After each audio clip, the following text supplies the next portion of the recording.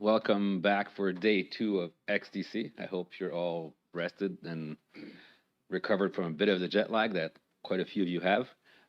Thanks to everyone who joined us last night for our welcome party. Thanks again to Collabra for sponsoring it. It was really, really great. A quick reminder for those of you who have lightning talks tonight, I'm still missing slide decks from 3 of you. You know who you are. So I'll come and find you if you don't upload them, but I need them this morning so I can put them all together and get us ready for this afternoon. And yeah, that was my, one more reminder too, there's still some space available tomorrow for meetings and workshops, so you want to submit something, please let me know. We have 4 that are lined up, but there's still plenty of space, so if you want to set something up, a meeting or hacking session, whatever you want, let me know, and I'll make room for you. Just submit it on the Indico or just come talk to me, and we'll get it ready. All right, and now I'll make room for the talk that everyone's been waiting for. Alyssa, come on up.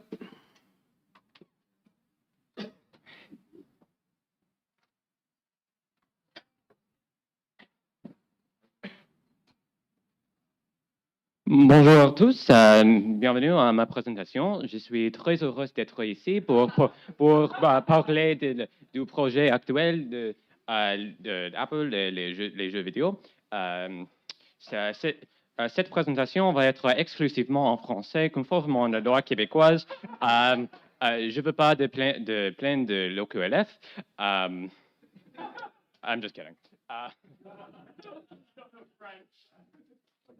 Well, if you say that, je vais parler en français pour le reste. All right.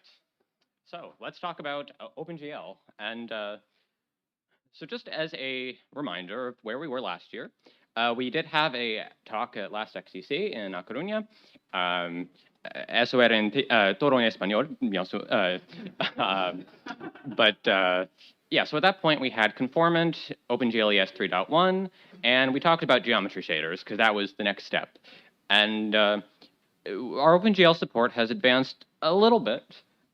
We now have conformant OpenGL 4.6, and so today we are, of course, going to talk about tessellation shaders, as I threatened to do at the end of last year's talk. You all thought I was joking, but okay, maybe Boris knew I wasn't joking. So, tessellation.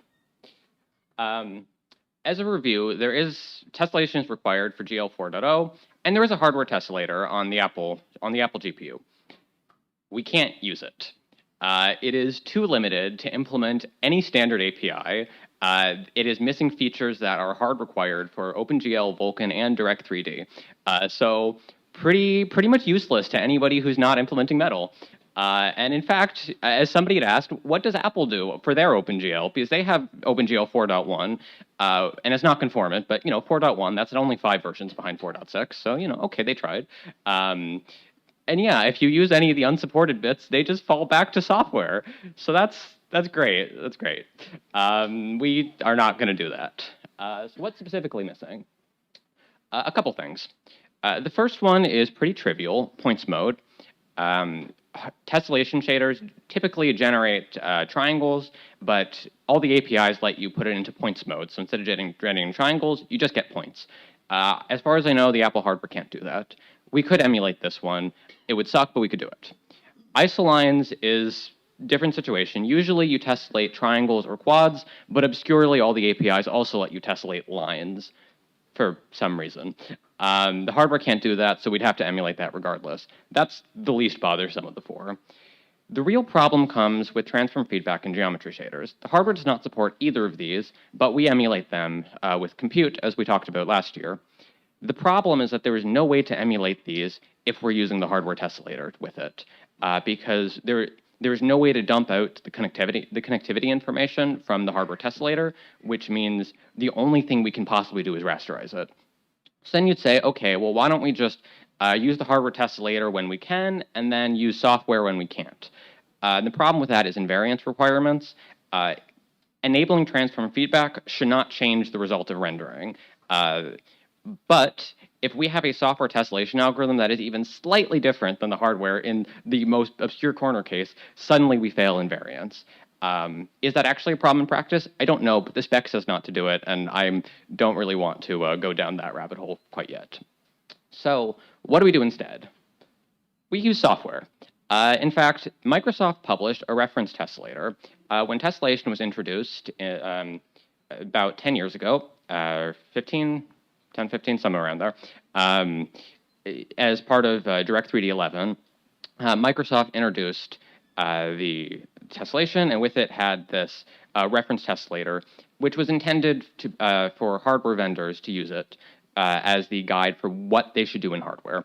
Because if you just read the spec, it is very much unclear how you're supposed to tessellate. So rather than have hardware engineers have to actually decipher that spec, here is a giant pile of 2,000 lines of C++ that says what the hardware should do, and so for the reference. I don't understand it. I have tried. I have tried many times to understand the code and the spec. It is inscrutable. What does it actually do? Well, it tessellates a single patch. It takes in the tessellation factors, which usually would be written by the tessellation control shader or the whole shader in DirectX, and it writes out the coordinates of the tessellation, and it writes out an index buffer. And the idea is that drawing the result of this tessellation should give you equivalent results to drawing with this index buffer it wrote out. So wait, that gives us an idea. We can just do that, right? If we can run that code, we have this we get the tessellation outputs, and then we can just draw the triangles or the lines with this index buffer. Well, there's some problems, starting with the fact that it's 2,000 lines of C++, and we're writing a GPU driver, so that's not great. Famously, GPUs don't like running 2,000 lines of C++. But, surprise, we have conformant OpenCL 3.0 support. Thank you, Carol. That will be released very soon. None of the stuff I'm talking about for the later half of the talk has been released, officially released yet, but OpenCL is coming. So yeah, we have OpenCL 3.0. And OpenCL-C is pretty much the same as regular CPU-C. There's a couple of limitations and there's a couple of extra features to cater to GPUs, but it's basically the same thing. So wait, there's an idea. Rather than trying to write a tessellator, why don't we just turn 2,000 lines of C++ into 2,000 lines of OpenCL code? We don't have to understand any of it. We just need to not break anything when we do the port. So that's our strategy. And I mean, it works. It's unhinged. Quite frankly, tessellator.cl is the most unhinged file of my career and the most unhinged thing I've done in my career. And I'm standing up here in a witch hat for the 5th year in a row. I debuted this character originally in this very room in 2019 at XDC. So it's been a while. I was 17 then, so I hope if that witch is watching me with Time to Magic, she would be proud. Anyway, so the problem with this is that we can't just run this all in serial. The CPU tessellator wants to tessellate a single patch at a time, but if we have 10,000 patches in a scene and we do them all one at a time, we're going to have a problem. GPUs are massively parallel.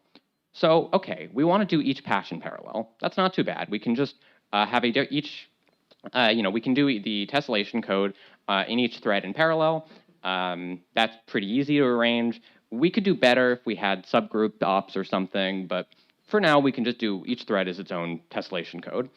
And then there's the problem of memory allocation, because the CPU side tessellation would allocate memory just one patch right after the other, and then you would tessellate it all together.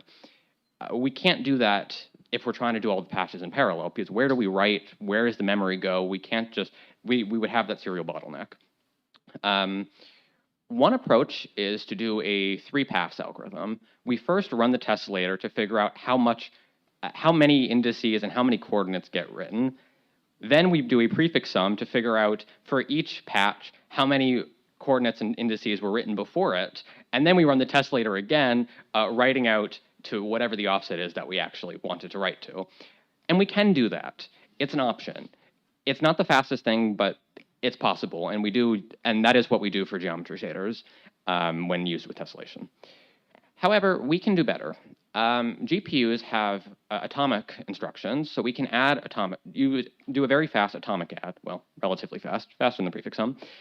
So for something like patch coordinates, we can just allocate everything in parallel with these atomics to arrange it. So everything will have its own space in the buffer we're allocating, although What order it'll be in is completely undefined, but it doesn't matter. And then we'll just have an extra little bit of indirection, so we save off what all the offsets were, and we just do this extra bit of chasing, so then we don't have a prefix sum. And that works great for the patch coordinates. What about the index buffer? Because the index buffer is purely fixed function. We can't add the extra indirection because the hardware, we just give the hardware an index buffer and say, great, go draw from this index buffer. What do we do? And there, we can do the prefix sum. It's allowed, but we can do something more clever instead. So instead of doing a prefix sum to be able to do one big draw with all of the different patches in it, we're going to generate one draw per patch. So then each patch is going to read from a different part of the index buffer, and so our bit of indirection is being done with the hardware by writing out the offset into the index buffer each time, which means we now need to have our tessellator, already the most unhinged file in the driver, quite possibly the most unhinged file in Mesa. No, I'm joking. I've seen the BBH building kernels. I've seen GRL. But we need to have it generate draws, not just indirect draws like from the you would get in Vulkan or OpenGL. No, that would be slow because that would add extra bit of copying into an already hot loop. We need to generate hardware draws with the packed hardware data structures from the GPU. And usually on the CPU, we would use a library called GenXML to generate hardware data structures. So we have XML, which describes all the hardware that we've painstakingly reverse engineered. And we then use the XML to automatically generate pack and unpack functions. And from there, we just have these pack and unpack functions, which are very ergonomic to use and very much intended for C code. But good news, we're just running C code now, thanks OpenCL. So yeah, we just pound include genXML from the GPU and use it to generate draws as if we were the driver. And I have a snippet of that code here. So this is inside the tessellator. This is all running on the GPU, mind you. This is actual driver code running on the GPU as part of the Asahi tessellation implementation. We allocate an index buffer with our little libagx heap alloc, which is just doing an atomic add internally. So we allocate enough space for all of the output vertices in parallel, and then we generate the draws with this AGX pack macro. And if this doesn't look like C code to you, it's because there's also an abominable preprocessor hack happening here. Many thanks to Intel for coming up with this. It's not mine originally. It is beautiful and it's terrible, and it works on the GPU thanks to the fact that we now have conformant OpenCL. So we just did a little, CL to get GL. So yeah, I'll get all the pieces together. Of course, the question is, well, does it work? Yes, it does. This is actually a Vulkan demo because I couldn't find any interesting GL demos, and I just have this. It's the same code though. And so yeah, this is the Sasha Willems demo for terrain tessellation. This is running with entirely OpenCL-based tessellation on a M2 Max. Also, as a little bonus in the corner, you notice there's pipeline statistics there. I did implement pipeline statistics in the Vulkan driver entirely in software. Don't worry about it. And of course, the question then is, how is performance of this abomination of running 2,000 lines of what used to be C++ code and now just running it on a GPU? Well, okay. For reference, on the M2 Max, which is a very fast CPU with a very fast GPU, relatively, we can run terrain tessellation with lava pipe on the CPU at less than 1 frame per second. I don't recommend doing that. It's not very fun for playing games. Don't let Constantine hear me say that. Sorry, Mike, I know you're out there. But with the OpenCL-based tessellation implementation, we're getting 265 frames a second, which is not optimal, but it's pretty good. And in practice, games don't tend to use tessellation for every single bit of the scene. It's, they draw a big scene without tessellation, and then they use a little bit of tessellation for hair or grass or water or something. So a very small percentage is tessellated. So as long as our implementation is fast enough, it's not going to be the bottleneck, most likely. And we have enough other bottlenecks that, we have bigger fires to fight. How does it compare to the hardware? Because the hardware does have a tessellator, and so that should be the real limit here. And with the hardware, I did wire up the hardware tessellator just to get the number for this talk, 820 FPS. So that's slightly more than we got with CL, but a little bit. It's, again, Is there room for improvement? Yes. Have we already improved it a lot? Yes. The unhinged thing I told you about GenXML and generating draws, I did that second. I first did the prefix sum. Doing all the unhinged stuff on top of the unhinged stuff got me an extra 5% on that number. So we're keeping it. We're keeping our 5% boost, even though we need another 300% boost to get where we want to be. Yeah, it's fast enough, and that's what counts. So, what you all been waiting for? Nobody here wants to hear me talk about tessellation. You all want Vulkan, and I'll make this brief. We have Vulkan, and it's conformant on all the hardware. Vulkan 1.3. As you may know, this driver was copy-pasted from NVK, smashed against the GL 4.6, and passed CTS in about a month. That was 6 months ago. Since then, I've added support for all the hardware, added geometry, tessellation shaders, transform feedback, and of course there are shader objects, because you know how I love my shader objects, because everybody else hates shader objects, and I just, well, you know how I am. I'm wearing a witch hat right now. So yeah, fun features. In fact, we support every feature now that's required by DXVK to implement DirectX 8, 9, 10, and 11. And we also implement every feature needed by VKD3D Proton to implement DX12 at feature level 11.1. So that's pretty good. Don't ask how that happened. But if you want a hint. So what you all want to know, gaming. Nobody here wants to hear me talk about the Vulkan driver, I know. We have a lot of problems. If we want to run AAA games on this hardware, or as they're known here in Canada, CAA games. So our target game is using DirectX, Windows, and x86 on a system with 4K pages, and our target hardware, like this MacBook here, is running literally none of those things. So we want to translate somehow DirectX into Vulkan, Windows into Linux, x86 into ARM64, and 4K pages into 16K pages.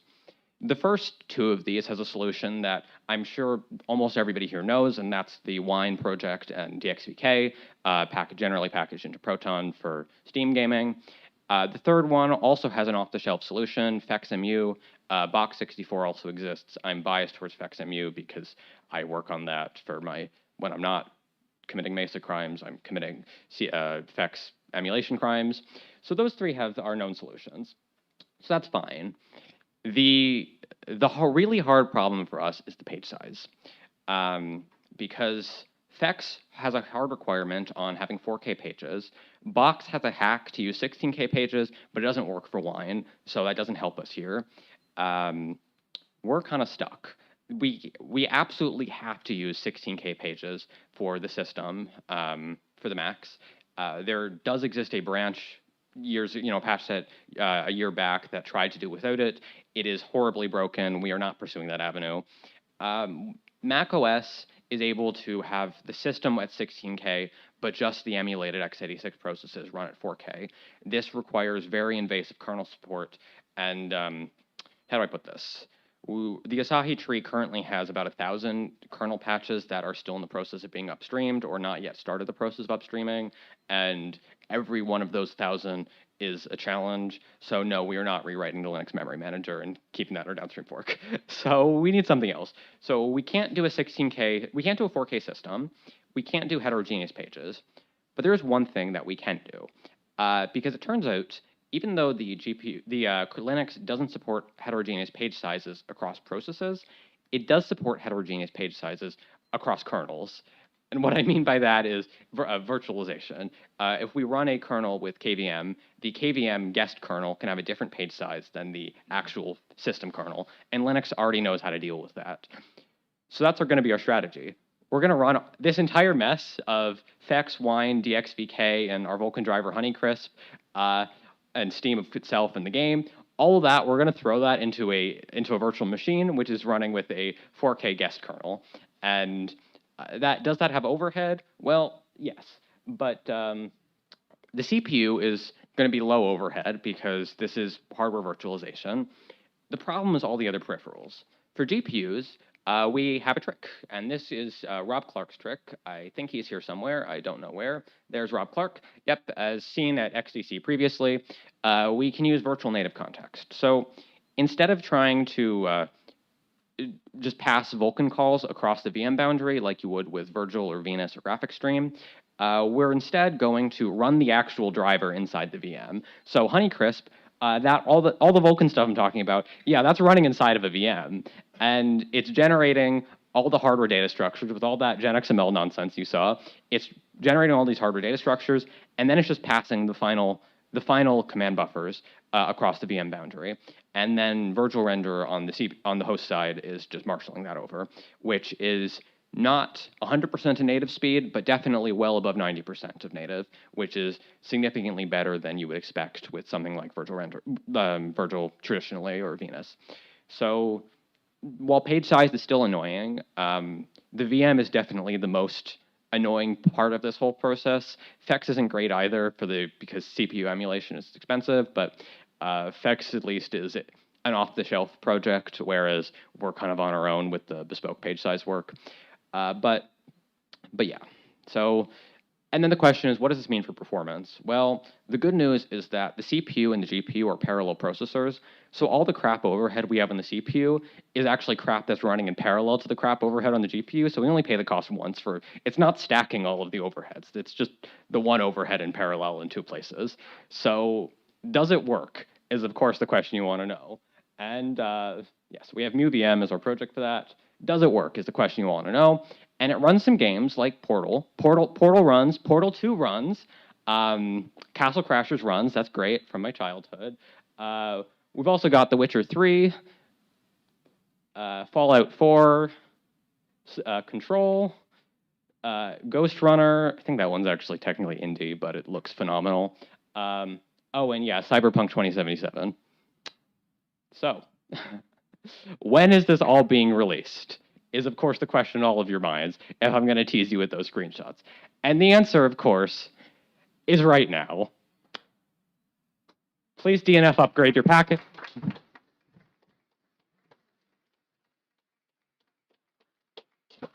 For those of you who are running Fedora Asahi Remix, please run a quick DNF upgrade refresh, and you will have Vulkan 1.3 and OpenCL 3.0 both conformant. And if you want to try gaming, just DNF install Steam, and this will all be on your system. Of course, what you're all waiting for is the demo, which has Steam. I wrote a little GUI thing because Steam takes it takes a hot minute to start, because remember, we're starting a VM, and then inside the VM, we're running Steam, but this is x86 Steam that's being emulated inside of FEX, so it's not the speediest thing. And of course, Steam is not exactly fast on x86 either. Gabe, you didn't hear me say that. So, you know, I figured if you're gonna, we have a little Steam desktop file integrated in here, which I could have used. Yeah, so we have the Steam desktop file. If you click the Steam desktop and nothing happens for a minute, you're going to think something's broken, which is why I wrote this. Okay, I can stop talking about the UI because we actually get Steam up, allegedly. There we go. I didn't know you could do this, actually. This is Mary's Steam account. So yeah, this is Steam running. This is x86 Steam running on the MacBook, and we're going to have Control. Control is a DX11 game from 2019. So this is running through Proton. Notice there was no special setup for Wine here. There's no special anything. This is just Linux x86 Steam, and that pulls in its own x86 Proton and DXVK and all that. So all of the work that was done for the Steam Deck, that's all. Your MacBook is now a Steam Deck. All you have to do is dual boot. We got our gamepad. My knockoff Xbox 360 controller for my knockoff Steam Deck, and I'm sure the question that you're all asking is whether it works well, and we're gonna find out. So you see in Mango HUD in the corner, this is running with the XDK on top of Honeycrisp. Control has an annoyingly long title sequence, which is why I'm just going to keep rambling. Also, if anybody wants to have Q&A, that can probably start now. Yeah.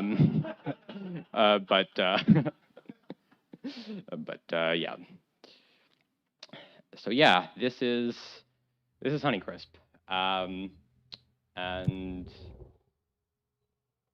oh god, what am I doing with my life? Thank you, Demi.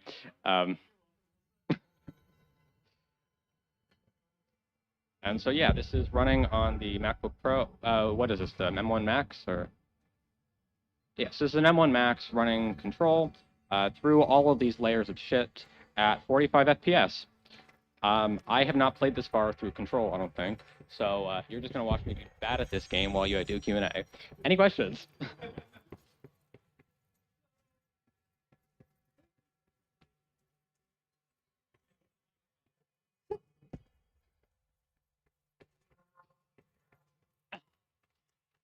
So for the virtualization stuff, how well?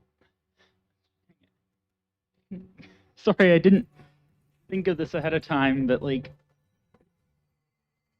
whoever goes.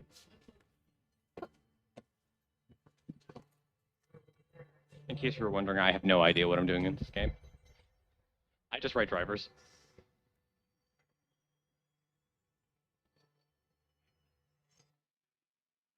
Okay. Hello? Okay. So thank you, and thank you to all Asahi developers for what you do. You make my Mac a lot more usable. Thank you. So for all of this, what's the overhead? Because I do have a lowly 8 gigabyte RAM M1. So Yeah, so I strongly recommend the gaming stuff is only used on the 16 gig or bigger machines. The problem is, yeah, even though we can do clever stuff with the CPU overhead and the GPU overhead, the memory overhead is pretty intense because that does not parallelize, unfortunately. The VM itself has a ton of memory overhead because, again, we're running an entire guest kernel. So to avoid, and right now there's not tight integration between the host memory management and the guest memory management, which means if we let the guest use the entirety of RAM, stuff would collapse and the killer would not behave in ways you want it to. So we have a hard limit. I think we set the guest VM to like 75% or 80% of maximum available RAM. So your 8 gig machine inside the VM is actually a 6 gig machine right now. And of those 6 gigs, half of them are going to Steam for just existing. FexMU has memory overhead to the emulation. We've got Honeycrisp was a driver that was written a month. There's some memory overhead that I still need to clean up. There's probably some leaks in there. It adds up pretty quickly. This is alpha software. Is it possible that this will all be working on an 8 gig machine eventually? I hope so. It's definitely not the case today. Certainly, Honeycrisp and OpenCL will work just fine for you. The gaming stuff, I did bring my travel at home. I have a Mac Studio. I brought for a travel laptop the min spec 8 gig machine just because I'm cheap and didn't want to buy a MacBook Pro. But Steam does work. Steam does install and work. A couple old games will work. I was playing Castle Crashers a lot this conference. Portal runs on there. Needless to say, Control will not work on the 8 gig machine just from a pure memory standpoint. Yeah. Oh, oui. Les questions en français, s'il vous plaît.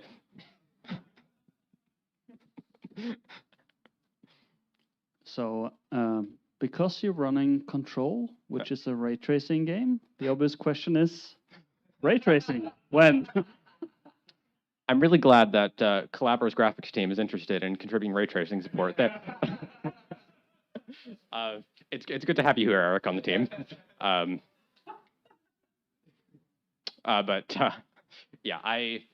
So the problem with ray tracing, well, okay, I said as if there's one problem with ray tracing. For those of you who were here for Connor's talk yesterday, you know there are many problems with ray tracing. So ray tracing hardware support on Apple starts with the M3. So far, we're supporting M1 and M2. M3 will work. I expect to start on that as soon as we get sparse done. Sparse is the last feature we're missing for DX12. I can get my wand in the picture if you want. Sparse is the last feature for feature level 12 for DX12, which will unlock a whole pile of newer games. After sparse, yeah, my next thing is going to be bringing up the M3. I frankly don't know if I see the point of doing purely emulated ray tracing, even on maybe you could get something playable on a $4,000 M2 Ultra Studio. I'm not convinced that's a good use of our time, and frankly, I think ray tracing is a bit of a gimmick feature, and I can't really tell the difference in side-by-side pictures. So I would rather just have the game that runs at 60 FPS and not at 10 FPS, but looks marginally better, but that's just me. So putting aside the software stuff, let's assume we're 6 months from now, M3 and M4 are now at full support, which I don't expect to be a hard problem. It's just priorities. Yeah, we can do ray tracing. I believe Apple did something closer to NVIDIA than AMD in terms of the taxonomy of different ray tracing implementations. Dear God, I hope next year's talk at XDC is not about ray tracing on Apple. Yeah, we can do it. I don't expect good performance on anything older than M3.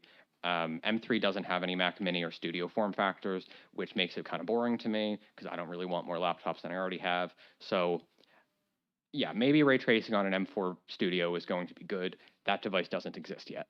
So yeah, maybe eventually is my answer when Clabber's graphics team starts contributing the patches for it. I'm so glad you've volunteered. Merci infiniment.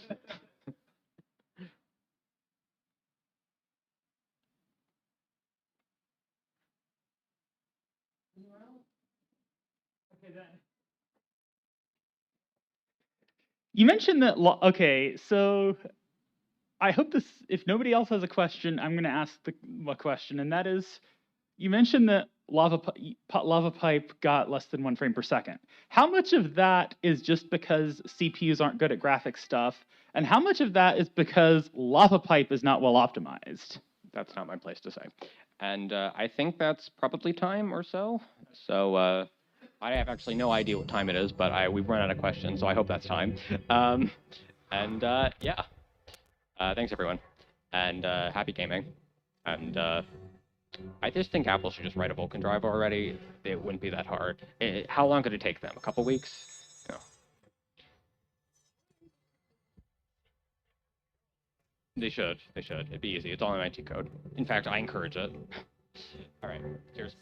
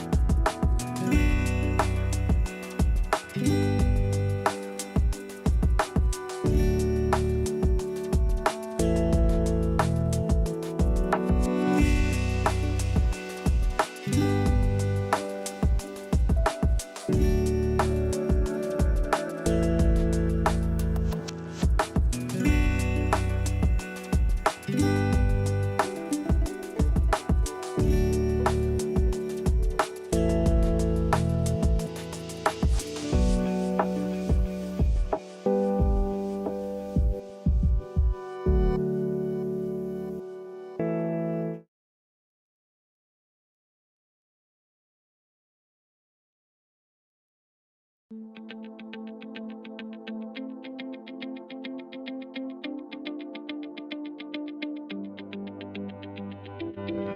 everyone.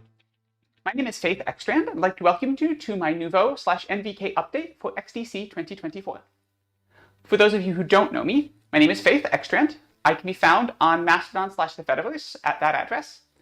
I have been around free desktops since about 2013, and I actually started out in Wayland. Shortly after that, I joined Intel on their Linux graphics driver team, where I worked on the OpenGL drivers. I helped build the no optimizing compiler in Mesa.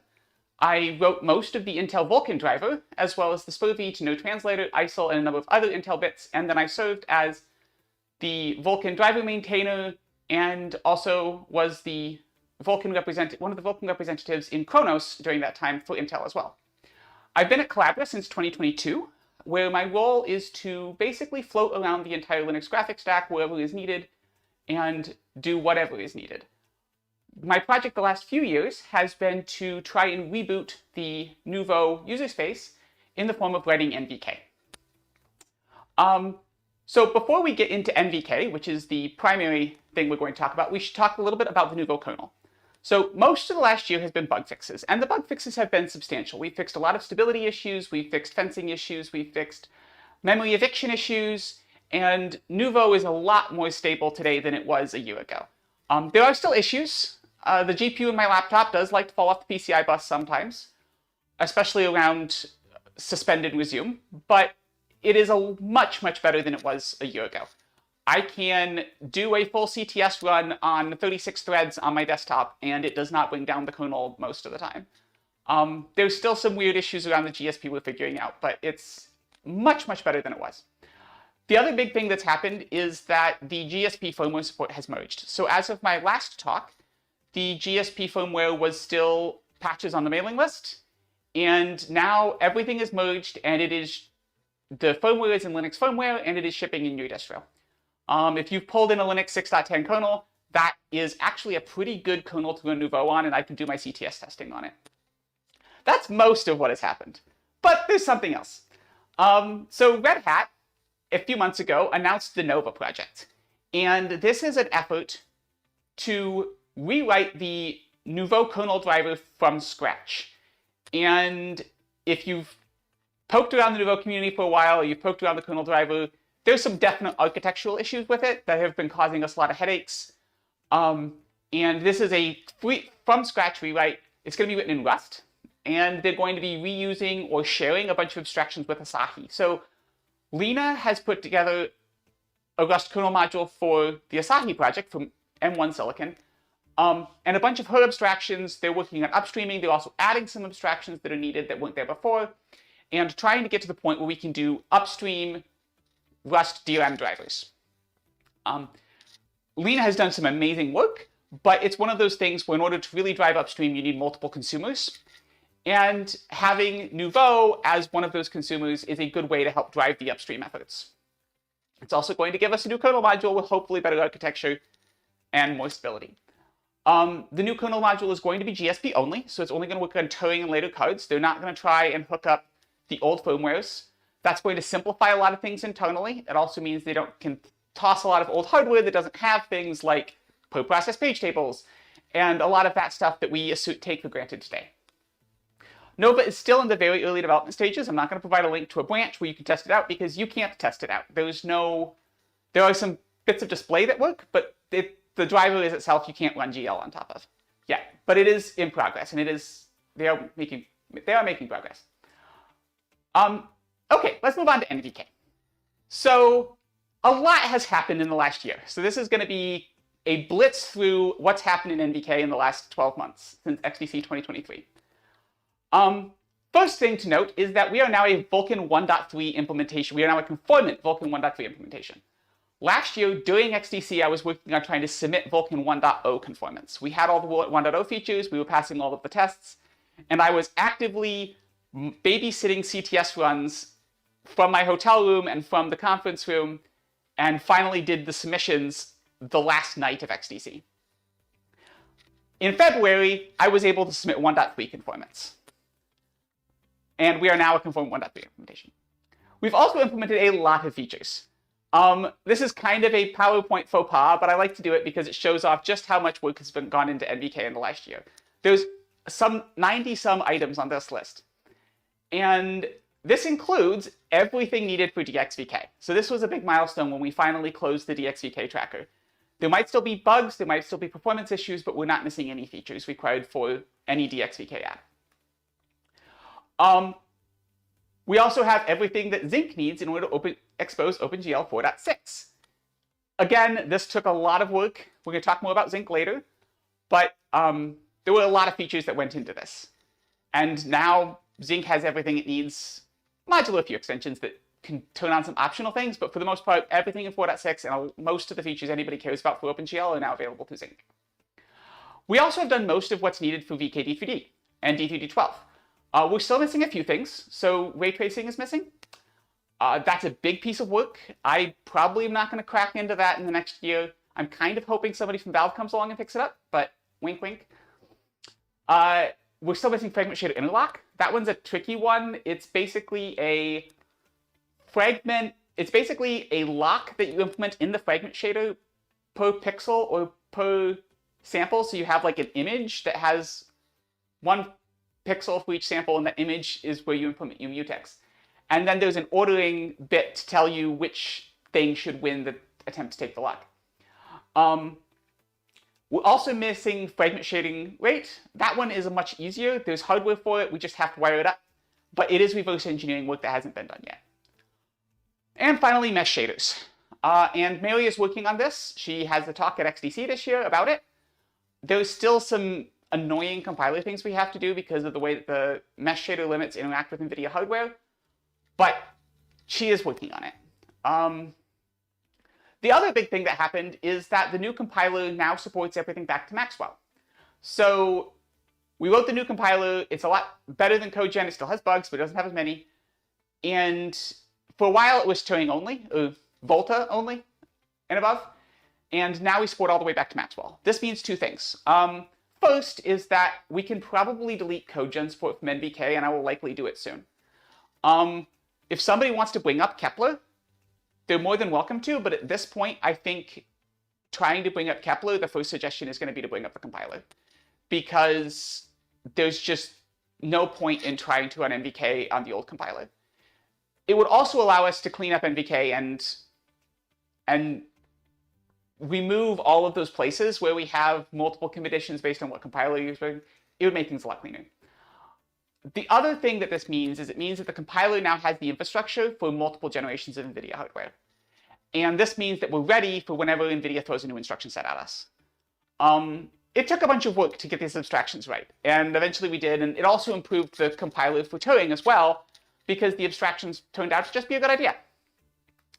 And with all of this, there are lots of games working. So we thought we would put together a little demo reel for you. I got some screenshots and some video captures from some users, so we'll go through that quick. So here is Horizon Zero Dawn. You saw a still in the beginning of my talk, but this is the benchmark running. Here's Cyberpunk 2077. This was a very big title a few years ago. Frame rate is not great, as you might be able to tell, but it is running and it is rendering correctly, which for Cyberpunk is a bit of a miracle. Here's X4 Foundations. Transport Fever 2. Rust, which is a game I've never played, but it looks really pretty. Here is Deep Rock Galactic. I'm not sure what's going on here, but it is rendering correctly. It's running at a decent frame rate. Return to Monkey Island. The Witness. So this is one that we've actually used quite a bit in our testing because it's very, very stable frame rates. And so it's really good for testing whether or not your performance change makes any difference, assuming it affects the Witness, that is. Because you can open up the same scene over and over, and it basically gives you exactly the same frame rate. So we've actually been using it quite a bit for our testing. Here's Evil Genius 2. And finally, Super Tuxcut, everybody's favorite. It's not the most complicated Vulkan renderer in the industry, but it's fun, and it's nice to see that it's running at a nice, smooth frame rate. OK, so before we wrap up, let's talk about Zinc. I promised you we'd get back to that when I talked about OpenGL 4.6 conformance, and we should do that. So we are OpenGL 4.6 conformant. Not only do we have all the features in NVK, but we actually fixed all the bugs, and we got Zinc passing conformance. There was a few NVK bugs, there were a few Zinc bugs. I think NVK ended up winning in the end, but we got everything fixed and we're passing OpenGL 4.6. There's also some of those features that were pretty important for Zinc, and I want to highlight some of those. First is DRM format modifiers, and this one is important for anything having to do with the Windows system. If you work on Windows system stuff, you're very familiar with this extension.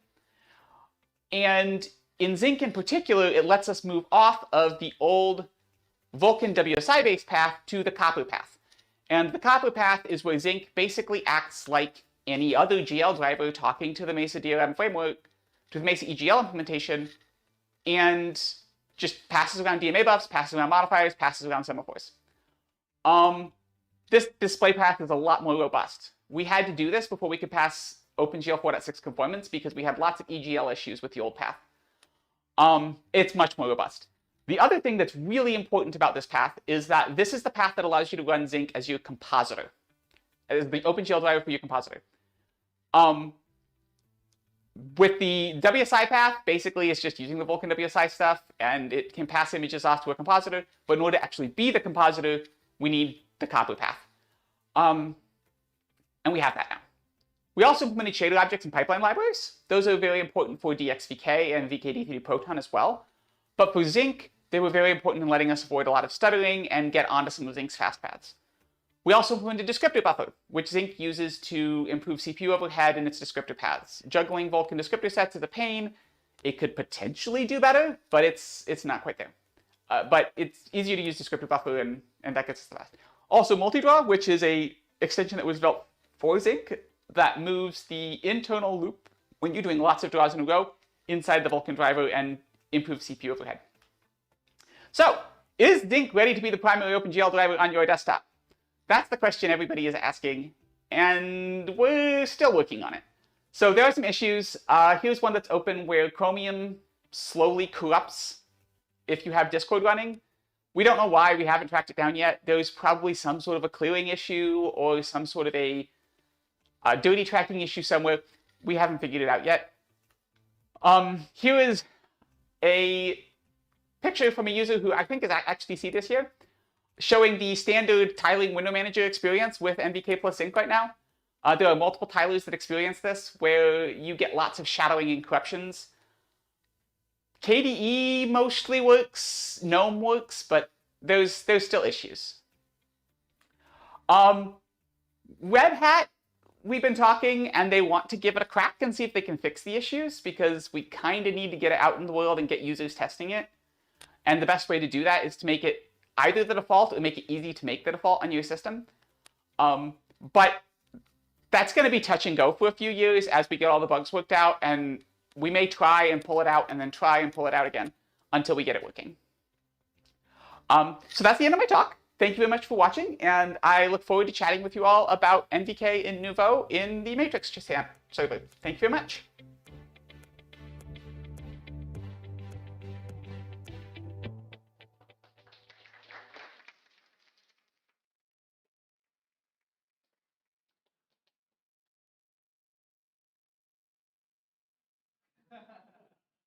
Thank you. Just give us a sec to get your sound up and we'll be ready. Yeah, can you actually give me like 1 minute?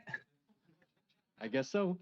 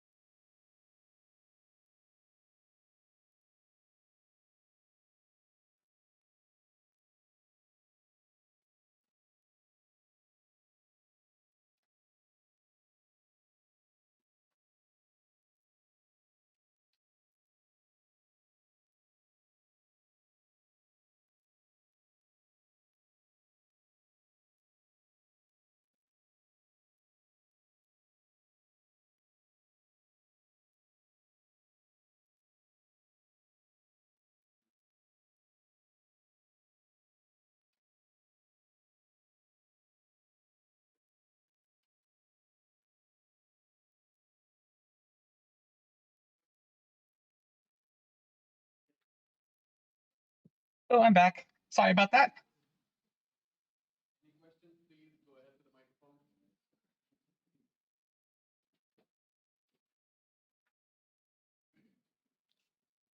Hi. This is more of a comment than a question, but I just wanted to point out that with NVK or top of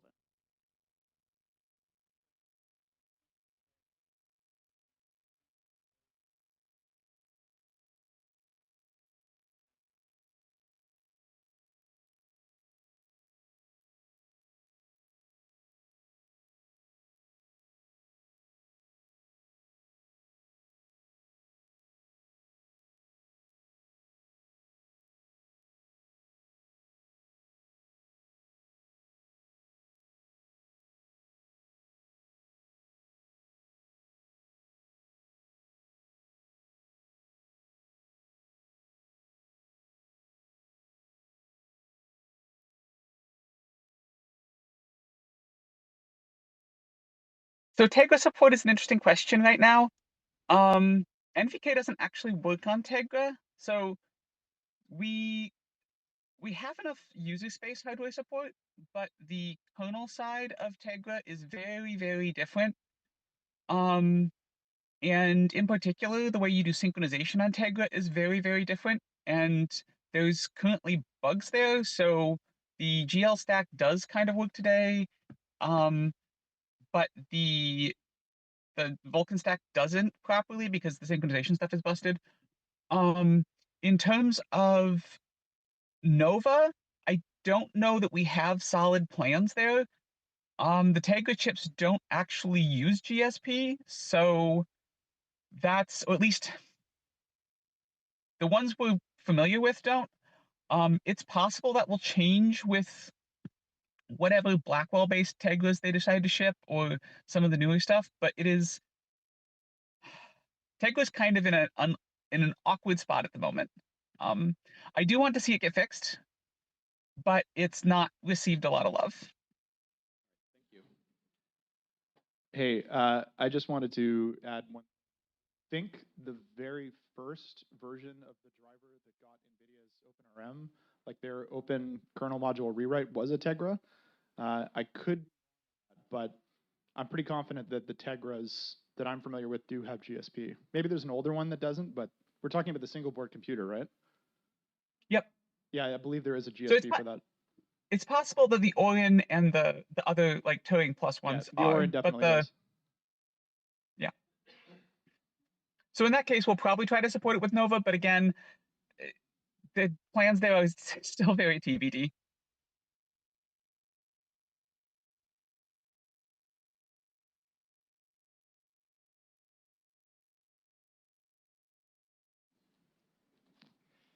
If someone was going to come along and implement VirtIO GPU native contexts for NVIDIA GPUs, should they implement it for Nouveau or should they wait for Nova?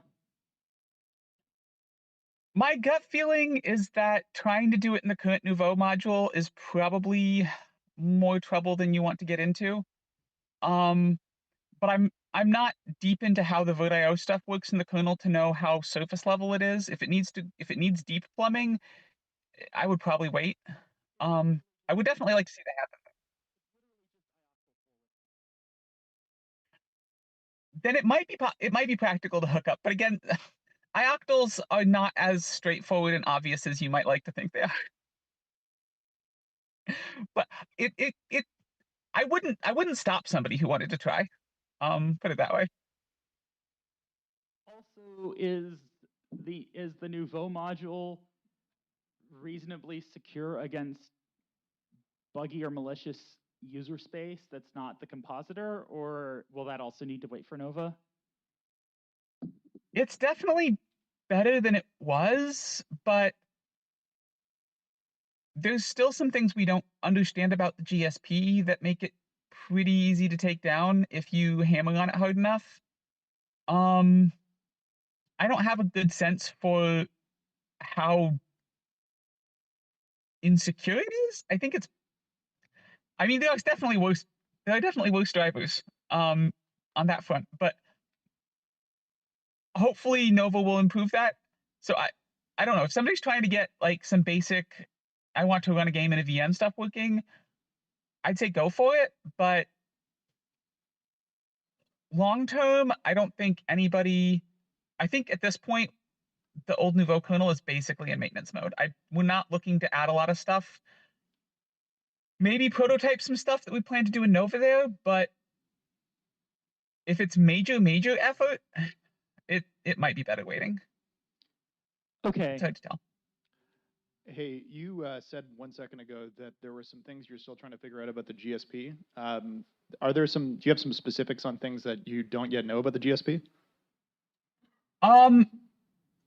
It's some debugging work. So right now, if I do probably 1 in 4 CTS runs will cause some sort of GSP fault, and Okay.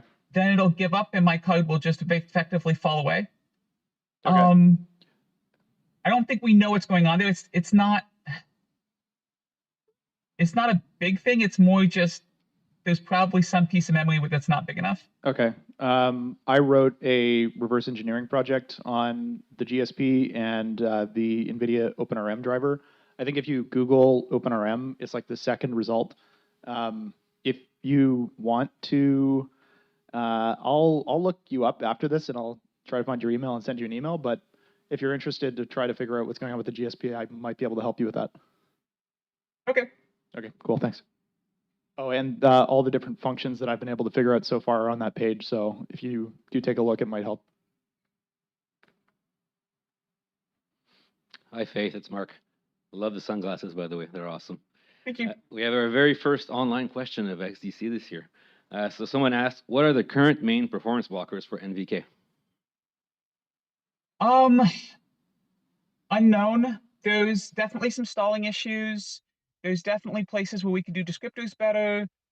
A lot of it is just that I have spent almost no time working on performance stuff and need to actually sit down and focus on that for a few days, a few weeks, and try and knock some stuff out. I think most of the pieces are in place to implement things right. It's just a lot of triage work at this point and trying to figure out what's going wrong. There's a few smoking guns, but for the most part, it just needs time and effort.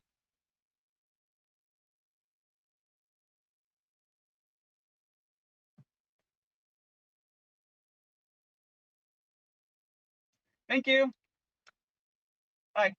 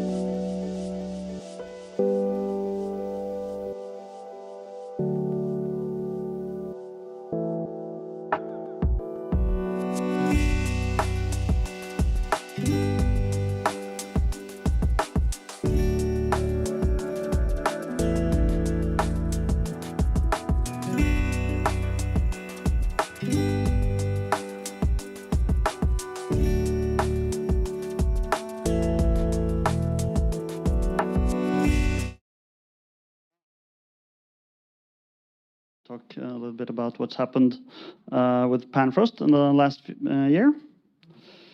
So first of all, yeah, Boris is the one who started PanVK and has been a long time Panfrost contributor. I've a bit newer to the Panfrost team, but I've been around Mali GPUs for a very long time. Yeah, and we have also a big team at Collabora, so what we're presenting is the work of many people. Yeah, I'm not going to list the people. You can see the names up on the slides here. Some people are here and some are not. But yeah, there's also some more people we will thank later on that's helped out. Yeah, so first thing is the overview of what we're going to talk about. We're going to talk a little bit about the Mali V10 GPUs, which is what most of our work this year has been about. We're going to go through the progress since last year, and then Boris is going to talk about PanVK and kind of how we brought that project back to life. So, yeah. Mali V10 GPUs are what's sometimes called second generation Valhalla. ARM calls it a little bit differently sometimes. It is the GPUs which has the CSF command stream front end, which Boris presented about Panther and talked a little bit about the hardware XDC last year. Models in that family includes the G310, 510, 610, and 710. We're only supporting 310 and 610 at the moment, I think, but they're pretty much the same. It's just wiring up. I think that's missing. They were unsupported upstream until earlier this year. We're going to focus a bit on the RK3588 simply because that's a popular SoC available in many devices using the G610. Yeah, you can see there's a list of devices, but even more so, we are focusing on even a bit more on the ROC 5B. So Collabora has a team that's working on enablement for the RK3588. They're doing some great work. We have images ready that you can just download and run on these boards. Yeah, they are, as I said, focusing on the ROC 5B, but they are known to work on some other boards as well. Those images, yeah. So there's a download link here for people who wants to try it out. Yeah, so since last year, on the kernel and firmware side, we've gotten the firmware upstream, and that's shipping in several distros already. The Panther module landed upstream in kernel 6.10, and we have 12 contributors to the kernel module already, and that's expected to go up also. Yeah, there's a bunch of new features. Most of these that I'm listing here are currently cooking and haven't landed yet. I think some of them landed very recently, but yeah. As for the Gallium driver, we've landed V10 support upstream since 24.1. It's conformant to OpenGLES 3.1 since June, thanks to Eric, who's sitting here. We've added a lot of new features, not quite as impressive as the NVK list, but we're happy with this result. Yeah, and a ton of bug fixes and other things as well. PanVK, we've added V10 support there. V9 is still a big hole in the driver. Yeah, we will look at that later, but right now it's not been our focus. And yeah, it's still unfortunately an experimental Vulcan driver with only 1.0 support. We're working on it. It's getting better. We have a little demo if people are interested. So yeah, I guess we can just show that.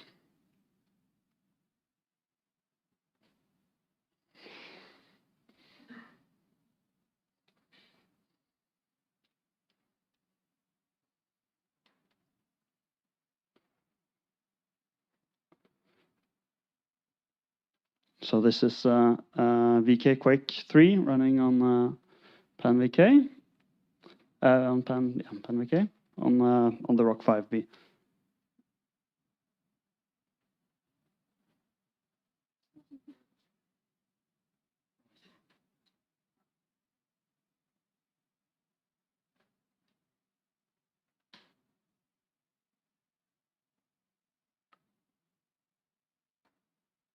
So yeah, as you can see, it's Vulkan and yeah, Mali G610 here.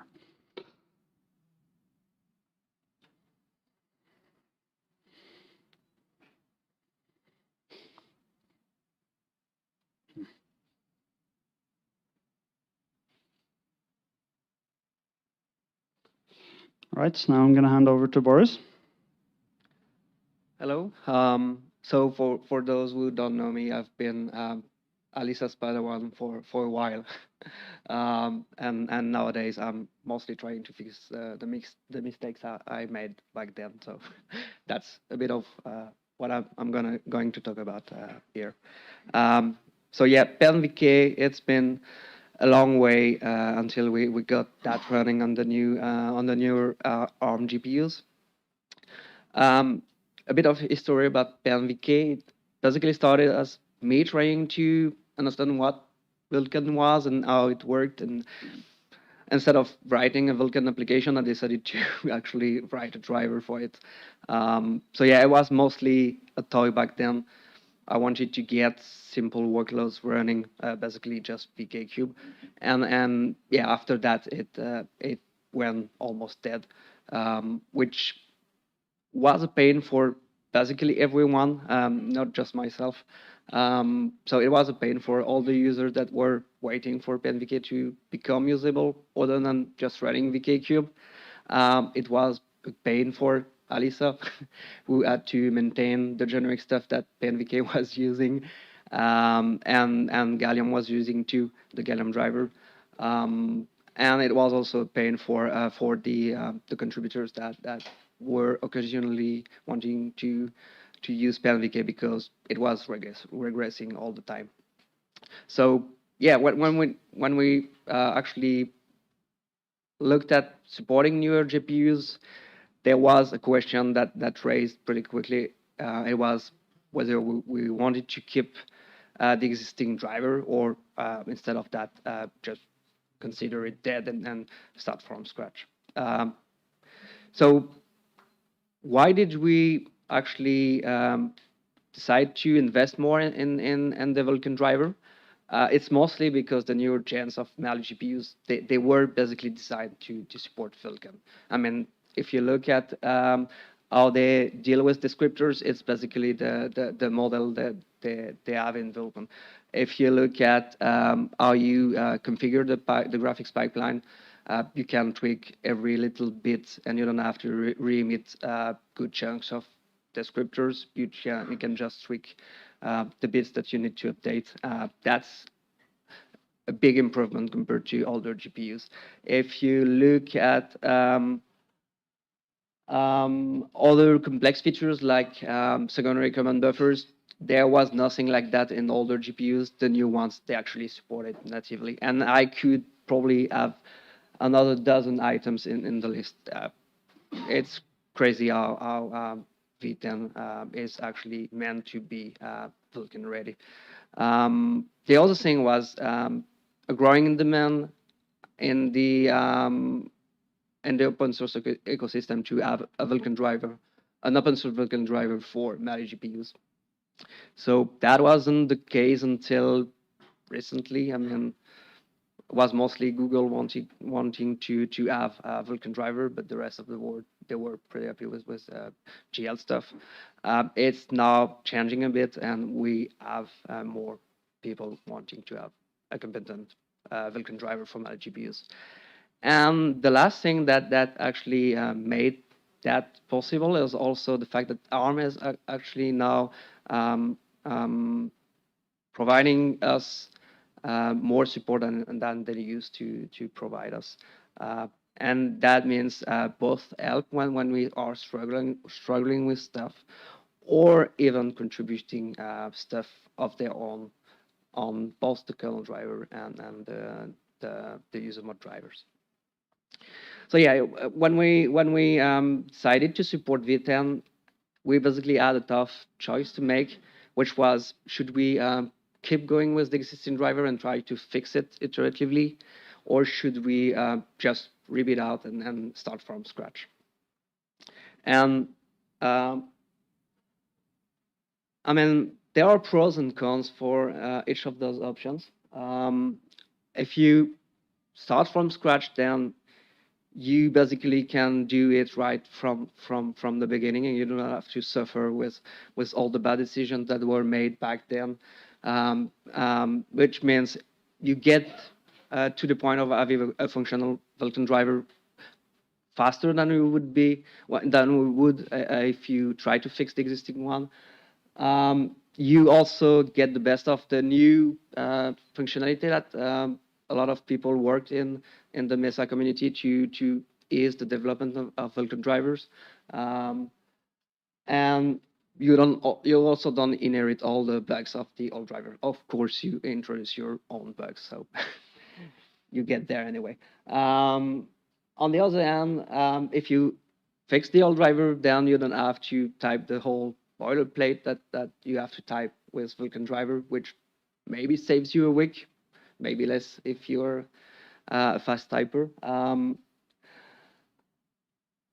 On the other hand, if you intend to support older gens, which, as I said, are not as Vulkan friendly as the new ones are, you probably want to take into account those things. And the old driver was basically designed to work with older gens. So if you start from the old driver, it forces you to take those things into account rather than just discarding it and yeah, going for the new fancy stuff instead. And also, you can improve things progressively and see if they regress, because you knew that you had something kind of working before, and you can make sure that it works at least as well as it was before changing stuff. So yeah, we actually, I told you that I made a lot of bad decisions, and I tend to repeat that over and over again. So instead of start from scratch, which seemed the obvious option, we decided to go for fixing the existing driver. And yeah, the goal was initially to actually progressively transition to all the new fancy stuff that we have in Mesa right now in the libvulkan runtime. That is using VK meta for a lot of stuff, which greatly helps when you have different gens to support, and each of them is slightly different, which makes the code slightly annoying to maintain with VK meta. Most of this specialization is actually hidden, and it's easier to maintain. There are also a bunch of other stuff that VK meta that the Vulkan runtime does for you. A lot of the entry points that you previously had to code yourself, they are completely handled by the runtime now, and most of the time you just have to implement one of two features, and the rest of the features they get implemented for free. So that's a huge change too. And yeah, we did that progressively, mostly Mary working on that. So kudos to her for getting down and making the old driver pleasant to work with. So that was Vulkan on Bifrost, getting up to speed and pretty much comparable to the other existing drivers, Vulkan drivers. V10 support, it started a bit before we started cleaning up the existing driver, simply because we were able to start working on that before we decided to reuse the old driver. So what we did initially is fork the existing driver and then try to play with that and then patch it to support the new hardware. The big issue was that we depended on having a working kernel driver for that, and it only landed earlier this year. So basically, people were blocked waiting for that for a while. And when we got to having a working Vulkan driver for V10, most of the cleanup that were needed to resurrect the old driver were already merged. So instead of keeping out of tree work, we decided to just try to reintegrate all the changes we've done out of tree into Mesa main. And surprisingly, it went pretty well. I honestly thought it would be way more painful than that. So yeah, in the end, it wasn't such a bad decision, and we managed to get some V10 work, some Vulkan workload working on V10 pretty quickly. So that's what we did for the past 6 months, I would say. The plan for the future is twofold. First, trying to support more feature and achieve. So the first goal would be achieving 1.0 conformance. And then, of course, 1.1 and 1.3. I'm not too worried about 1.1 and 1.3 simply because we are basing most of the driver on the Vulkan runtime, which automates a lot for us, and then Face and a lot of other people, they design the thing so it would be easier for all the drivers to support the new fancy features. So I'm not entirely sure, but I think it's achievable and in reasonable time. And the fact that Alyssa managed to do that with Crisp is a good sign that the Vulkan runtime is helping a lot there. So yeah, that's the plan. And the other thing is trying to see where we stand in terms of performances compared to the closed source driver. So right now we basically have no idea about how well the driver performs, simply because we didn't spend time on it at all. So next year we'll probably be spending some time on that and see where we stand and try to improve that. And of course, adding support for some optional features. But again, not too worried about that because, yeah, libvulkan automates a lot of that. Yeah, so yeah, it's been a fruitful year for Panfrost. We merged the Panther changes. We merged V10 and Mesa. We got 3.1 conformant, and yeah, lots of improvements also on Bifrost. Again, thanks to Mary. V10 merged in PanVK, and all of this is available right now in Debian SID. So everything is upstream and ready to use. So yeah, the future is bright and nice, and everything is looking fine. We have some more longer term ideas. One is to rewrite Panther in Rust. Might sound a bit crazy because we just merged it, but there's some good reasons security-wise that customers often want this. Yeah, we want to reach 1.3 at some point, which Boris mentioned.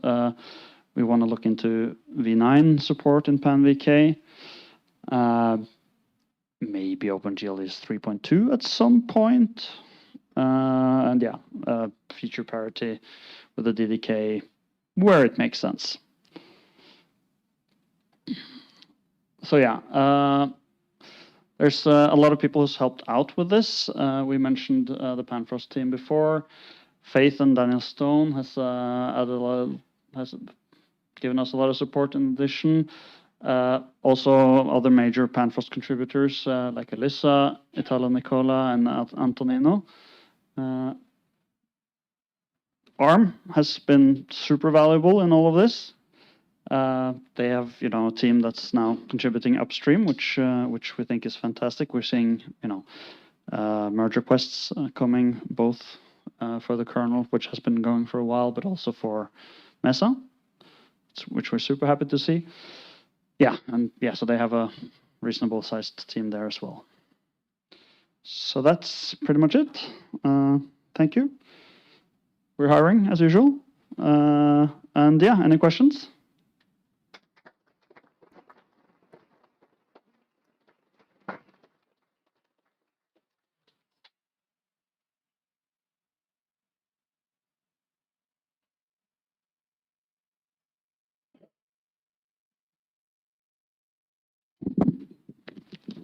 If nobody else has something to say, I'd like to say thank you for mentioning security.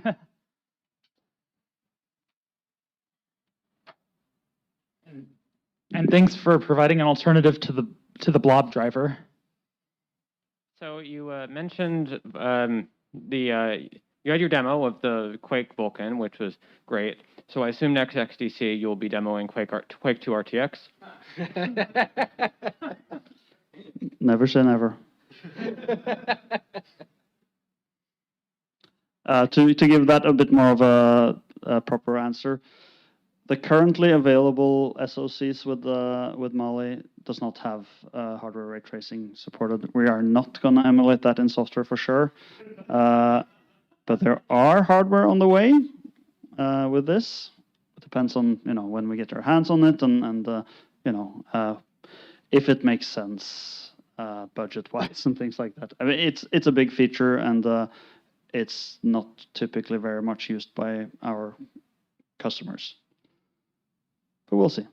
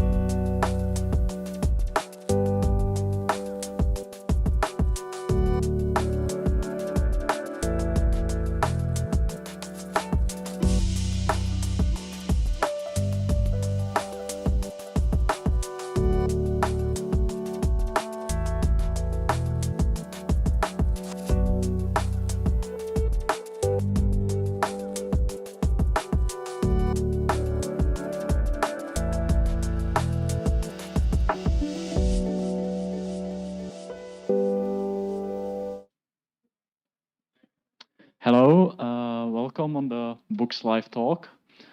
This is talk mostly about GLX and EGL stuff, so not that new Vulkan stuff, but still pretty cool things to have working properly. My name is David Heidelberg, and hi, my name is Eriko. I'm one of the, as you'll see, many people who worked on this long story. I work for Red Hat, and I just have a small part in this. So let's go. GLX standard, as you know, most of you, is a very old one, like from '92. And so far, if you're running X11, what you get when you run GTK application is exactly this window. You know, it's running some new OpenGL, some old GLX, and somehow it works. So that's nice. Let's move to EGL. So EGL first revision was released in 2003, and if you can see, this is like GTK demo running on X11 with EGL 1.5, and you can notice like small difference from the previous screenshot, right?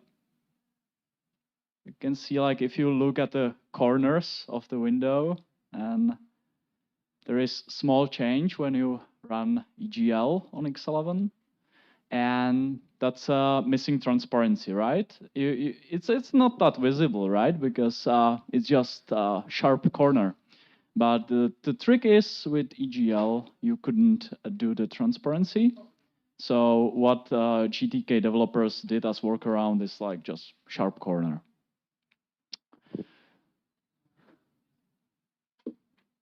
So how we got into this? The first thing which happened is to get EGL, we needed transparency because that worked well on GLX. But with EGL, you couldn't ask for the transparency. You couldn't ask for the right thing for your window to do. So here I pass to Eric. Yeah, so after this introduction, I want to talk a little bit more about what exactly is the bug we're talking about. And a simple description of it is that the applications which are using EGL on the X11 platform cannot request alpha blending configs or visuals. So somehow, up until recently, it was impossible for you to have an application which uses EGL, which will request that it will have, for example, the rounded corners, which you can render like with a transparent part of the corner. So that way you can have like shadows or like the rounded corners. For some reason, people really want that. Apparently, like the sharp corners are not good enough. And yeah, so if you have been using a Linux desktop, you see like, wait, but we just showed you. How does it actually work that we actually can get the shadows and like the transparency and all that stuff? Basically, even up until recently, up until this year, applications have been falling to GLX, and I'm not talking about like some random applications. Basically, Firefox, any application using toolkits like GTK had to fall back to GLX just because of this bug. And you might think it's a simple bug. Why don't you just like ask for the transparency? Well, as you'll see, it's not so simple. And this is especially a problem because even if we want to move forward, we want to move applications to EGL, of course, we want to move everything to Wayland. The applications still have to keep linking to GLX, which means we still have to keep providing GLX in our distribution, even if you're not going to use it, because even if me or hopefully all of you are not using X11 as to drive the display anymore, we still have to keep including GLX, which is, was shown is fairly dated at this point. So it's a maintenance burden for everyone to keep bringing it. But we cannot get rid of it because that's the only way you can have transparency. So can't you just request a format which has alpha? So if anyone here has written an EGL application, you request a format, that's going to be the pixel format you're going to use. And you can request a format with alpha. So isn't that good enough? Like, doesn't that just solve the problem? And it doesn't, because if you have an application which is on X11, you need to request something which is called a magic bit, which is something that there is no way for you, or there was up until recently, no way for you to request using EGL. And well, as we'll also see, it's not just a matter of adding something new to request the magic bit. It's more complicated than that, because that we could end up breaking old X applications and we don't want to do that. So that's the whole reason it's so complicated. So why do we care so much about improving GLX if it's like super old and not many people using X11 anymore on their displays? Well, as I mentioned, we would really like to drop the GLX dependency from toolkits so that toolkits can move forward. Hopefully, we could have like a single backend. For example, we can only have the EGL backend for a toolkit like GTK, which is shared with the Wayland backend for the most part.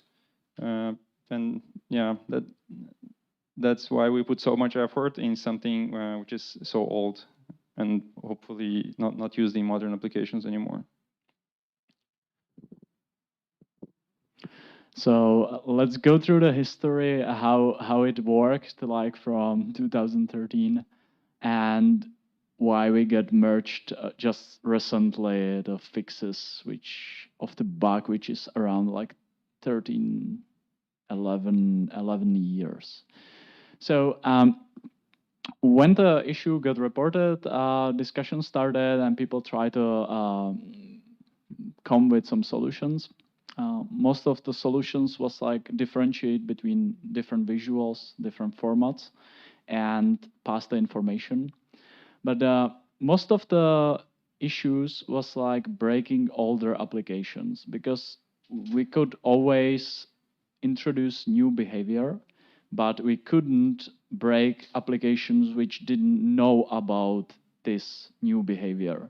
So the fallback had to be always the default broken state until the application requests the compositor transparency.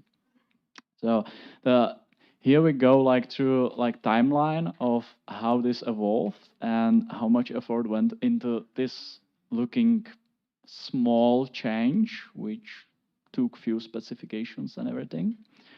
So like first patch for this got released August 10, 2014. And you know, the revisions, it went pretty fast. So like, you know, 1 second revision, people reviewed, commented. But pretty soon they figured out that they need extension, and their Mesa transparent alpha extension was proposed. At some point, sent to mailing list. This we're still talking about old Bugzilla, not our GitLab. And but this was not a way, because like some people from NVIDIA commented and described how they do it, and that this solution couldn't work. So nothing got forward, but like we are now 2016, and people the bug got quiet, and people still was reporting bugs. They cannot get transparent compositing. So 2018, another try, and now we're getting closer to what got merged, and that's visual group selection. So right now we're saying, okay, we have a lot of visual formats, and the applications are used to pick the first format they want to use. And we cannot offer them this compositor transparent formats, because we break the application which doesn't know about this. So there was idea, let's put second group, which will be at the end of the list, and only these which say like, okay, I want a second group, they will get the transparent formats. It sounds nice, should work, right? So here is like, because it's a lot of parts which get touched by this, here is like also history of like how Mesa CI interacted with it. So in 2000, because before all the tries was like people locally trying like run some test and okay, nice, now it works. Now we're getting transparency for our window. So like let's merge it. But with Mesa CI, we got a little bit of coverage. I think this is just build stuff, so that's not yet relevant that much. But here is a second breadth. So like Freya sending the extension proposal, the better one, and some suggestions. So looks good, right? We have first merge request. It looks good. It works. It works. There is some like review nitpicks. CI getting LLVM pipe testing, so at least like now something is tested. But as you see, it's not EGL testing, it's just GLS. And merge request is done, 2019, so everything is merged. And why do we talk about this right now? Because merge request looked good, mostly worked, but Intel CI is not happy. So Intel CI runs EGL tests, and it's failing for them. So that's not the CI, the Mesa CI, it's like local Intel owned CI. So the report got a little bit later to Mesa developers. So at some point, also Raspberry Pi developers getting hit by this issue, and it gets reverted.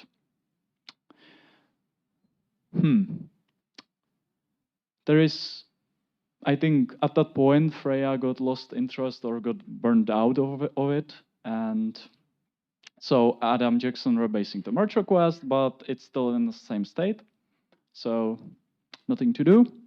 Firefox getting hit by this issue, so they have to use GLX calls to request a visual because EGL cannot provide that. So Firefox is okay with using EGL. They just have to call one thing in GLX and then use it in EGL. That's not great. After some time, like as you can see in 2021, Robert picks the merge request, rebase, and try to work on it and try to move it forward.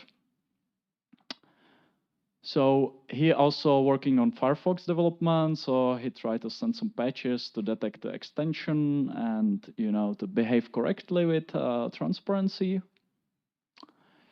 Also, by the way, he discovering another bug in GNOME compositor, which is nice. So working on open source stuff, you find the bugs.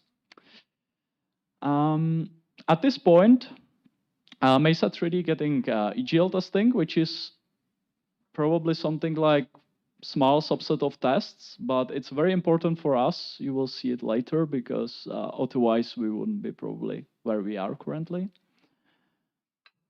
Specifications, right? So at this point, we're getting the extensions officially committed to EGL registry, so like it gets official. Specifications ready. Discussion. Yeah, right. Of course, GTK, as you could see in the first screenshots, got problems with missing transparency because they cannot switch to EGL. Yeah, there's some small feedback from NVIDIA because of like some enums was like in their block range. So you always need to have your own block for your extension and you cannot drop it into NVIDIA stuff. So there has to be adjustments. And extension is there. So we have config select group selection. This selection is the thing which added the number. So all the visuals you have right now, they are like in group 0, and they are like the same visuals you got before, like 5 years before. But what you're getting now is group 1, and that's the extensions at the end, which you can use for this transparency stuff. So we have the EGL test. There is like pushes into it. No, merge requests are not happy. CI is not happy. And so at that point, I just like got it. I think because I was trying to do some epitrace stuff and doing some traces of applications.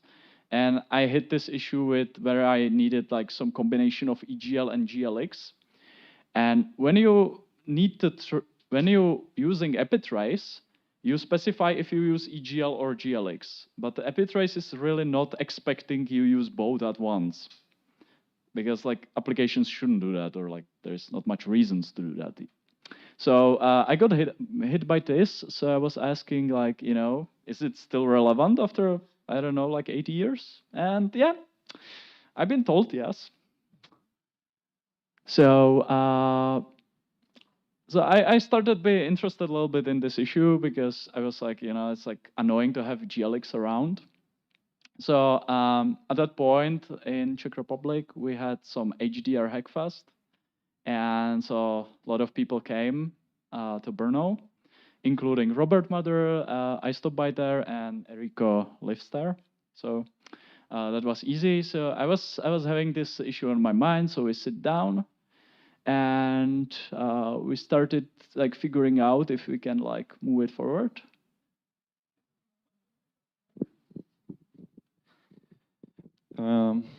Yeah, so that's actually the part where I got involved with this. There was a Hackfest, and people were working all sorts of stuff. I met the two guys working there on this, and they were having problem with the CTS.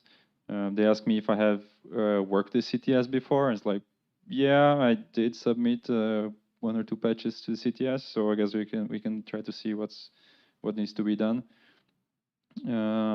The problem is now we have this new extension that was mentioned. Basically, if you ever run EGL info, like if you ever worked with an EGL application, you run EGL info, you get like this list of formats that you can choose, and you have like all sorts of different number of bits that you use for like red, green, blue, alpha components, and a bunch of other stuff you can filter for when you choose an EGL config. And basically, what we added here from the extension is now we have one additional attribute, which is a select group. And I'll show you later on a short demo that every config now has one of these extra attributes. And if you ever looked at how the EGL handles this, there are a bunch of rules on how these configs are sorted on the list of configs that are available. And this sorting is very important because applications can rely on that to choose, for example, the first one on the list to use. So basically, after a couple of hours, even trying to understand like what exactly is the issue, why is it so complicated to have transparency in EGL, we found out that what we actually have to do in the CTS is not so complicated. We only have to account for this new attribute and make sure that the CTS is happy with the new sorting of configs. Basically, the CTS is a test which will sort by itself the configs, and it needs to know that there's this new rule defined by the new extension. As long as we add that, the CTS will be happy. So it's not like we need to define a bunch of new tests or anything. We just need to make the CTS aware of the new sorting rules from the extension. Thanks. So one of the approaches when you have like really big merge requests, or at least when you have complicated problem which like requires a lot of time, a lot of thinking, is trying to go commit by commit, or at least if not every part of the merge request is dependent on each other, it's nice to merge at least something so you know the right part is already inside and it's verified and you can just focus on the rest. So there was like some small commits regarding the non-double buffered formats, which Adam Jackson ensured it looks like solid and should get in. So at least we offloaded like 1 or 2 commits from the merge request. Got merged, which was nice. And at some point, there was one thing we could test with CTGLS suite. But what about real use cases? So at this point, like Robert Mather found like 2 cases where you can test like visually that the feature working properly. Because one thing is to test the CTS test passing. Another thing is like if the application still gets the transparency, which explicitly the CTS test not asking for. So we got better documentation how to test, which is useful. And you can see like from previous slide where I mentioned I sent the CTS fixes through GitHub or GitHub, right? Yeah. So that got rejected because I was working with Collabora. So when you're working with partner, you need to submit through Gerrit, Kronos Gerrit. So that was like a little bit, you know, detour. But at some point, I managed to submit the test. I mean, it's kind of challenging when you don't do it for like before or when you don't work with Gerrit, because it's like very different environment from GitLab, but can be done. It's just a little bit more work. What was nice, meanwhile, as we work on this, Daniel Stone at some point did some cleanup around, which was not directly related to this code, but it cleaned up a lot of stuff around, so you can nicely better focus on the, you know, what's wrong with the code we have. We can test the merge request. So when we had the CTS patches, they were not merged yet, I think, or they were merged but not bumped yet. So what is nice about Mesa CI, when you have some new patch and you need it for testing, you can always go to the CI team, which I was part of it back then, and ask them like, oh, can you drop this patch for me? Or you can just drop some patches earlier into our testing. So that's why we did, that's what we did. Yeah, so we've been thinking like, okay, it's still like not fully passing, but maybe, you know, part of the merge request will work. But for this part, it was not possible. It was like already too much connected to other commits. So we couldn't merge just part of it. We had to like stay with the full merge request. And at this point, that's like, we are already 2024. So I was just looking at the code, and at some point I said like, okay, it's like we copying the formats, the second group, but the trick is we don't need non-alpha formats. We always need transparency. So I did some adjustments, which needed to be right.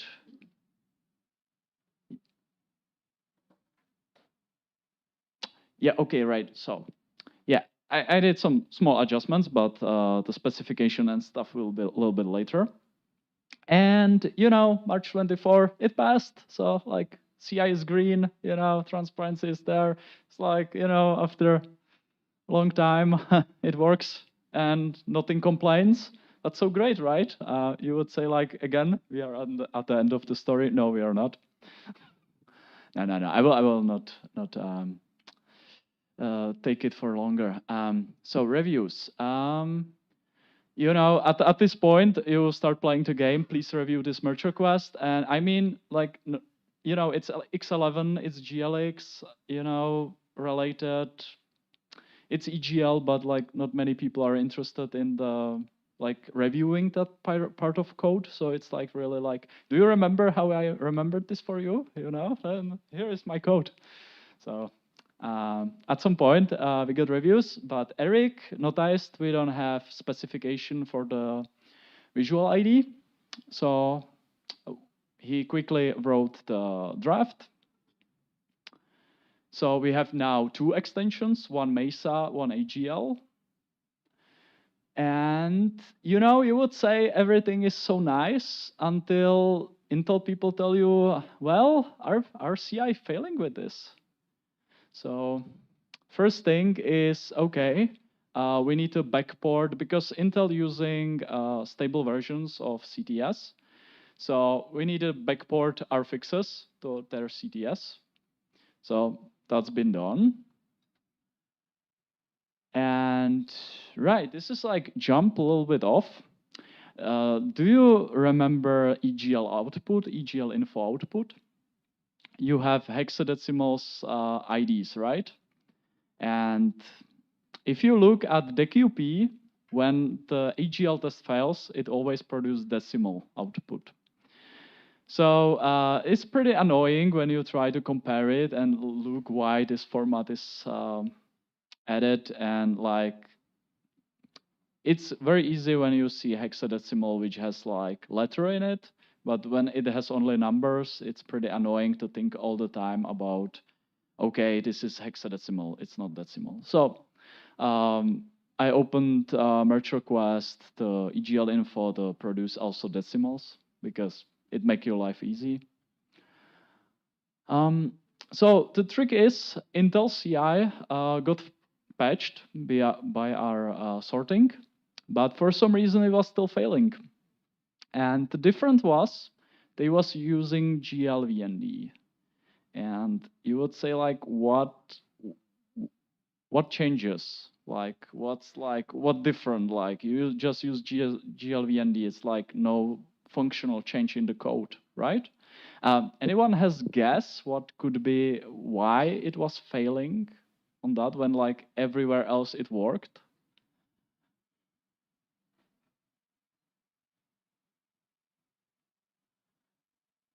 So, okay, I will give you some hint. So GLVND itself has some list of extensions.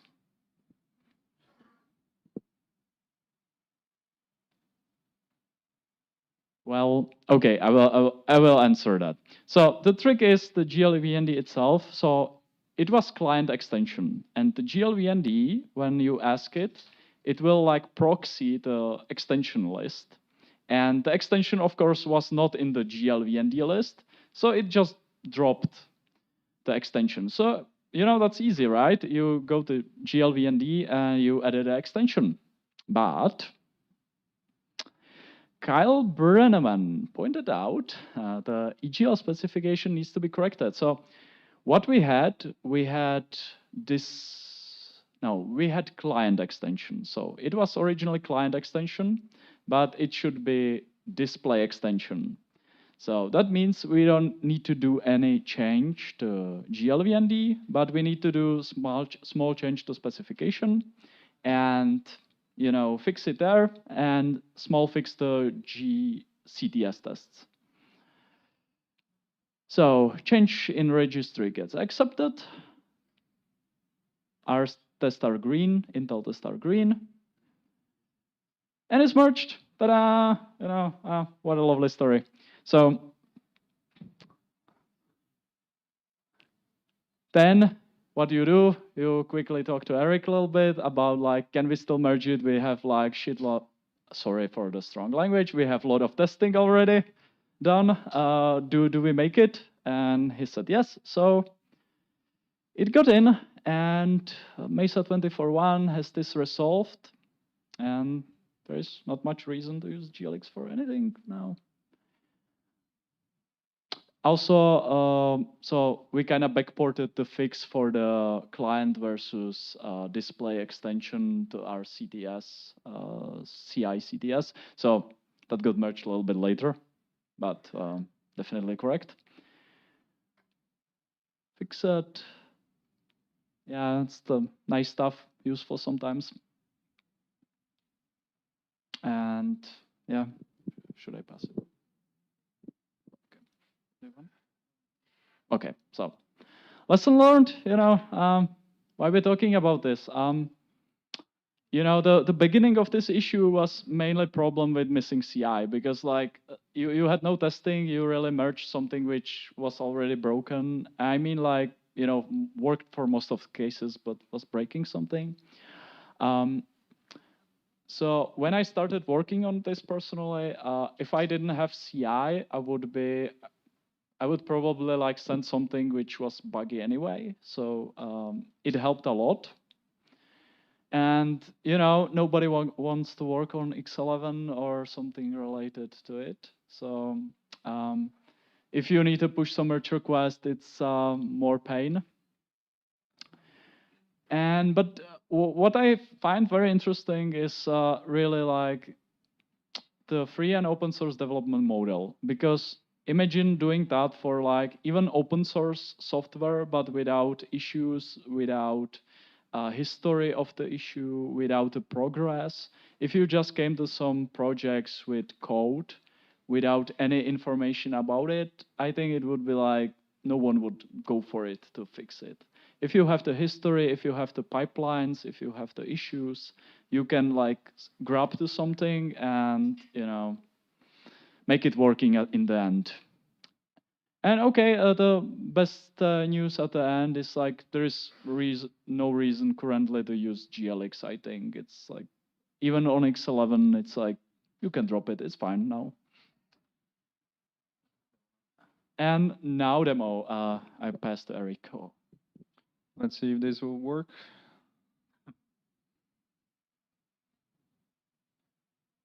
Okay. So I have a demo here with before and after, just trying to run some GTK application. This is the script I'm going to run. It's just, I'm not forcing anything. So basically, the first run is to run a GTK demo with 24.0 before the patch. You see, everything works. We have, most important to see here is we have these rounded corners. But if we go and see, it fallbacks to GLX. This is not old GTK version or anything. It's the version in the current Fedora. So even today, if you're running this and you're falling back to X for some reason, you're still using GLX on modern toolkit. Now, okay, let's just see. I can force EGL. Just passing this GTK debug GL EGL. So let's see what happens if I try to force that.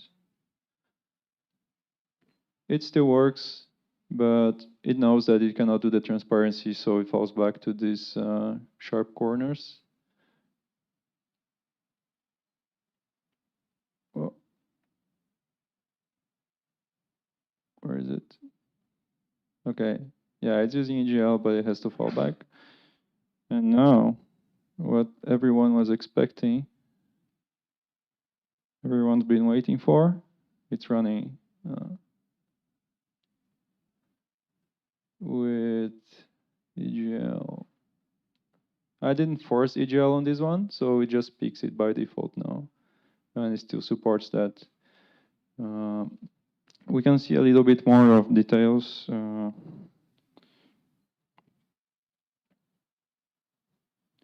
Hopefully this will be readable.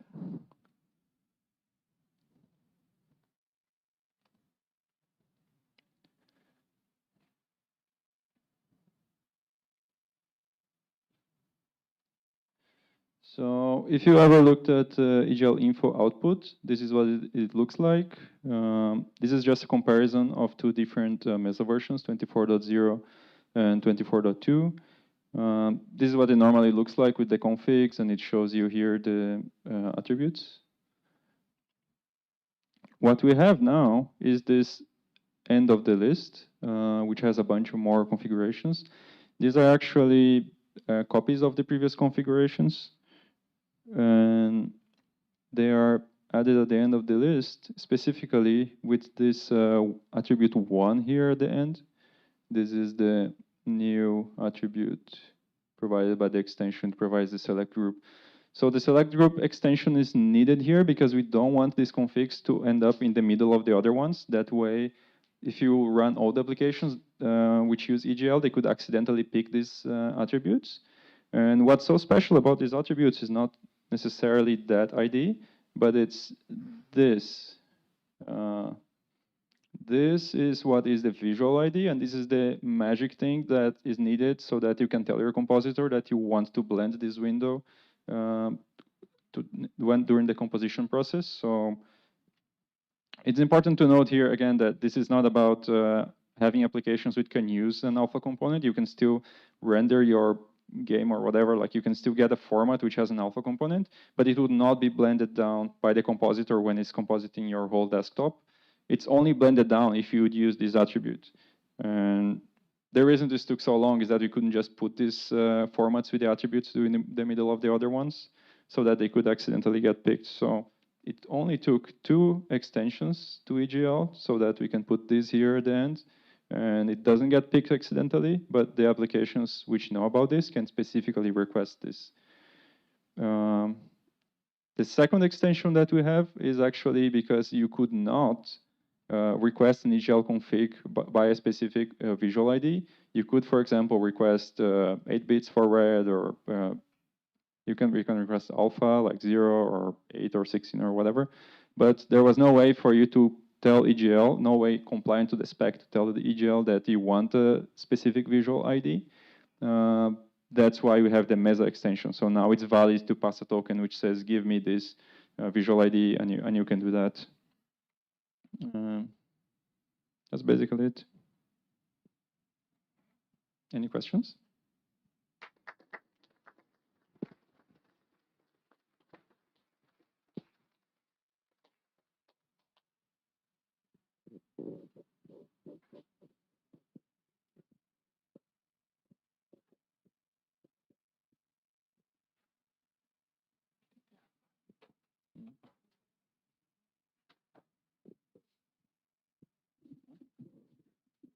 Sure, I have a question. So the expectation now is that distros can just ship with fewer dependencies, make their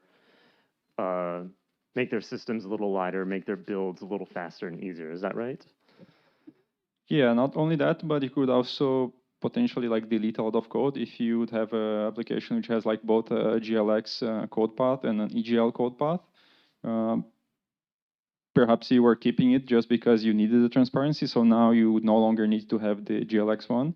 In addition to not, for example, distributions, like in the future, let's say, if nothing is using GLX anymore, now you could drop it. Sure, thank you.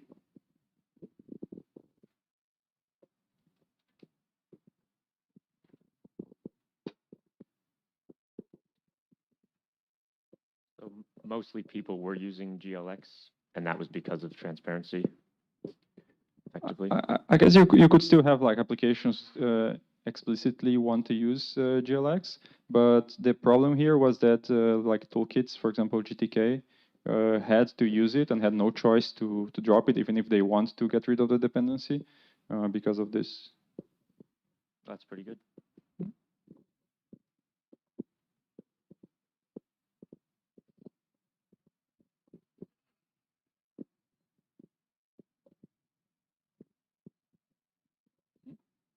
Well, thank you.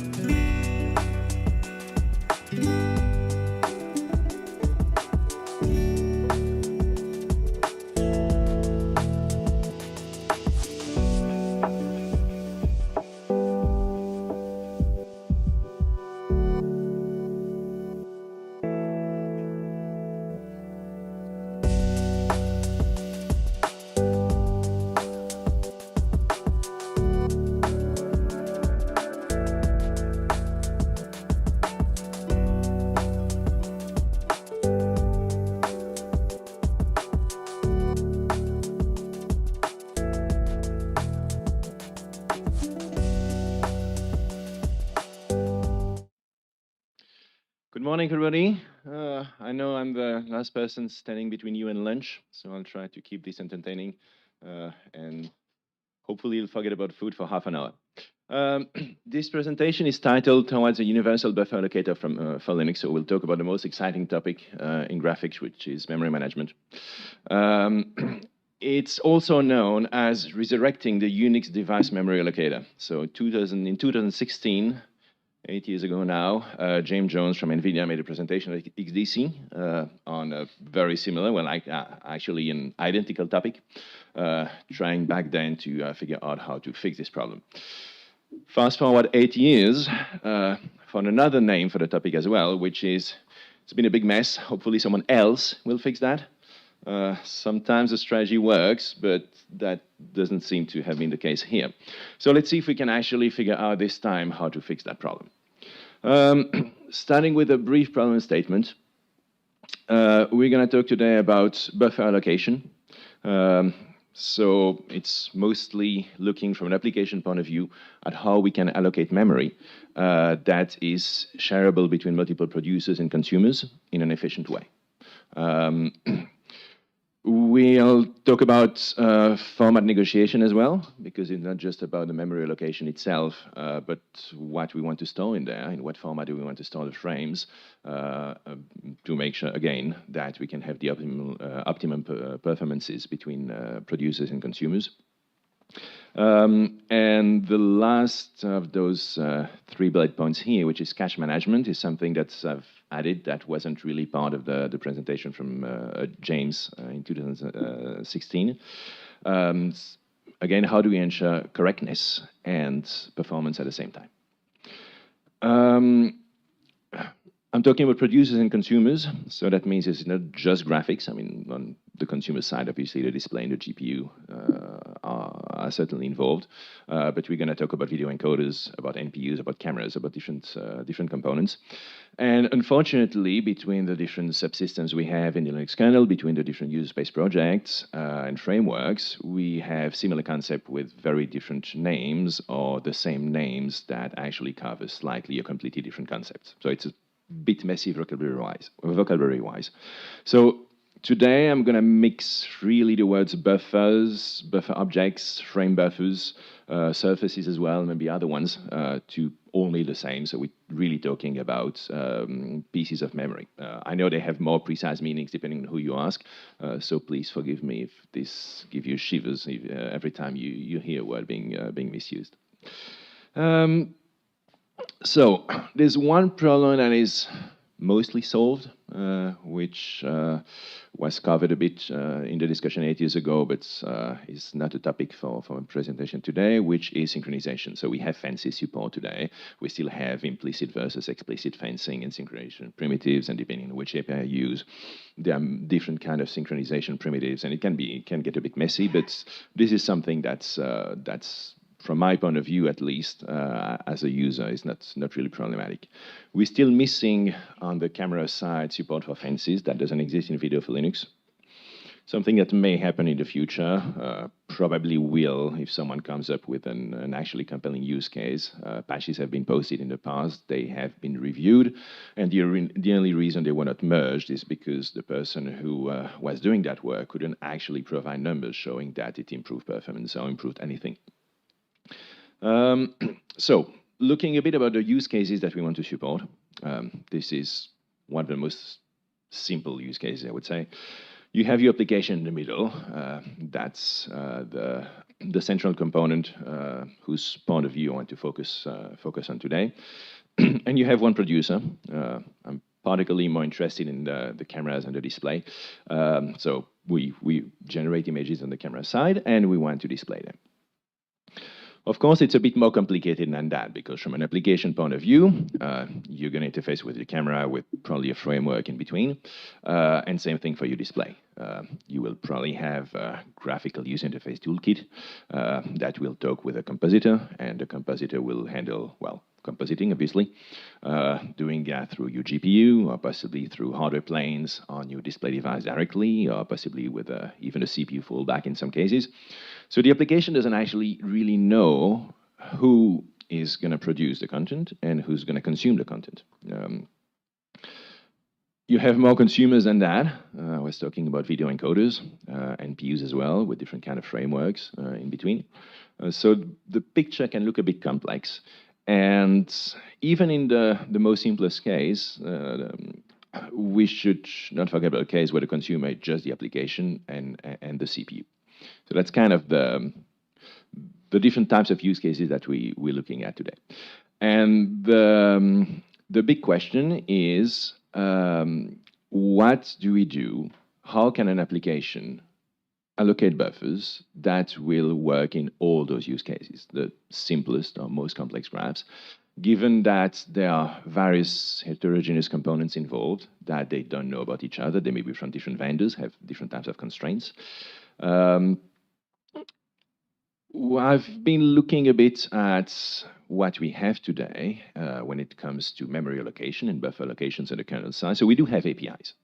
The kernel offers buffer allocation APIs in DRM. That's more or less driver specific. We have a dumb buffer allocation API, but for all real purpose, if you want to involve your GPU, you have to use a driver-specific allocation primitive there.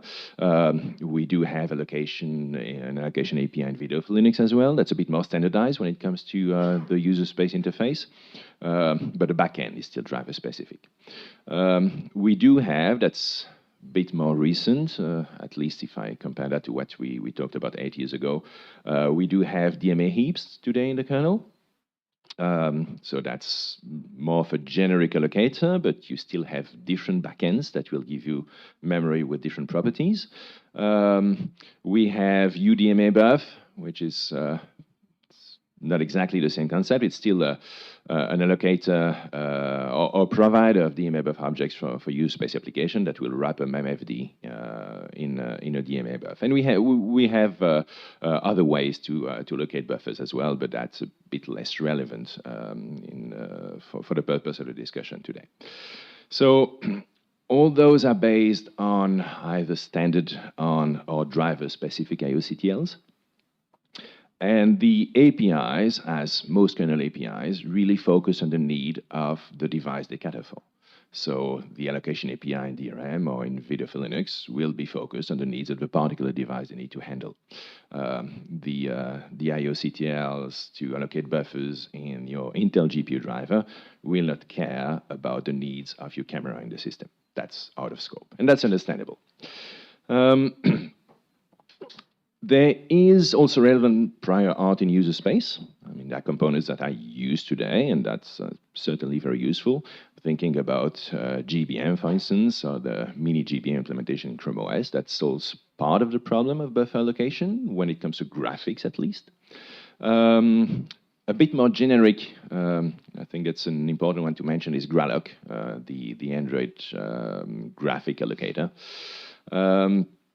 But that's very Android specific, and it has a bit of an easier job because in an Android system, you can rely on the fact that your Graloc implementation provided by the system vendor will know about your whole system. So you have a central component that knows what kind of display you have, even the display resolution, the display hardware, what type of GPU, what type of video encoder, what type of camera. And so you can hard code all the constraints that you have when related to memory allocation in a central place. If you want something that's more generic than that, for generic Linux systems, obviously we don't have that ability. There's EGL streams that I wanted to mention. So Kronos API related to buffer allocation and management. That's a bit of an older API, and as far as I understand, nobody really likes it. And much more recent, of course, is Vulkan that has a memory allocation, buffer allocation API as part of it. But still, it doesn't really solve the problem on how to allocate memory that is guaranteed to be usable by different components in the system. So the question is, what's next? So hopefully, this is the point where someone in the audience will volunteer, will come up with a great solution. We have lots of bright minds here, and someone's going to stand up or raise their hand and volunteer to do. Yeah, oh, great. Okay.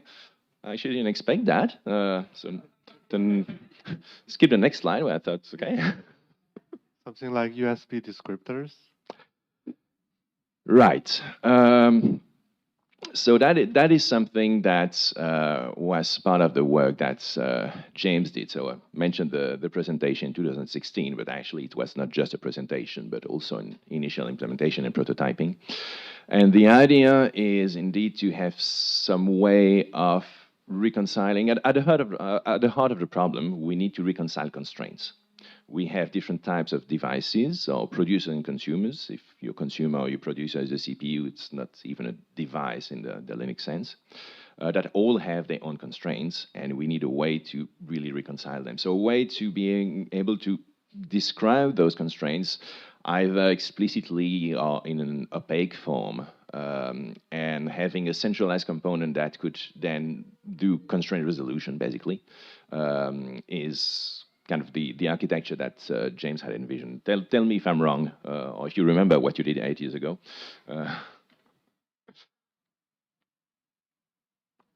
I think that's right, but there was also an update from Simon started most of the work, but it was based on just distilling it down to just the allocation constraints code, and I think it was like a proposals like a kernel or a header that lived in the kernel. It would just be like a header-only library that could resolve constraints and describe constraints and everything.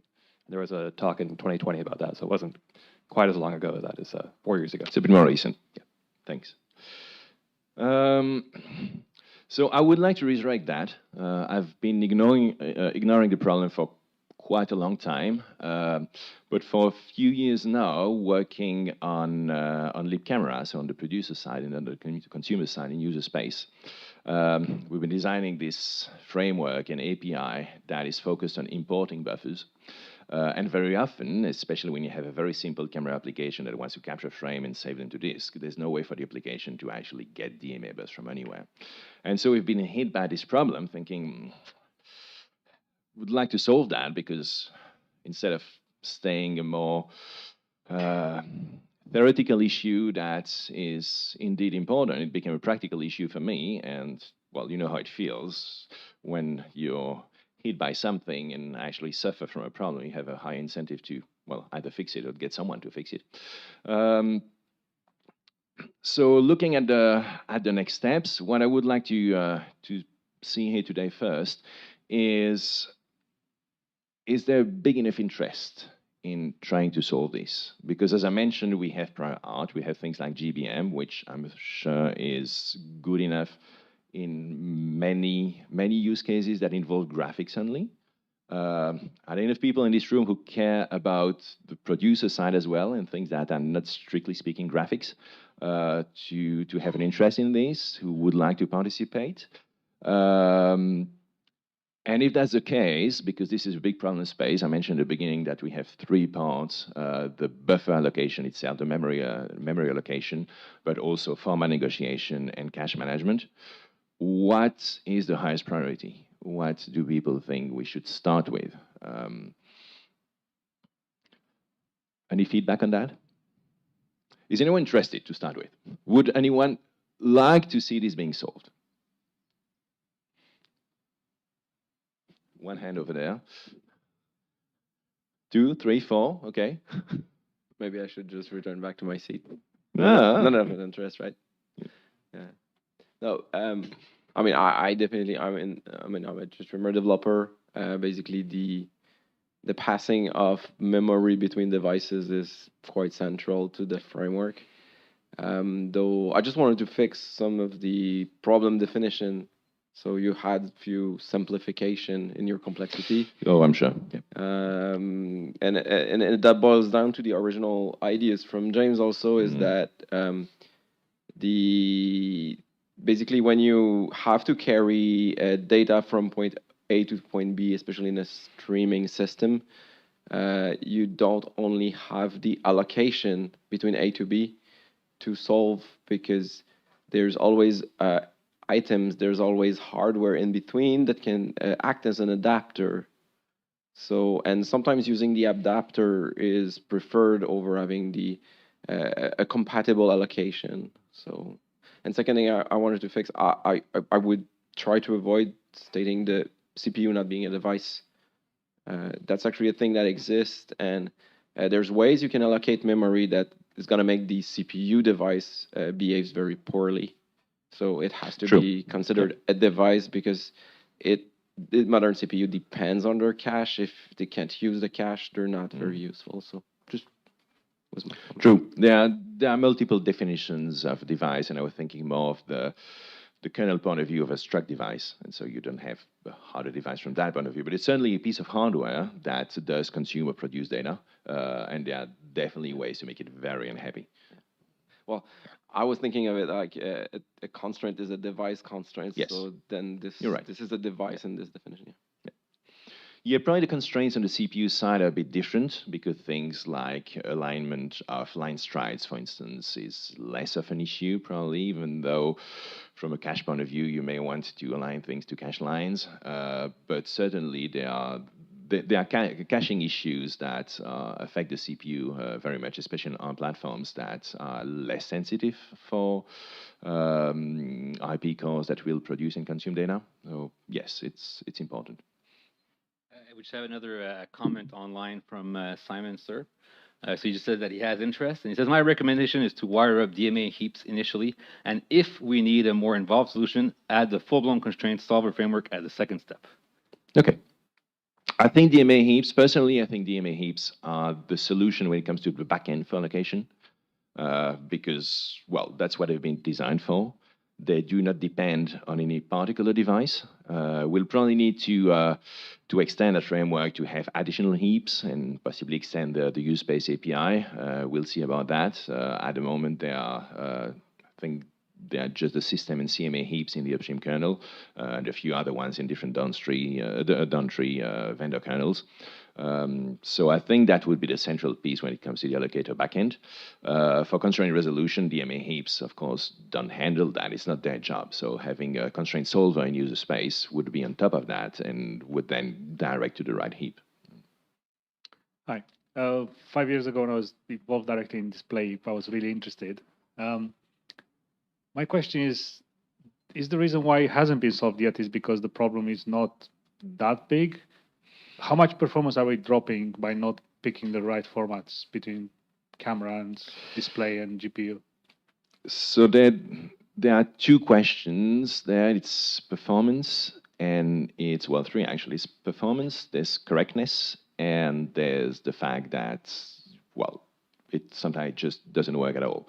If you locate memory, typically what an application will do today, if you have a camera application that wants to display something, you'll try to get a DMA buff from the display, from the consumer, and hope that it can import that in the producer. And in many cases, that's going to work. But there's no guarantee that this will work. I know the problem space. Is the question, what I don't know is how much we're actually leaving on the table by not picking the right thing. So from performance point of view, I don't have an answer to that. I haven't really looked at that in details. But what I have seen is cases where if you don't allocate your buffer correctly, then you're gonna get artifacts due to caches. So you can get all kind of garbage on the screen. So we're not talking about performance in that case, but about actual output that's incorrect. And I mean, Nicola can talk about that. You've seen that firsthand. We can do that later, but there's a lot of use cases, especially in the things that our users actually do, like UVC to GPU, where basically you could do it in hardware path fully, and you just have to go through the CPU. Like you need to bounce the memory.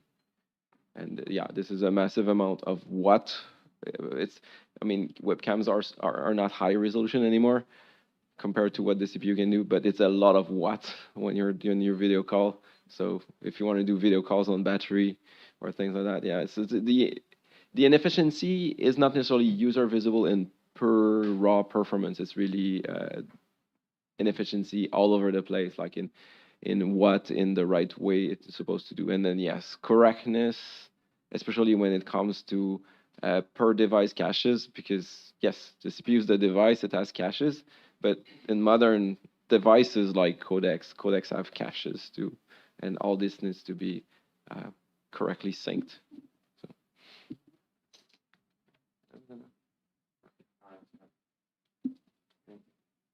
So two things.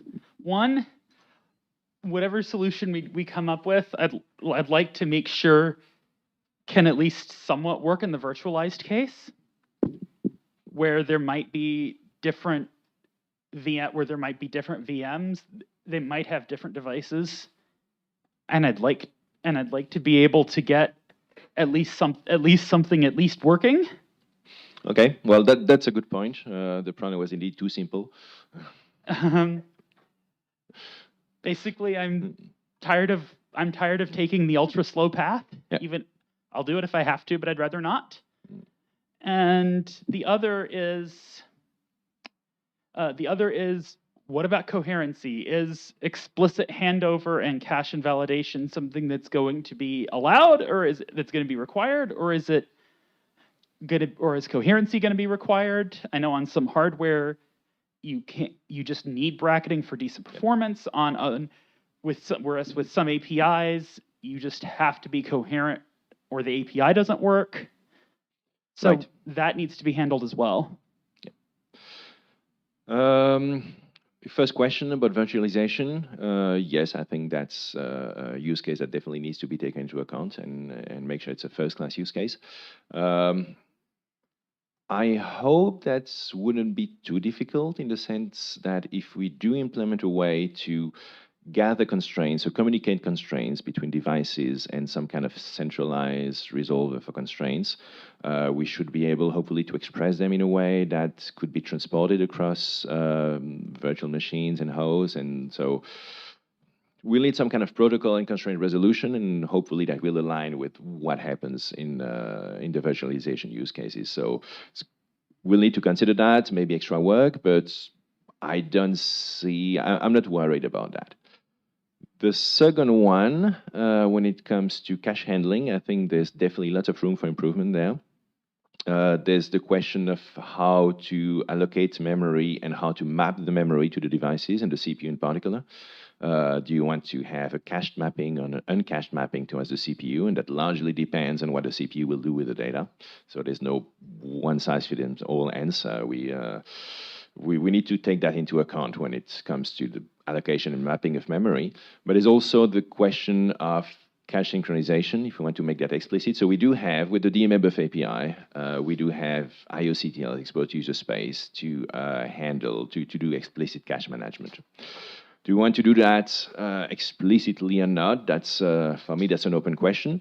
But I think that what we're missing there, the DMA-buff objects have no inherent knowledge of the states of the cache for the different mappings towards the CPU and towards other devices, which means that you sometimes end up not doing enough cache synchronization and having caching artifacts, or the other way around. If you want to be careful and make sure that you handle your cache properly, you may actually duplicate the work and affect performances.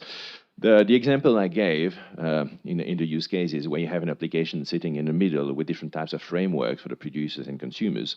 Your application may not know whether the consumer is going to be a display device, a GPU, a CPU, and so it doesn't necessarily know whether it has to issue CPU cache synchronization or not. And also doesn't know how the image has been produced, and whether, if the producer, the CPU, will certainly want to make sure you clean your cache before you perform DMA on the consumer side. But if your producer was another device that did DMA directly to memory without any cache, then you don't need to do that. That's an operation that would just waste time. So having a way to tie with a DMA-buff object the states of the cache for different mappings would allow, in my opinion at least, to have a centralized point when you have full visibility on that and say, okay, now I'm going to consume this device over there. Do I need to handle cache, this and that caches? And that would be something that could be tied to a DMA-buff object in the kernel. There may be a way to do that explicitly in user space as well. We could have some sort of format for cache state information that the application could carry, could get from the producer, could pass to the consumer and do it explicitly in user space. It's a possibility as well. I don't have a strong opinion on that, but something along those lines of keeping a centralized view of the caches, I think, would be useful.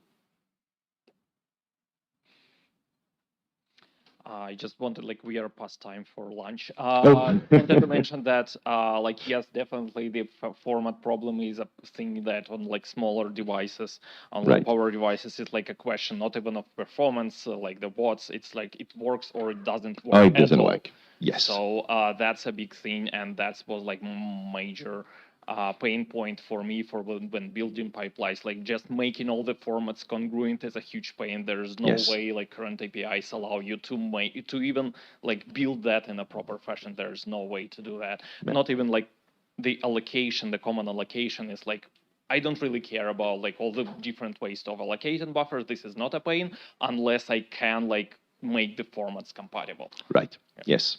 The formats need to be compatible, and even for the location itself, you may have constraints where we've seen devices, for instance, where on the camera side, those devices are a bit old and hopefully we'll never see them again.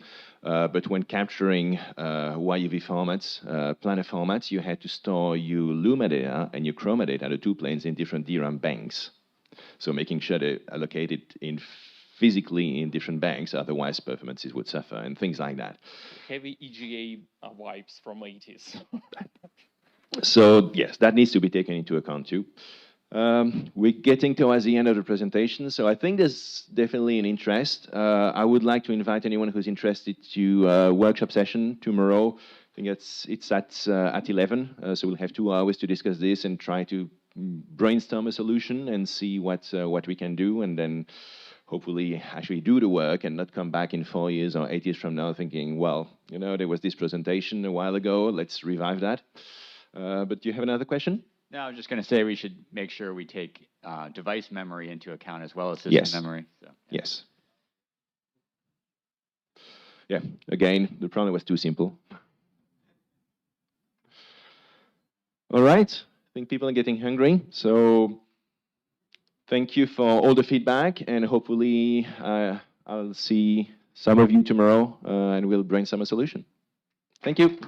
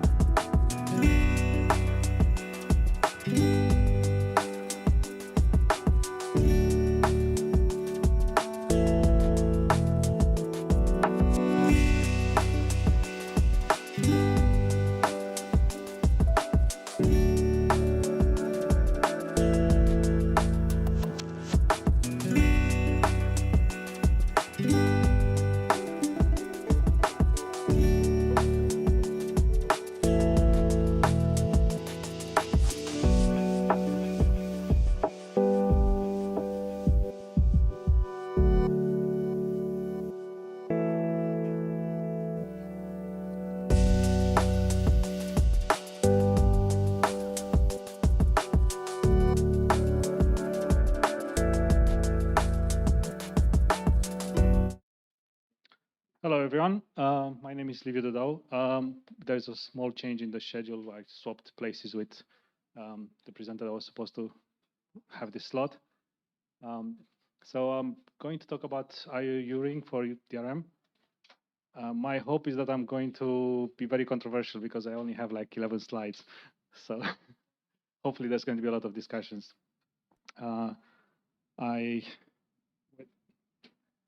So first about me, I've been working on upstream Linux kernel for about 10, 11 years. At some moment I moved into graphics, started doing the display driver for ARM, maintained that for about 8 years. I'm now involved with the Panther driver. Had a small hand into the naming at some moment. I maintained the Mali firmware binaries for CSF GPUs on Linux firmware. So if you want firmware for your GPUs, come and talk to me. And one of my official jobs at ARM is to interface with the community. So talk with you guys and be on the mailing list and on IRC. So I'm on the Panfrost channel, I'm on the DRI Devel IRC channel under the Livio name.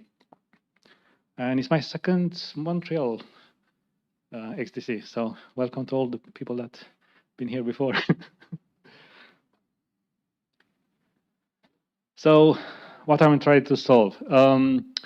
I started by working on the user mode submission for Panther. And by some happening, I also started as someone to read on the AMD previous user mode submission. And then reading about IOU-ring, and it's like, oh, there's a lot of similarity. I wonder if it would be a good idea to have IOU-ring in DRM. Why? Because a lot of the modern GPUs now want to submit jobs from user space. They don't want to pay the cost of context switching into the GPU just for the submission to happen.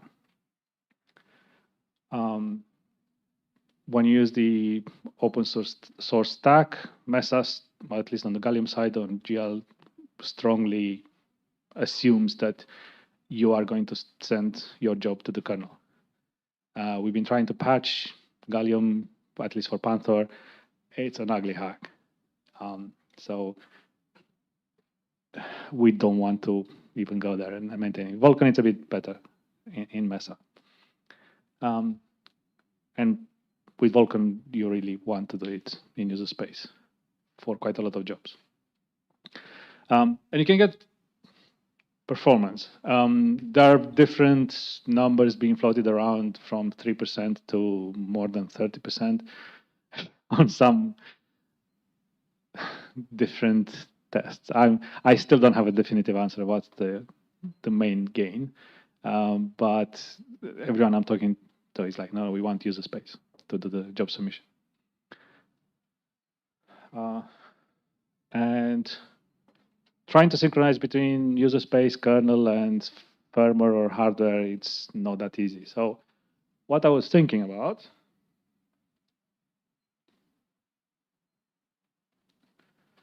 what if we can have kernel mode submission and still have user space submitting jobs, and we still don't pay the context switch cost by using IOU-ring, right? There's already a mechanism that exists for doing asynchronous submissions from user space. You can still be in charge in the user space on creating the jobs and preparing everything. You just pass it on to the submission queue. And you leave the kernel to do the low-level work, right? The kernel driver still is the one that programs the register, still submits the job, gets the interrupts, responds, puts the result in the completion queue. So it should offer some of the benefits and apparently a lot of the drawbacks of having user space submitting stuff into the hardware. But you could already do that, right, with shaders, and it's not that much of a change. Why IOU-ring? Again, I kind of explain a bit. Hopefully less context switch costs. I have this crazy idea that you could actually do like a just-in-time optimization of your job submission. If you have like a hot path, you can switch to using IOU ring and submit your jobs. Otherwise, you can just send to the kernel via normal ioctls. Probably crazy. I don't know. I'm trying to be controversial again, so get people to react. And for most of the hardware, the submission stays the same as it is. So if we put IOU ring in the framework, then all the drivers get user submission for free, technically.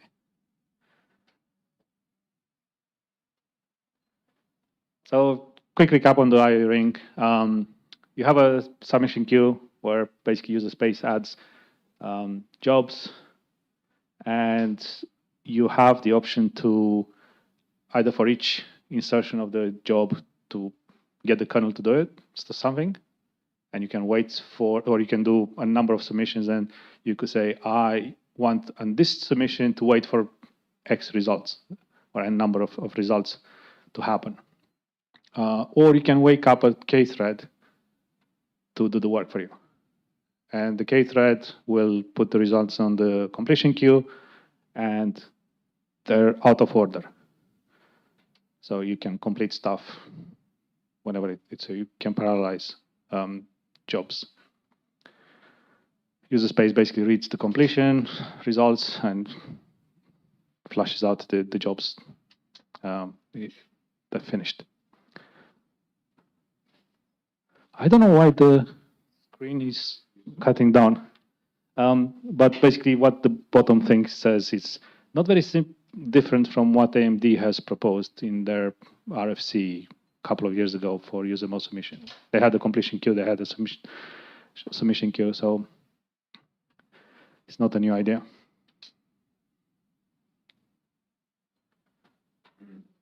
So what am I proposing? Adding IOU ring support in the DRM framework.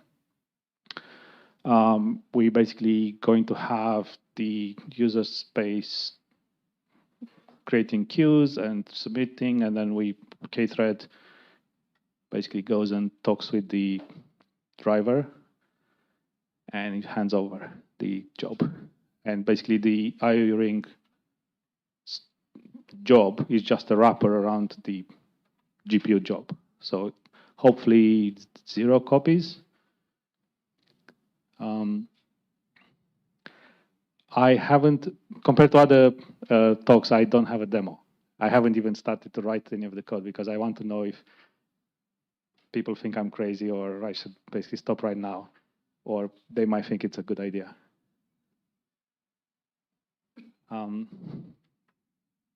So the result is we still have the same submission path in the kernel side.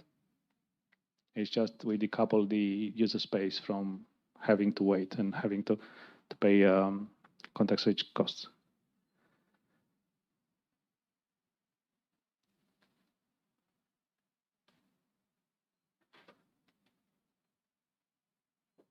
We might need to understand on the framework level some specifics about the jobs of each of the GPUs, which might break the whole layering in DRM. So that's one of the downsides of that. Or you can have an abstraction layer for GPU jobs that each driver implements. Don't know if people have any thoughts about that.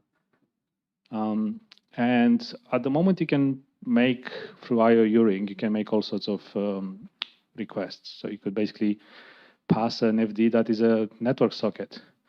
And you can have technically a GPU that renders to a network socket. So you send your buffer over the net. So VNC, accelerated VNC.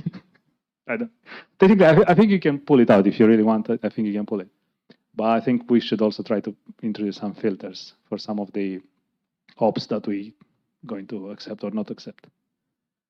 And one of the reasons is that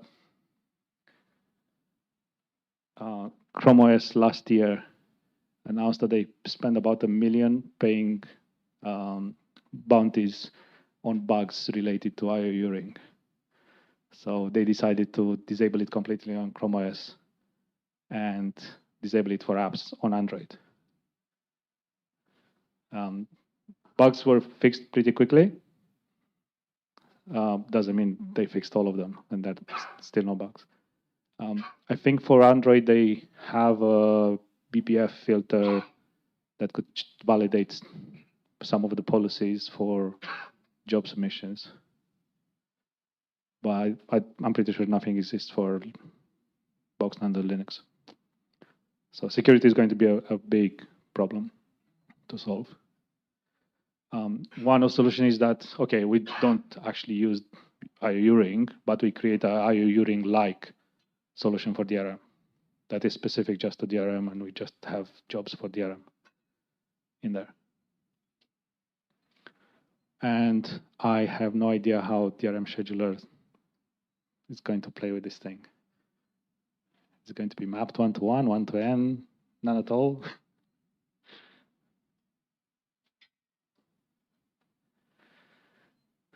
So I'm asking for feedback and for people to say if they think it's a bad idea and I should stop and do something else more productive. You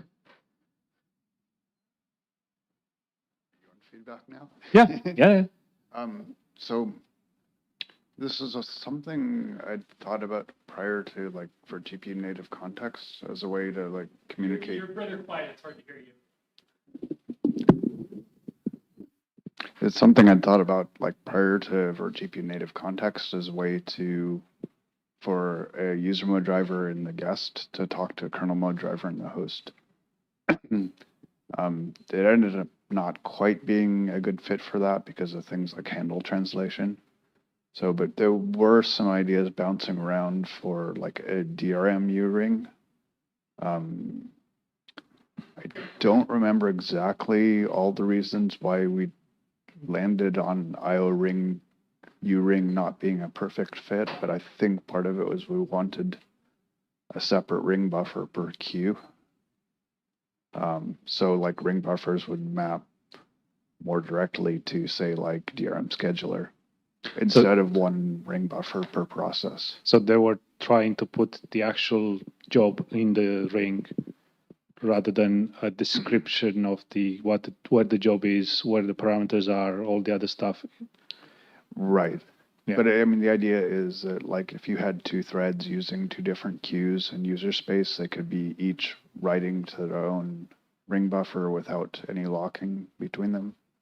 Yeah. Where IOU ring would still require locking in user space for multiple threads accessing the single IOU ring.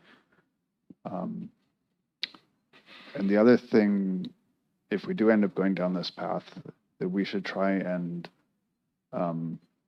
separate like fencing and like basically separate fencing and execution.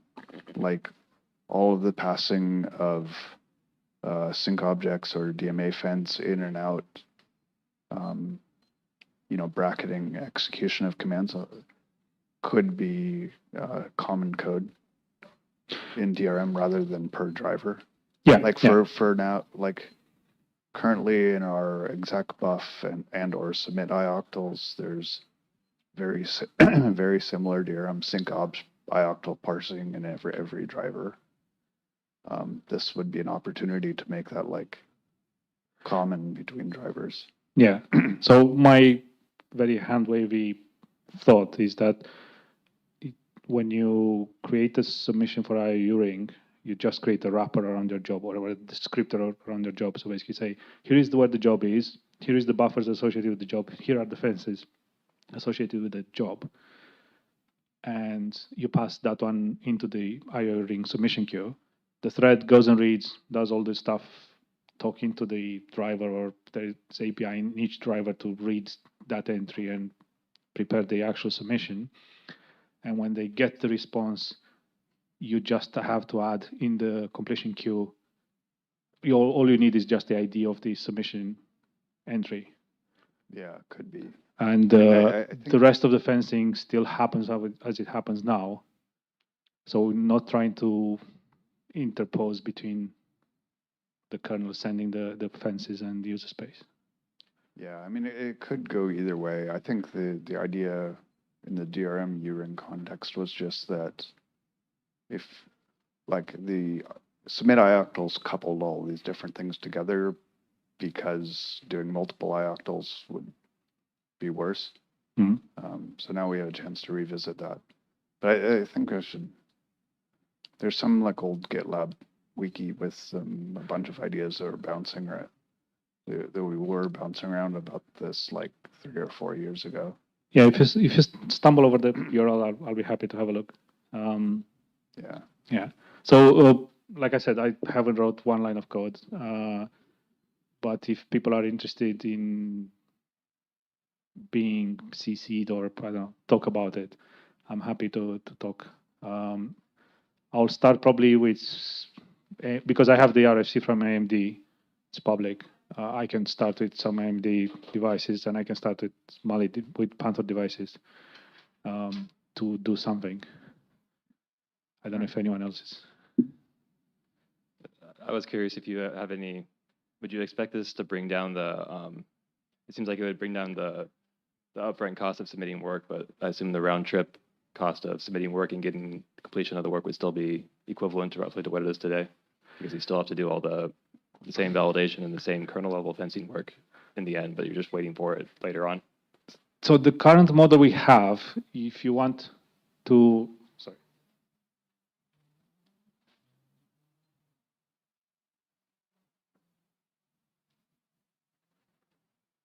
The current model you have, when you submit a job, you have to basically wait for the job to be finished. There is, at least on the proprietary stack that we have the option to submit multiple jobs where you don't actually care about the result of each of the jobs. There might be compute jobs or something like that you just want them to run, but you don't care about, you're not having any dependencies. So I think that will be helpful. At least in my understanding of the IOU ring, you can batch multiple submissions and then pay the cost after n submissions, or you can do it per each submission. So it'll be I guess the heavy lifting is going to be in the user space on the Mesa side, deciding what strategy to use for submitting. When I was talking about the just-in-time thing, you still have to request permissions to be able to use the IOU ring. You need to have the caps, so it's not that freely flowing. You still have to know that, yeah, I want to use IOU ring when I need it. I guess part of the draw of user space submission to me, though, is not just reducing the serialness of it, but actually reducing the amount of work you need to do in total. I feel like that this doesn't really address that part of it. Yeah, so there's a completely parallel topic about some of the GPUs are now moving stuff into firmware. So what user space does, it's just a setup, and to be honest, the kernel is just a spectator. And a lot of times it gets the interrupt and it needs to figure out what it needs to do with those interrupts. But otherwise, just set up memory, maybe some mailboxes, and gets out. So. Yeah, I think it still has to handle. I mean, it has to know about how to synchronize things somehow. Yeah. But I was just curious how you thought this this proposal interacted with that kind of conversation about those kind of things too. Yeah. So once we have GPUs that have firmware doing a lot of work, your job submission changes from actually submitting the job to just submitting something for the kernel to do, like VM bind or VM create and all that stuff. So I think we should pull in, at the very least, we should pull in Alyssa Rosenzweig or Asahi Lena, but she's not here for Asahi, and we should also pull in Simona Vetter, because to make sure that this could work with DMA fencing rules. Yeah, I was really hoping that they're here. I guess the switcher didn't help. I guess I can go out there and try to fetch them, assuming they're out there. Because for context with Asahi, they literally cannot do user space submit ever. The firmware doesn't support it. It assumes its inputs are trusted. So. Hi. Yeah. The reason that AMD proposed a use mode submission is because we have a hardware scheduler. You repay instead of the the DRM scheduler. So where you have a way to bypass the DRM scheduler for the user mode read. Yeah. We have a need to figure out a way to bypass. We can see in the future. So Mali GPUs are moving to a future where a lot of the stuff happens in the firmware, not in the hardware. So yes, it's something that we would like to solve as well. Yeah, and the hardware scheduler actually inside of firmware, they can support multiple reads. And for now, the software scheduler only have a static, the read number inside of the kernel. So that's the different. Yeah, welcome to sort of chat and see what we can do about it. So for CMOS, hi. I'm trying to propose some crazy things. Adding IO ring in DRM at the framework level.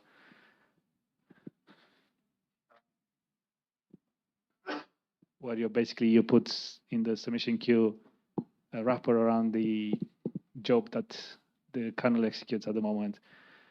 And then a K thread starts per FD, per something. This is work. Yeah, you just have to either hold it or. Yeah, I need to hold it. I think we've been talking about this for years, and no one made it happen. It's kind of, it might make sense for like the memory binding queues, which are like specified in Vulkan to be queues. If you have like user space submit, maybe just a user space submit and ignore the entire U-ring thing. Maybe. I'm willing to work on it if people tell me I'm not crazy and I should go into something else. I think at the framework level, probably the only thing that really makes sense is the memory binding GPU VM stuff that Vulkan needs, which is like a queue engine thingy.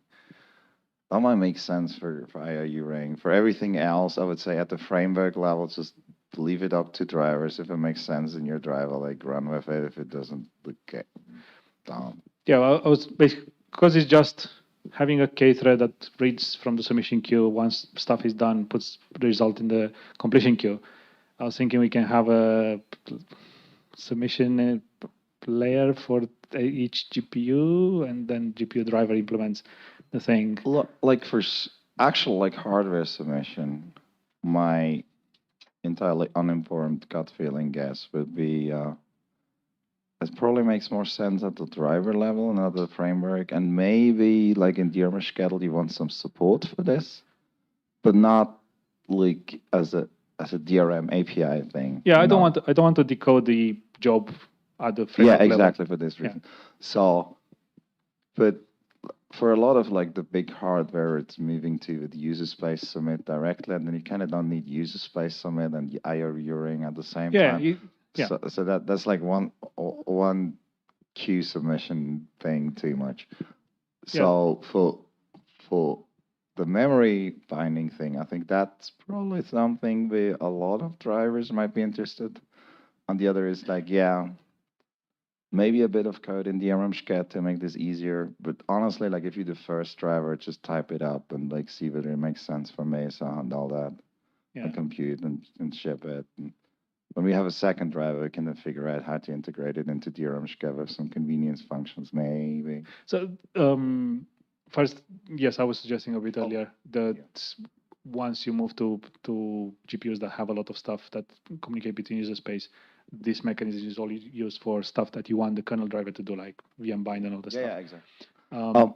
Maybe I shouldn't monopolize the question time here, and we should move to the hallway track and give Daniel Stone some time. But sure. One last thing. So your second one was about being interested in multiple ones. So I was saying AMD had the public RFC a couple of years ago that's had a submission queue, completion queue. So I can have a look at that one and maybe adopt it. I forgot that they ever did that. I have no idea. I have a link or somewhere of a thread. you're saying that for the I past. think Christian Hexberg Okay. has a Nair Uring somewhere. Probably. Once, probably. Sounds about right.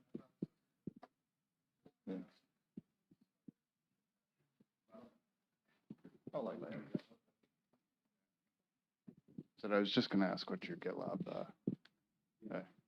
I was just going to ask what your GitLab username was. Dlivu.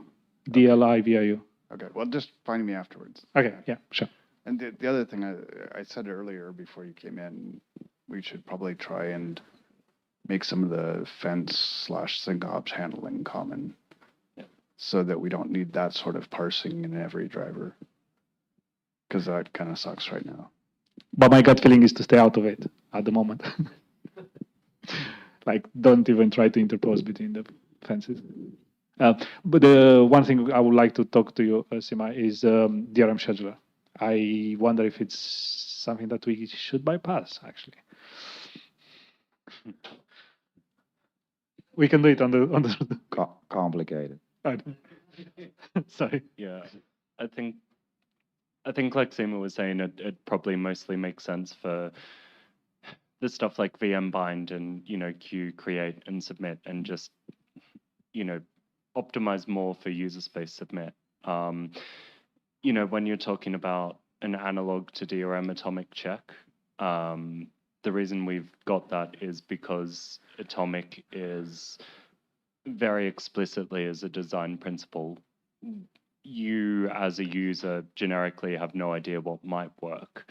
And so there's a lot of brute force trial and error, but I'd expect with hardware specific drivers using this that they wouldn't need the same, that, instead of a sort of fairly round trippy, here's a configuration, will it work? Yes, great, I'll use it then. That, did you have anything in particular in mind that you would expect to be a try, fail, iterate pattern? Because otherwise, having that check seems a bit. No, when I was putting there about DRM atomic check, I was thinking more about DRM submission check, where basically you validate the sanity of the submission, security, some other protection stuff. I don't really think try and see if it works model is interesting. Yep. My assumption at the moment is user space knows what it's doing. Yep. It's going, rather than calling an ioctl now, going to the kernel and submitting the stuff, puts it in the queue and does it. You want to protect against bad actors trying to do sneaky thing.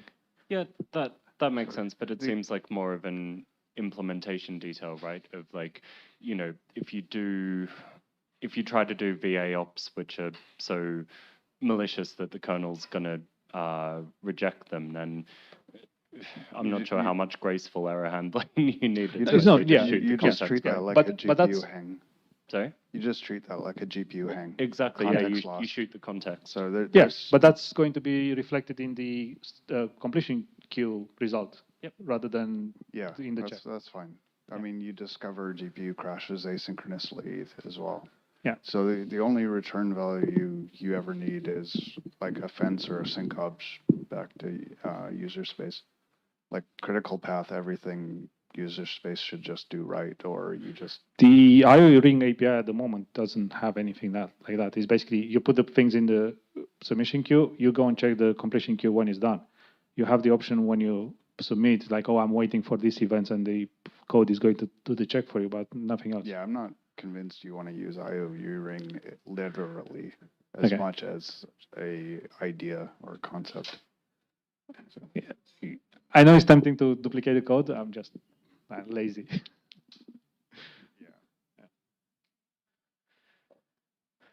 Okay. Anyone else? If not, thank you very much.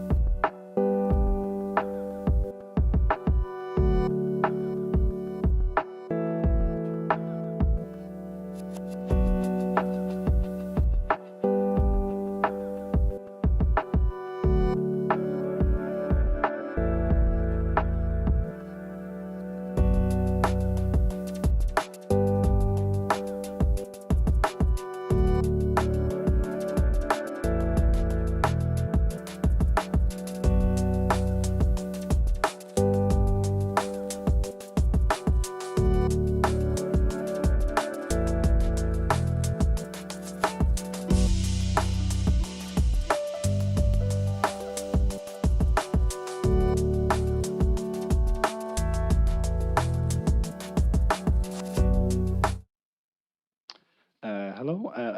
Sorry for my voice. It's got a bit bad the first day, so you have to excuse me for that. My name is Jonas. I work for Red Hat on the display server slash portal slash GTK slash Wayland kind of stuff. Since we are Red Hat, we are a cloud hybrid native company, something like that. So I thought it was useful to have a talk about what X.Org did before and how we do it now without X.Org. Since it's an X.Org developer conference, it made sense. So I'm going to go into that. I'm first going to define what is the cloud. It's just other people's computers. I think that was something that FSFE defined a bunch of years ago. But I'm going to narrow it down a bit to it's in the context that I'm going to talk about. It's remote desktop to computers without actual monitors and mouse and keyboards. They're sometimes in virtual machines. They're sometimes just a machine in a closet or in a machine hall or something like that.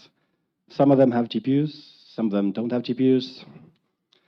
In the past, everything was surrounded. Everything surrounded X.Org or some kind of variant of X.Org, like XVNC or XVFB or some X.Org kind of fork or imitation, and everything was interacting with in weird ways, like using the test API for input or reading mapping buffers for reading output and doing things like that. And after that, we remove X.Org. All the connections just fell down. There's nothing to replace it with in Wayland. So we needed to solve the cloud workstation use case, but we thought maybe we should start fresh. Since there's no Windows involved, we didn't need to go through the windowing system anymore. But we still need hardware acceleration, because that's an important use case. Sometimes, even though it's remote, it has to be very fast and low latency and all that stuff. So since the overall move to Wayland, it unlocked using DMA buffers for just passing around the system. So that was a perfect fit for that. Also taking inspiration from Wayland, making things a bit more descriptive. The desktop environment or the components will know that it's useful for them to know that it's a remote desktop session. It can change behavior and things like that. So it has been an iterative process. We started with screen sharing that you might have used. We first decided to have a unified video streaming using a new project at that time called Pipewire. It was called Pinos when we started doing this work, but it renamed to Pipewire, as you probably know. It's used to plumb camera and now screen content and window content and anything that you have pixels on, or even audio eventually. It was designed to be privacy friendly, sandbox friendly, so it's used by web browsers. Pipewire supports all the kind of things that you expect these days. DMA buffers, explicit modifiers, explicit synchronization, and all that nice stuff. For going into the cloud again, we have to do input. In the X.Org days, it was based on mostly X-test or faking hardware with U input. In the beginning, we just had some really dumb deboss methods calls, but that was just a stopgap solution to create something more extensible. So we created something called lib-A.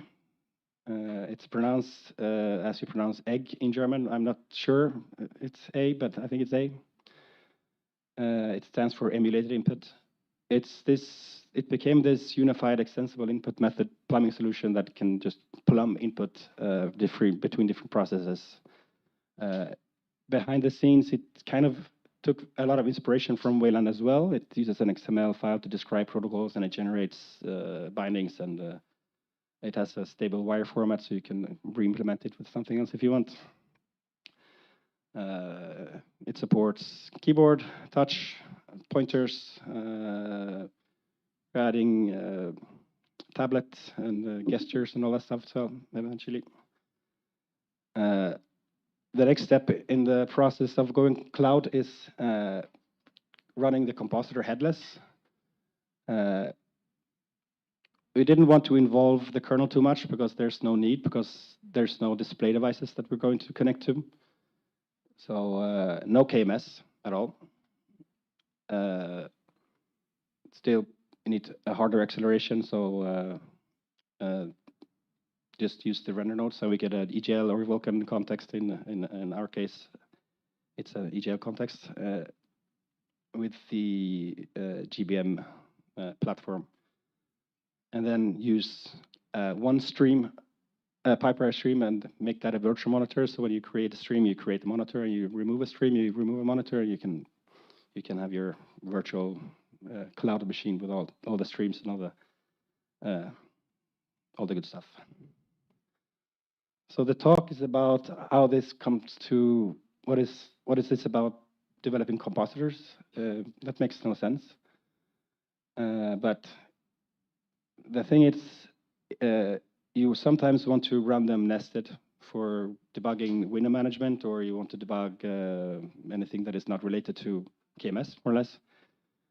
Most of the compositor used these days have a native Wayland backend, but in Mother, the one used by GNOME Shell, we don't have that. We have an awful, terribly bad nested backend using the same backend as we use when we are running as a compositing manager on top of X.Org.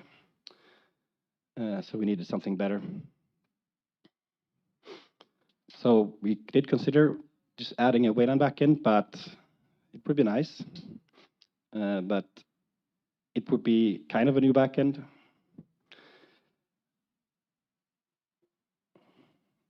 It wouldn't be a production backend because we don't have an actual use case to run as a nested compositor in production. It would be a bit trickier to add fluff around the the view. If you run nested, you probably just want to shove the pixels on the screen and be done with it. But it would be nice to have something more. So then we have this cloud platform. It has a fast and a low latency pixel shoveling thanks to Pipewire. It has very powerful input plumbing. It's now already there. It just needs some way to actually view it in the same way as you view, like you run a nested compositor.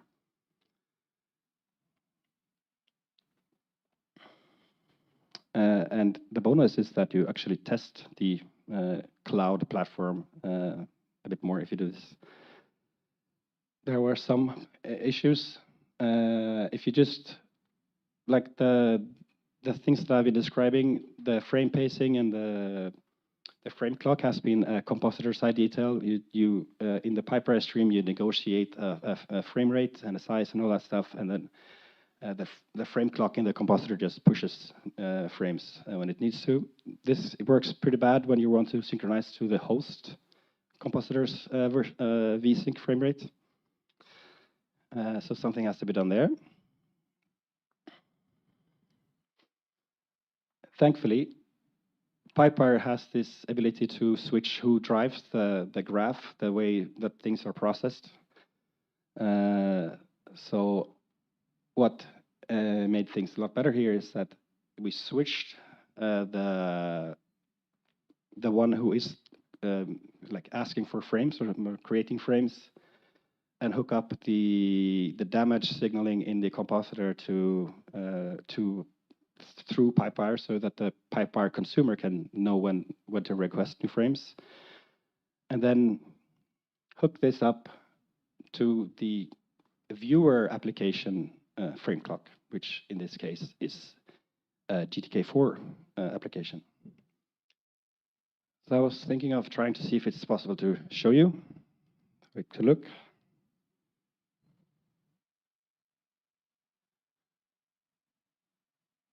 Here is a terminal with my developer environment set up. It's more or less a debug session. And then I run GNOME shell -- SDK, and let's see if it works. Nope.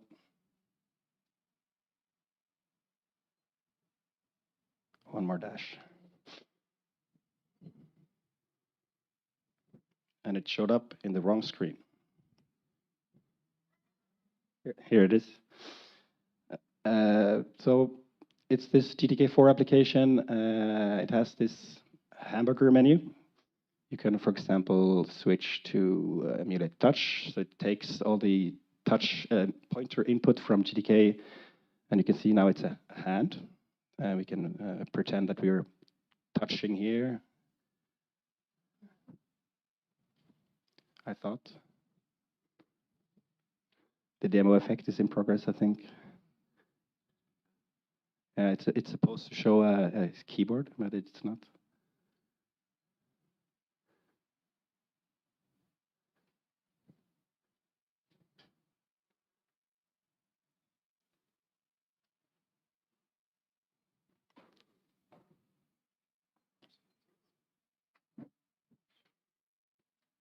Perfect. It's supposed to show a keyboard, so I have actually prepared for this failure of demo.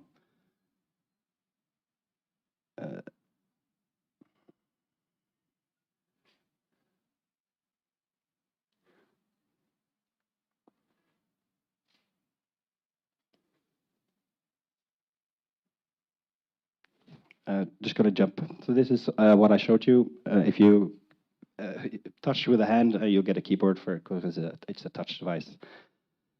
So there's the next steps. This is all using our own vendored GNOME API. There's some work in progress to create something more vendorless. It's missing how to control the monitor configuration in X.Org. This is done via an X-randor property called, I think it's just suggested X or suggested Y. We need something better here. We need more input devices. We need more like tablet support, for example. In the Pipewire consumer being the one scheduling frames, we now have to round trip through the daemon, which is a bit bad. So there's some work going on towards avoiding that because normally in PyPire you don't.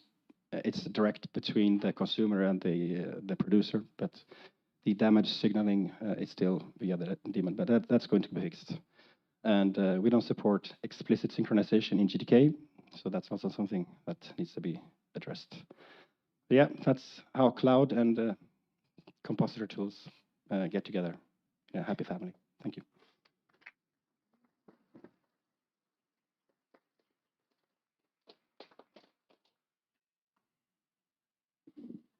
Hey, can you hear me all right? Sorry? Okay. This is a bit of like a sort of light-hearted comment. I know you know the guy who's the Looking Glass guy. Is anybody here familiar with the Looking Glass project? Yeah, a couple people. I don't know if you've seen this. This is not actually a practical suggestion or like meant to be super serious for production use cases. But I don't know, have you seen, there's a project called the Telescope Project, which is Looking Glass over RDMA. I don't know about it, no. No, it's like a raw frame buffer with like shared memory that gets sent over like an RDMA switch, like a RDMA over converged Ethernet or like InfiniBand. It's a pretty cool project, probably the most performant implementation you could ever hope to get with remote frame buffers for cloud. But I'm not sure that it would ever be, you know, sending like 40 gigs per second over a network in production. It's probably not very useful, but you know, it's fun anyway.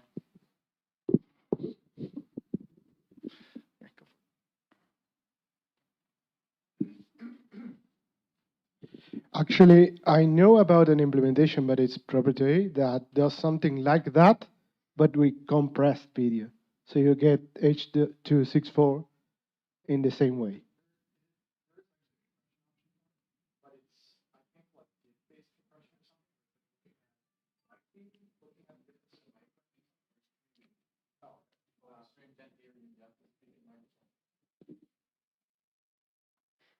I was just saying, like, I think there's a compression method for the Looking Glass proxy, the KVM frame relay over fabric thing.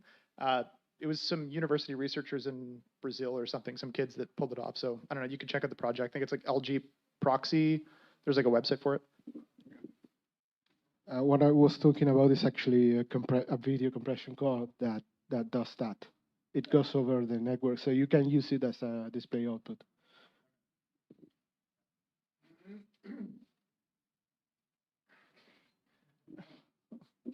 I think the thing is, like, one of the reasons why there's sort of like a level of difference between like the remote display protocol stuff and the stuff that you use for like VMs locally is largely because of the H.264, like, you know, having to compress it, having to decompress it, having to encode and re-encode, where like for quite a while we've been trying to like display virtual machines like using basically network remoting protocols like, you know, Hyper-V or something. You might see somebody using like RDP on a loopback, which makes no sense for local virtualization, whereas remote virtualization and like getting access to a frame buffer over network, you know, you might use something like VNC and or, you know, compressing with H.264 because that trade-off makes sense.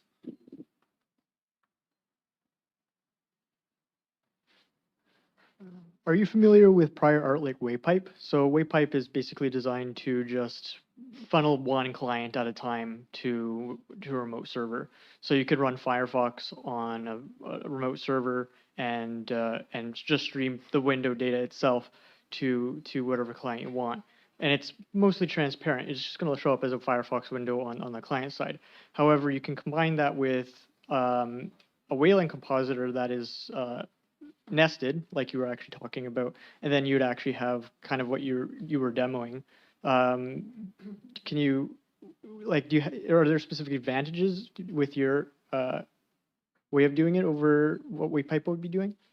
So the main use case for the cloud stuff is a complete desktop frame buffer, and then you composite into the frame buffers in the compositor, and then you share those through the network via RDP or VNC, something like that. So I think the WavePipe is per application, then you can do. Right. That's why I was referring to using WavePipe in conjunction with a compositor that is rendering in Wayland. So you're talking about that. You said it wasn't production ready. I was just trying to touch on that because I just don't understand why that was. Like remote desktop servers, they tend to assume they want a frame buffer, or like a buffer. Yeah. And then you shove that to somewhere else over the network. But WayPipe is about, I know you said you can put it, pipe it through the network and then show it like you composite them on another compositor. So it's more difficult to do that via VNC because it doesn't have that kind of separation, and it seems a bit like a different way to do remote desktop overall. But like when you do the remote desktop solution, is about just getting the complete frame buffer, and then that desktop environment as well. It gets a bit complicated to use WayPipe. Well, like if you have a integrated Wayland compositor that is actually just running as a Wayland client, that's just submitting buffers on its surface, right? So those buffers, I guess, would be what you want, and WayPipe would just pipe those through. Anyway. Something to think about. Yeah, something to think about. Yeah, I was just going to say, have you also taken a look at like different transport protocols, like NVIDIA? They did something. It was originally called GeForce Now, and there's been a bunch of reverse engineering that's gone on in the server and the client. They have probably the most performance protocol that I've yet seen for frame buffer transport, like over the network. It's called like the Moonlight protocol. Have you seen that? No. No.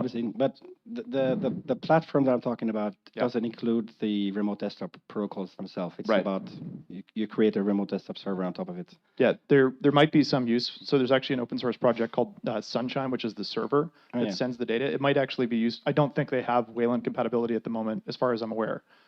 Most of the time, people just run it on Windows machines because I think that's where the compatibility is that I'm aware of. Like there might be some use to taking your work and adding it to the Sunshine project, because then you could have Linux servers, not just Windows servers. Yeah. Yeah.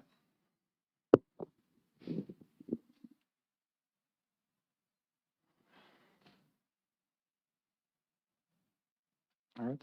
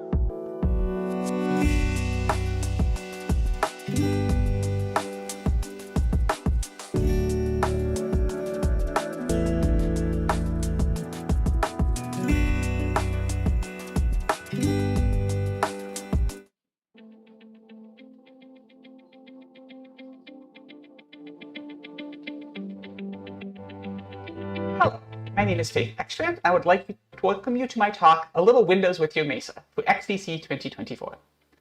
A few months ago, on a desktop far, far away, it's my desktop, it's in my house, which is far away from Montreal, we had this. So most of you who work on Vulkan at all will recognize this as the Vulkan scene demo from Sasha Willems. This is one of the first demos that was released for Vulkan way, way back when the Vulkan 1.0 spec was released. But if you look closely, you'll see a couple of other things. First is this Windows taskbar running across the bottom. What's up with that? And also, wait, is that RADV? Yes, yes it is. This is RADV running on Windows 11. So let's talk a little bit about this. We're going to talk about why I did it, how I did it, and what this means for the future of Mesa. Now, about me a little bit. So my name, as I said, is Faith. I have been around Free Desktop since 2013, where I started off as a Wayland contributor. Then I worked at Intel from June 2014 through most of 2022. At Intel, I was part of the OpenGL Linux drivers team, where when I started, we were working on the i965 driver. I was part of one of the people who helped bring about No, the optimizing compiler stack that's in Mesa today. I also am the primary author and was the maintainer for many years of the Intel Vulkan driver in Mesa called Anvil. I was also the author of the SPIRV to No translator, partial author of the Intel Surface Layout library, and several other Intel-specific bits. While at Intel, I also served as a Kronos representative, where I participated in the Vulkan and SPIRV working groups on behalf of Intel and on behalf of Mesa as well. Since January of 2022, I am now at Collabora, where I work across the upstream open source Linux graphics stack, doing whatever is needed, wherever it's needed. Most of my effort the last few years has been focused around NVK and rebooting the Nouveau user space. However, I also work on other projects from time to time, and this is one of them. So let's talk about it. Before we can get into the details of RADV on Windows, we need to talk about graphics drivers on Windows, because most people here are used to working with DRM and not used to working on Windows, so it helps to lay down the framework. So WDDM stands for the Windows Driver Display Model, and WDDM2 is version 2 of that model.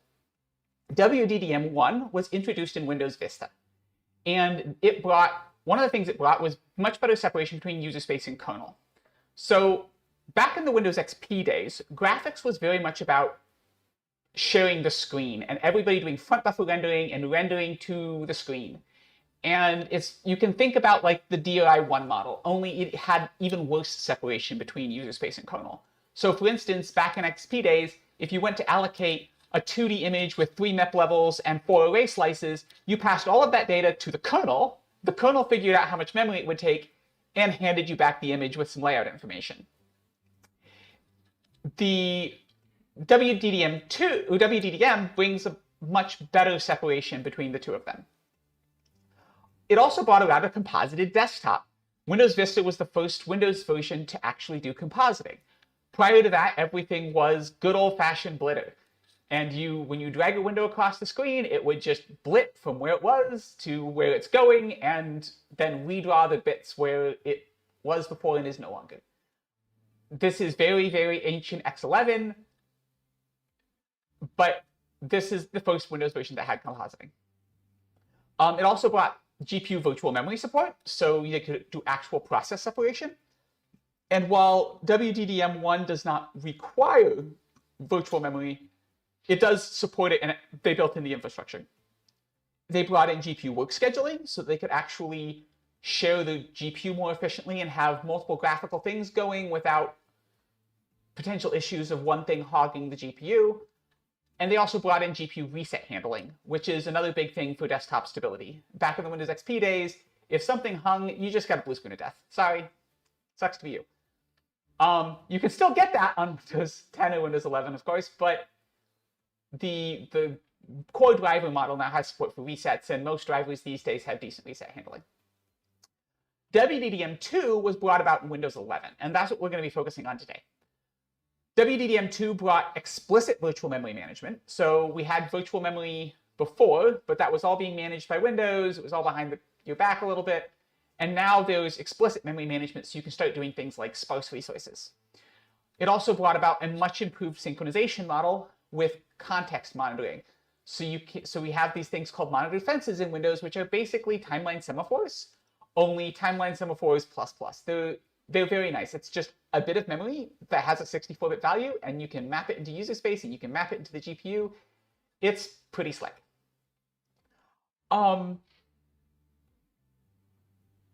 So WDDM is an interface provided by Microsoft. So unlike the DRM interfaces, which is a bunch of ioctls that are completely ad hoc per driver, WDDM is an interface that is provided by Microsoft. And they have entry points for particular things. You can think of these as ioctls. So you can enumerate adapters, which are kind of physical devices. You can create devices in queues. You can allocate and map memory. You can do virtual address management, a la BKQ bind Sparks. They call it a paging queue, but it's the same concept. And they have work submission, where you submit work to queues. Then they have these synchronization primitives, which you can take the pointer that you get back and poke at that directly to see what value is in there. But they also have ways that you can wait on it, and you can tie it into the system and do things that are kind of like a event-FD type wait, where you can tie them into your event loop better than that. And they have some utilities for that. It also has the presentation engine. So they have a swap chain concept, which is not quite like Vulkan swap chain, but it's a similar idea. And that's all handled by WDDM as well.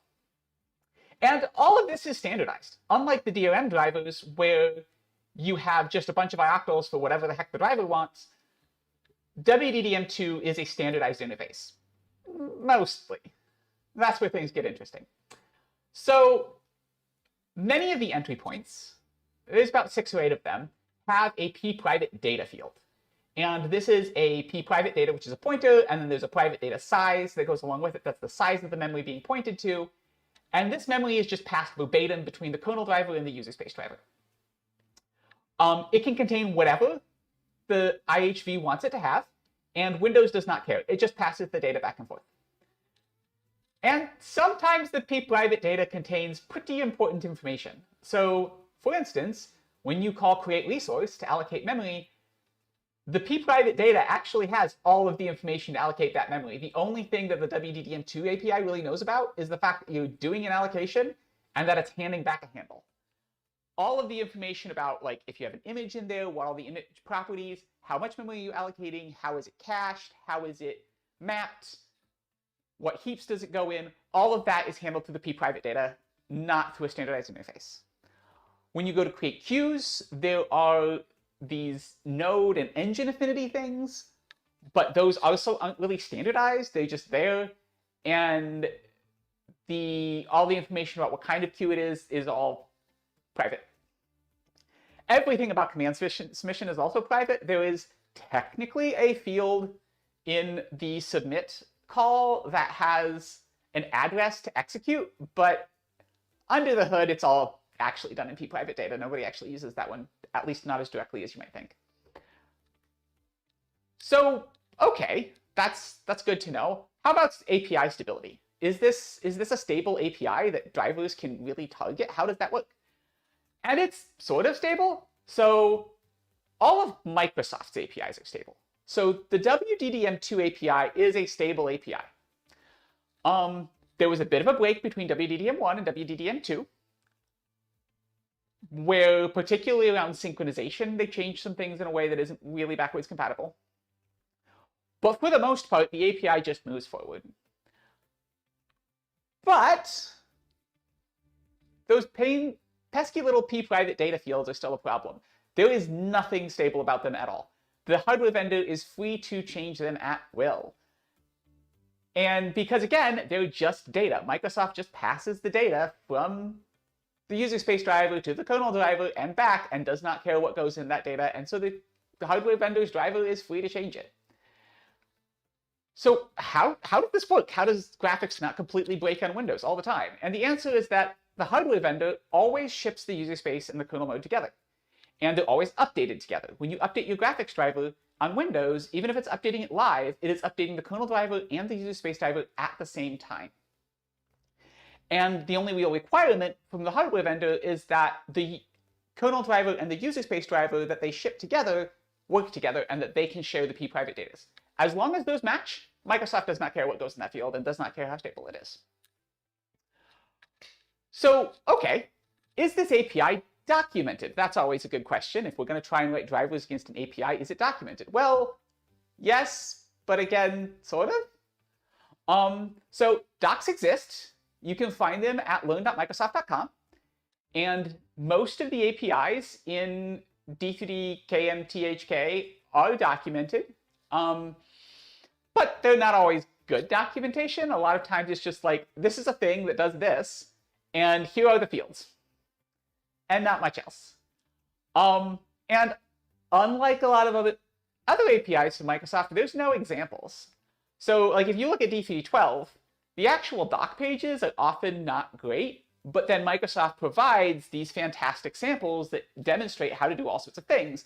And so you can go look at those as your documentation when the actual API documentation is maybe not the best. There's no examples. There's no like demo driver for here's how you write a graphics driver for Windows. That doesn't exist. Well, now it sort of does because I wrote one, but prior to me writing my RadV branch, there were no examples to go off of. I was poking blind. And then, of course, p-private data. Nothing in there is documented. Why would we document that? It's just structs in header files that are tucked away in the hardware vendor's Perforce repo. And unless you can get that hardware vendor to give you access to their Perforce repo with their Windows drivers in it, good luck. There's no documentation for any of it. So that's where we sit today. We have this API from Microsoft. It is standardized, which is good. But there's a lot of details that are left to the driver, and that's the stuff that we don't know anything about. So how do we get the drivers to cough up that information? Well,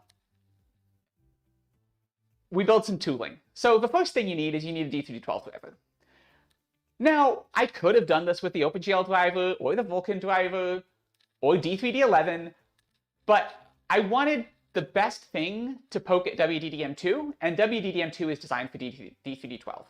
So the best way to really be able to poke at WDDM and get back the information that I want is to do that through the D3D12 driver. That's going to be the best match, or at least that's what I was figuring.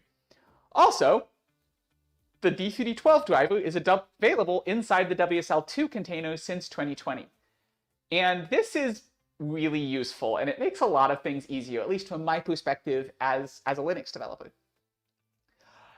So you need D3D12 driver. We also need some carefully targeted tests, and I have a link there to my GitLab, where you have my wddm2-pdd-re repo, and it has a handful of targeted tests that invoke D3D12 and then scrape the p-private data out of it. Oh, and we need a way to scrape the p-private data. So for that, I have a branch of libdxg, and we'll talk about that a little bit more in a minute, that allows me to get at those p-private data. And with all of those pieces in place, we poke at D3D12 and we see what comes out. So this is what poking at D3D12 looks like. This is my create queue test. So what this is doing is it's creating 3 different command queues, a direct queue, a compute queue, and a copy queue. And the direct queue is basically a universal queue in Vulkan. So what it does is it iterates over my list of queue types, and then it calls create command queue for each queue type. In the middle of this loop, you will see something called pddlog2file. This is a little C++ class that the moment you create it, starts logging all p-private data that come out of the driver from that point until that class is destroyed. And this allows me to be very, very targeted about what I log. So I can create a scope, create a pddlog2file, and then invoke a single D3D12 call, and then end the scope, and that guarantees that what I get logged is exactly what was invoked as part of that call. The PDD loggers are also nestable, so I can have multiple of them going. I can have one that logs everything, and then I can have one that just logs each create command queue. And it's really quite a flexible mechanism. And And what this does is just prints out to a file every single WDDM2 call that gets made and all of the pprivate data is in those calls. And then I can try to relate the information in my test, maybe that's the size of the memory object I'm trying to allocate, to those pprivate data, and then try to use that to figure out what goes inside of them. Beyond that, it's a lot of the same reverse engineering techniques that a lot of us are already used to, where you poke at the driver, you try different things, you see what changes those make in the commands, or in this case, pprivate data, and you use that information to try and figure out what everything actually means. So what do I know?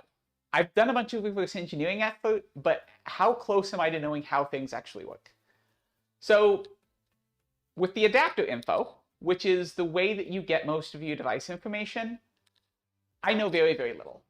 I know where they put the PCI ID in the adapter info, but basically I don't know anything else. And the reason for that is because unlike basically every other pprivate data, the driver private adapter info isn't something that I can change. I can't change what command I throw at it and see what info it gives me back. That doesn't work. It's just one big giant blob. All I can do is look at what the driver, how the Windows driver initializes it and do the same thing and then call and see what it fills in. But it's really pretty limited what I can do because the only way to change what's in the adapter info is to physically change what card you have plugged into your machine. If we want to reverse engineer this, it's going to be tricky, if I'm honest. It's going to require a lot of hardware, and it's going to require a lot of just running it on every GPU we can find. That's unfortunate, but we also do have the PCI IDs, so that gives us more than nothing. We can also get the things like the amount of memory through standardized interfaces, so those aren't, so at least we have that information. But that one is going to be a challenge. When it comes to memory allocation, I would say I know about 20% of it. I know enough to allocate a memory object. I know where the client requested size goes in the field. I know what the align size goes. I roughly know how to control memory placement, whether it's in VRAM or system RAM. I know kind of how to control mapping. But there's a lot I don't know. The size is duplicated about 10 times in the struct. I have no idea why. Shared images work somehow. Like all of the image data about what kind of image it is goes into that pprivate data, and I don't know what that looks like. It could be that it's just some adderlib struct, but I'm not sure. Again, it's enough to allocate raw memory objects, and then we can, lay them out however we want. But if we start trying to share images with D3D12, then we're going to need to know more details. I also don't really know how mapping works. Like, I have it working, and I think it's placing things where I think they should go, but it's a lot of, if I see this combination of things in RADV, then I plummet to this arbitrary combination of things, and I don't actually know what the individual bits do. There's some more reverse engineering work that needs to happen to figure that out. For queue creation, again, 20% maybe. I know enough to create a queue. There is a pprivate data, but as far as I can tell, it just has the size of the pprivate data struct at the beginning and nothing else. I mentioned node ordinal and engine affinities earlier, and they map to something, but we don't really know what either one of them means in the case of RADV. And the mapping is not something that's standardized. So presumably we get that mapping from the adapter info somehow, but I don't know how. What I know right now is that for my card, 0.1 gives me a graphics queue and 2.1 gives me a compute queue. But there's a lot of details we don't know yet. For queue submission on AMD, I would say I know about 80% of what's required to submit to a logical queue. There are hardware queues, and I have no idea how those work. The D3D12 driver does not use them by default right now on AMD, and so I'm just using the virtualized queues. But I know basically how that submission works. I know how prelude and postlude command buffers work. I know how hardware contexts, or I don't really know how hardware contexts work, but I've got a decent idea. But enough to get stuff running. So, like, overall, it's a lot of stuff. I have some demos running, I can pass some CTS tests. But I'm also clearly not doing it correctly, because if you try to run the full CTS, your box will power off inside of 5 minutes. Because even though AMD's drivers are way better at hang recovery than they used to be, they ain't perfect yet. And that's pretty easy to demonstrate. So again, it's all very work in progress. It's making progress, but I haven't put a whole lot of effort into it. And just so you don't all get super disheartened that this is all I know, I literally have put like a month into this project. I put a couple of weeks into it back when I first joined Collabora in 2022, and then I put another week and a half into it this year. So I haven't put a lot of effort into it, and I've been able to get to the point where we're rendering something on screen. So that's not nothing. So I mentioned earlier that I did all of my reverse engineering with Windows Subsystem for Linux. And we should talk a little bit about why I did that. So before we do that, let's talk about WSL and what graphics looks like there. So Microsoft added graphics to WSL in 2020. And the way that this works is that they para-virtualize the WDDM2 interface and expose the interface into the Linux guest. So there's a DXG kernel driver that maps the WDDM2 interface in the host to ioctls in the guest. And then libdxg in the guest maps those ioctls back into the WDDM2 interface. And the WDDM2 interface that is provided to drivers on Linux is basically exactly the same interface as the one on Windows. The only difference is that the size of wchar is different. And so there's a little bit of translation for that. And there's a couple of other APIs that don't make sense. But for the most part, it's the same interface. In particular, it's exactly the same pprivate datas.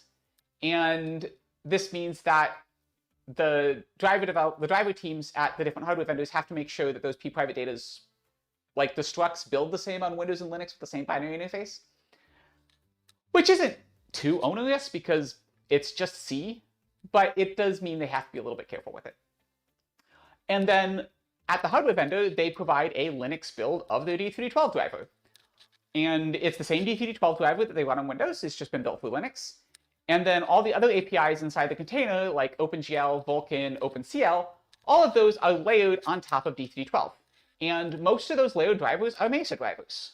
There's the dozen drivers, a Vulkan driver on top of D3D12. We've got GL on 12. And then the OpenCL driver is half Mesa driver. It uses the Mesa compiler stack, but the actual OpenCL ICD is in a different project. There are a couple of counterexamples to this, like they made an exception for CUDA so that you can get CUDA inside the container. But for the most part, they expose D3D12, and that's the going plan. But they expose all of WDDM2, and that's what I'm taking advantage of. So why did I use WSL? First of all, again, it provides exactly the same interface. So what I'm doing is the same as what I would do to develop the driver on Windows. I'm not calling into different entry points to do it on Linux. It's the same interface. But it lets me use a Linux build of Mesa. And that means I didn't have to sort out all the Windows build issues. I didn't have to figure out how to get Mesa to build. I didn't have to figure out all the dependencies and put them in directories and figure out all my paths and figure out how to get Meson to work.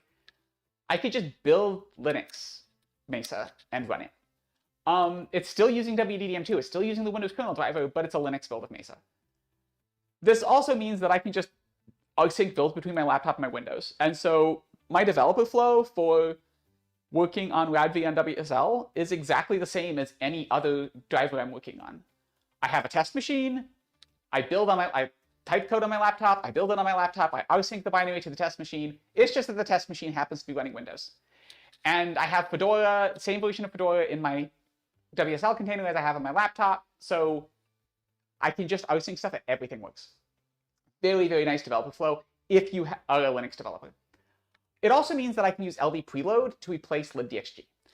And there are ways of wrapping and hooking DLLs on Windows. I could have hooked the relevant GDI32 DLL on Windows, but I don't know how to do that. And I didn't want to spend a bunch of time learning about Windows trickery around DLLs to try and figure out how to stick myself in between the signed graphics driver and the signed GDI32 DLL.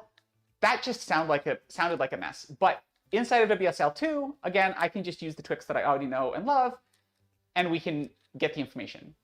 The other thing is that WSL exposes a Wayland compositor to the guest, and that means I didn't have to figure out Windows system integration for Windows. I could literally just use the same Wayland Vulkan WSI that we've been using for the last 8 or 9 years and use it in WSL. So basically, I'm using it because it let me cut a lot of steps out of my development process. Long term, obviously, if we want to ship Mesa on Windows, we're going to have to sort all these things out and build it for real Windows system. But this allowed me to focus on what I was interested in, which was WDDM2 and the reverse engineering work. And with all of that, here it is.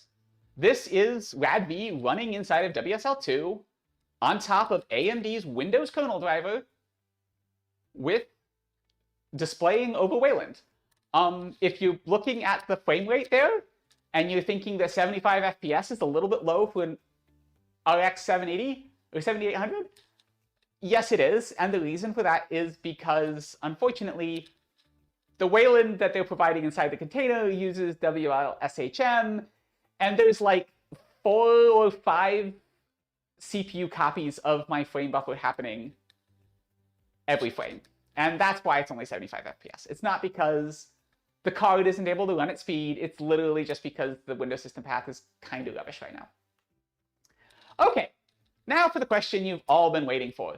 Why did I do this? First of all, why not? We're Mesa developers, we're open source software developers. A lot of what we do is, frankly, for the heck of it.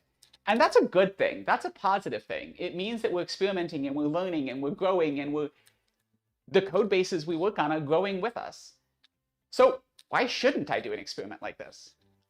But also, there are reasons. So I've been talking to various people for many, many years about Mesa on Windows. I've had many conversations internally inside Intel. I've talked to people at other hardware companies. And why shouldn't we be using Mesa? Like, the Mesa drivers are really good. Why are people writing their own OpenGL drivers these days? Why should Windows drivers continue to be closed source? There is no good reason. Every time I talk to a hardware vendor, they always have reasons. Like, oh, there's all of this IP inside of our Windows driver. Oh, we're using all of these NDA interfaces from Microsoft. We can't make that stuff public. They've never actually asked Microsoft if they can make it public. They're just assuming. And it's all complete nonsense. And so part of what I wanted to do is just prove them all wrong and show, yes, you can write an open source driver and have it run on Windows. Also, for RADV in particular, frankly, it's better than AMD's Vulkan driver. And so why shouldn't they use it? Why shouldn't that be the driver that Windows users get? It's already tested on all sorts of games. It's fast. Acco is better compiler. Why shouldn't they be using it? And then also, like, part of what I do and have done for a long time is talk to game developers. And I'm in a bunch of Slack channels and other things where we're talking. And they hate closed source drivers. They are tired of getting seg faults deep inside of NVIDIA's driver stack and not having a clue why it's there. And some drivers ship some hardware vendors ship debug symbols, but even there, you get a stack trace, but you can't actually look at the code. All you have is a stack trace. And basically, these issues are undebuggable unless you have the ear of somebody at the hardware vendor. And if you're a big game company like EA and you're working on the next Battlefield game, then yes, you have access to people at NVIDIA. But if you're some little indie dev, no, you got nothing. So developers who work on open source drivers or who are able to develop against them absolutely love the experience. And they love being able to talk to the developers directly via the issue tracker and maybe even implement their own features. So there's a lot to be gained from open source drivers, and I want to be able to see that brought to Windows. And going a little bit big brain here for a second and putting on my technologist hat, think about for a minute the world of compilers. Once upon a time, everybody wrote their own C compiler. Microsoft had a C compiler, Sun, HP, SGI, they all had C compilers, Intel had ICC. C was the standard and everybody had compilers, kind of like OpenGL is the standard and everybody has drivers. There were also some weirdly specific compilers, like when I was at the supercomputing conference in Austin, Texas in 2006, there were people running around trying to show all sorts of weird, bizarre specific compilers. Like here's a compiler for this particular generation of AMD Opteron CPUs that we've optimized to use those instructions. And today, there's 3 compilers. There's LLVM, Clang, GCC, and MSVC. That's basically it. Like, there are still compiler teams that exist. Intel still has ICC technically. But basically, all of these teams are just taking LLVM and like optimizing this one use case they really care about. There's really only 3 compilers. And why shouldn't Mesa be the GCC of graphics? Like, NVIDIA always writes their own, is always going to write their own Vulkan drivers because they're NVIDIA. But what about everybody else? Why is ARM going off and building an entire OpenGL software stack? Why is Imagination going off and building an entire OpenGL software stack? There's no point. We already have the infrastructure in Mesa. We've proven that the drivers are good, and that the issues are because we don't have armies of developers, not because Mesa isn't any good. So why shouldn't Mesa just become the GCC of graphics? And if that's going to be the case, we need to support Windows. Yes, this is a bit of a plan to take over the world. You all know my secret now.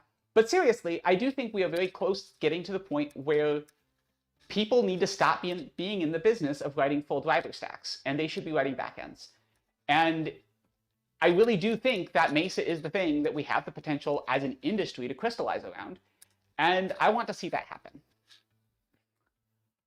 So, last question is, can we actually ship this mess? I talked a little bit about backwards compatibility and the problems there, and the answer is probably, but not if AMD interferes. So we can probably ship it without them helping us, but if they decide to just change the interfaces around on a whim, we're kind of sunk, and there's nothing we can do about that because there's no stability guarantees.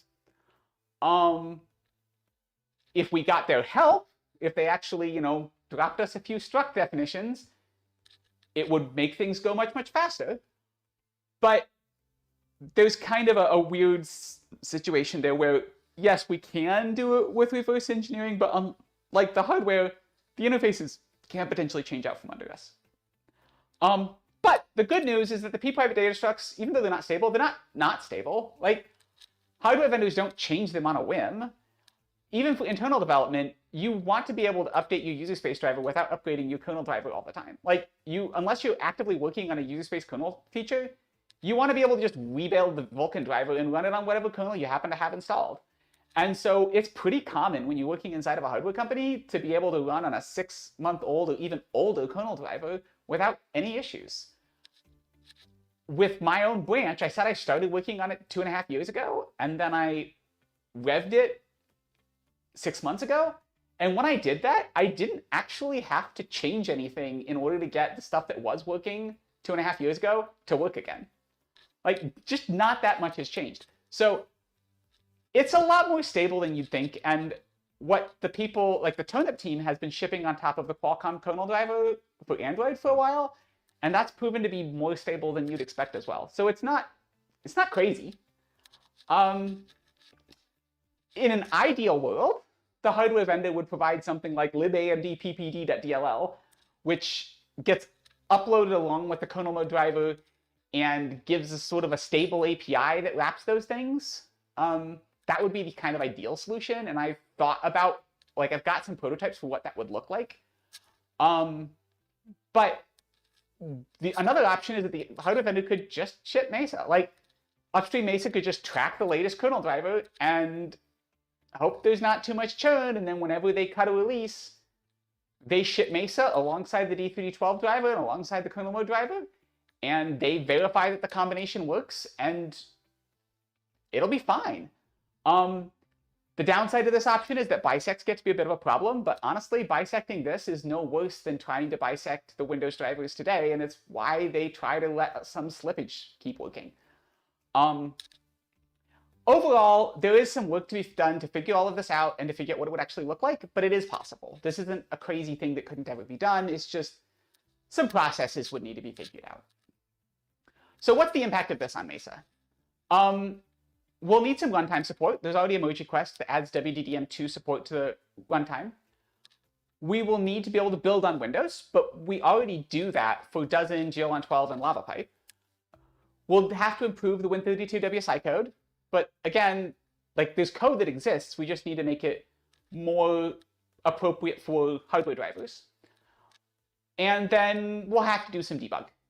And the good news is that most of the titles are already running on Linux via DXVK, and like there's way more titles that are running on Linux via DXVK than native Vulkan titles on Windows. So most of the debugging is still going to happen on Linux.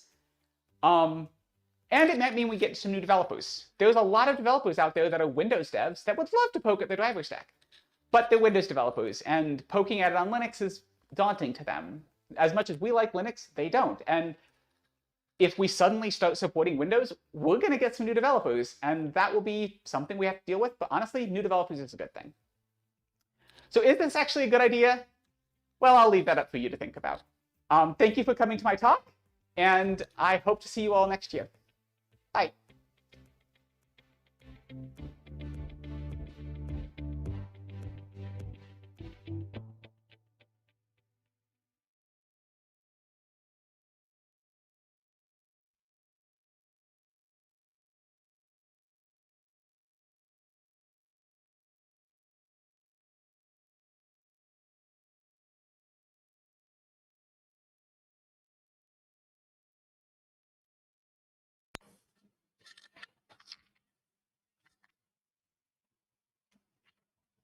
Hello, can you hear me?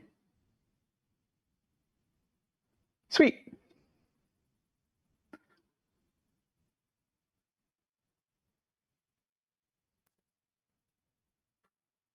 Hey, I guess, I mean, just to sort of put the question back to you, I mean, you work with AMD developers all the time in Mesa. I mean, have you asked if we could give you the struct definitions? I mean, I could certainly talk to the Windows team. I mean,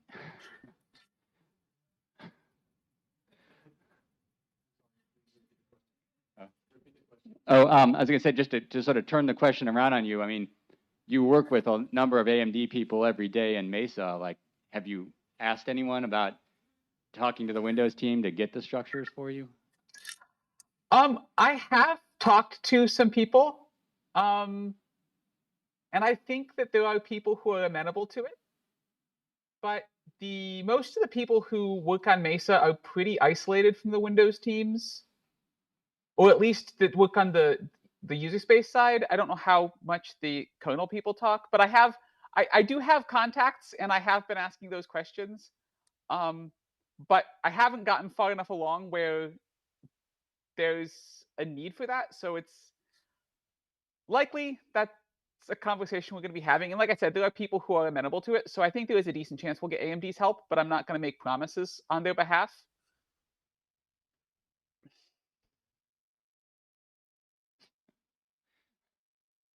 I mean, if you want to start that conversation, go ahead and send me an email, sure, and we'll have a chat. Thanks.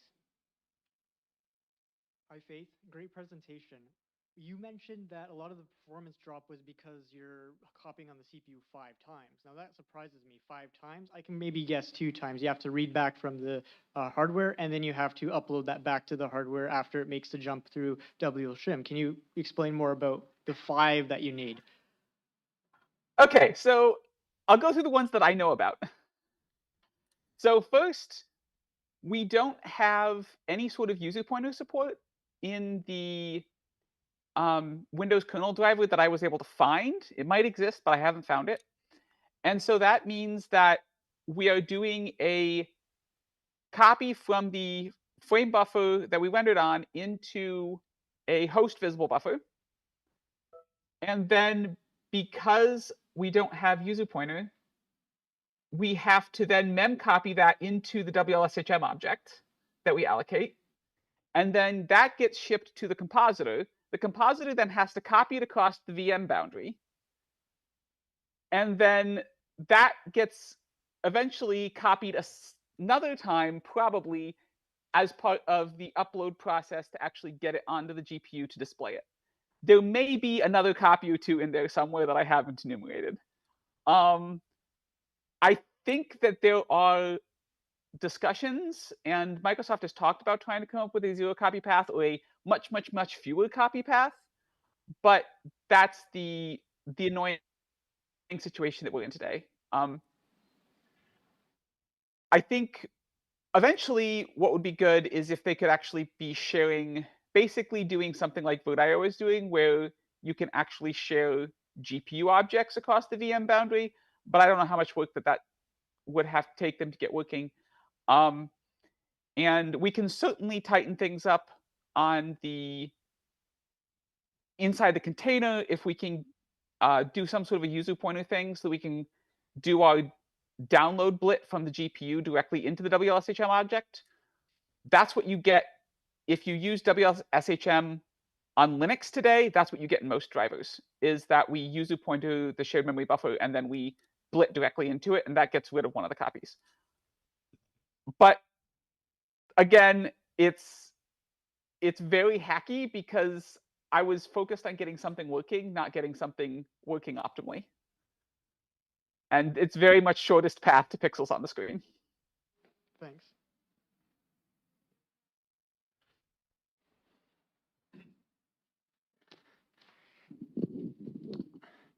How hard would it be for you Windows working, talking to what is basically a Linux KMD? And by that, I mean virtIO GPU with native contexts, with a virtIO GPU kernel driver in Windows. I mean, that's basically what they're doing inside the WSL2 container. They're not emulating the DRM driver. They are paravirtualizing the WDDM2 interfaces. It's not terribly different from what virtIO is already doing today on Linux. It's just Microsoft's variation on that. So it's not running like the GPU isn't separated off. It's still running on top of the Windows kernel driver. It's just over a similar-ish interface. But the way Microsoft did it is a little bit cleaner because there is literally no difference between the interfaces, and it's the same sort of ioctl forwarding concept under the hood. Okay, that makes sense. The reason I ask is that someday I'd like to support GPU acceleration in Windows VMs under CubesOS, and since context, that means running Mesa's backend. That means using Mesa's native context support under Windows, and I'm wondering if that could be Okay, work. that's an entirely different question that I was thinking you were asking. I don't know. So if we can get access to that paravirtualized DRM driver, then rendering stuff on top of it is pretty practical. The problem is that I don't think the rest of Windows is going to work on a graphics driver that isn't WDDM2. WDDM2 is pretty fundamental to Windows's entire graphics stack, and so trying to swap out for an interface that isn't that is likely not going to happen, at which point the question you're really asking is, can we write a WDDM2 kernel driver that talks to DRM under the hood? And I have absolutely no idea what that looks like. Gotcha. Because there is one, but there is a virtIO GPU WDDM2 driver out there, but it's not for native context, and it's still experimental. Yeah, and there are multiple people who have done some sort of WDDM2 driver that basically talks GL inside the host. Like VMware has theirs. There's the virtIO one. I don't know what else, but that's a very, very different thing than trying to get Mesa running on top of an existing WDDM2 driver. And I do not know what the kernel side interfaces look like at all. Okay. The other question is, you said that the Windows box crashed. Yes. Have you reported any of those given that it's a kernel crash and user space should not be able to crash the kernel, have you reported any of those to AMD's bug bounty? I have not. I also haven't put a lot of effort into figuring out why it crashed. Like, if I know what to do to bring it down, then reporting that to AMD would absolutely be a thing. But this is more of I got the demo working, and I'm like, what's the worst that happens if I try to run the CTS? And then I go back 5 minutes later and my box is dead. And apparently that's the worst that happens if you try to run the CTS. I think I was also doing a multi-threaded run, so that probably hammered the kernel even worse. That doesn't even work on Linux on a bad day. For figuring out the physical device info returned from DXG, like, have you considered instead of having to possibly test every card under the sun, tried like just returning crap from the DXG call and then seeing how the UMD responds to it? Like, I bet we can get something about from the registers it then tries to set in the command buffers. That's actually a really good idea. I had not thought of doing that, but that is a very interesting way of going about it. But before we can do that, we need to know what the forward direction of the API looks like in more detail. Like, if something impacts engine affinities, for instance, we need to know what the forward direction looks like so we know what to expect when it changes. But that is definitely an interesting approach to trying to reverse it. What I'm really hoping is that we can just get somebody at AMD to email me the struct. Like, that's the ideal solution. Doesn't hurt. Hey, so you mentioned you built this under WSL, and I'm kind of curious if your sort of vision for Windows developers not necessarily dealing with these funny APIs, that they need NDAs and so forth for, were to come to pass. Do you imagine that there would be folks on Steam needing to publish games and asking their users to install WSL in order to get a driver, or do you think there'd be a more elegant way of doing that? I just did WSL because it made the reverse engineering hackery easier. Yeah. But in terms of what we could actually ship, I mean, it's using exactly the same calls. Like the interface provided by libdxg and the interface provided by gdi32.dll are literally just different by wchar size. So it's a matter of getting Mesa to build on Windows, which I think GradV is building on Windows already for reasons. It's just a matter of sorting out the build system issues and sorting out the Windows system layer, and then it should be able to just run as a Windows Vulkan driver and talk to the Windows Vulkan loader. We might need to do some stuff on the loader side because that is a little bit different on Windows, but but those entry points already exist in Mesa for Dozen. We just need to make sure everything's hooked up correctly. Okay. And do you think this would be doable with like other LLVM components? Like RoutV is just one utility, obviously, that like interprets NIR and does like a compile path to GPU code. I'm curious, do you think like maybe some other utilities might be doable in a similar way? Possibly. I'm not sure exactly what you're thinking there. I have considered porting other drivers. I got started on NVK, but I didn't actually. I got distracted by writing kernel abstractions and didn't actually get it ported. But it certainly would be possible to build a branch of the Intel driver or a branch of get NVK working. Like, it's all possible. It's just a matter of where the time gets spent and how the reverse engineering work goes, and whether or not we can get hardware companies to throw us a bone.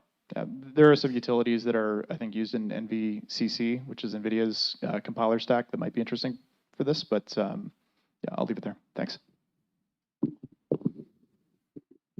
You've asserted that you can't replace the kernel side, and so you have to, obviously this whole project is about reverse engineering the interfaces to the kernel half of the driver. I mean, it seems quite obvious that, given the reasons you've laid out for replacing the user mode driver on Windows, that replacing the kernel mode driver would offer the same benefits. I understand, of course. It would require, administrator privileges to install that half. But you also said that it would be impossible because Windows relies on a WDDM model, and I'm curious, in what way that is true. It wouldn't be impossible to write an open source kernel driver. The kernel side of the WDDM2 interfaces are a little harder to find. I don't know how much of that stuff is public. I don't know that Microsoft is against making it public, but there just hasn't been need. So We certainly could do that. The thing we can't do is not use WDDM. Why is that?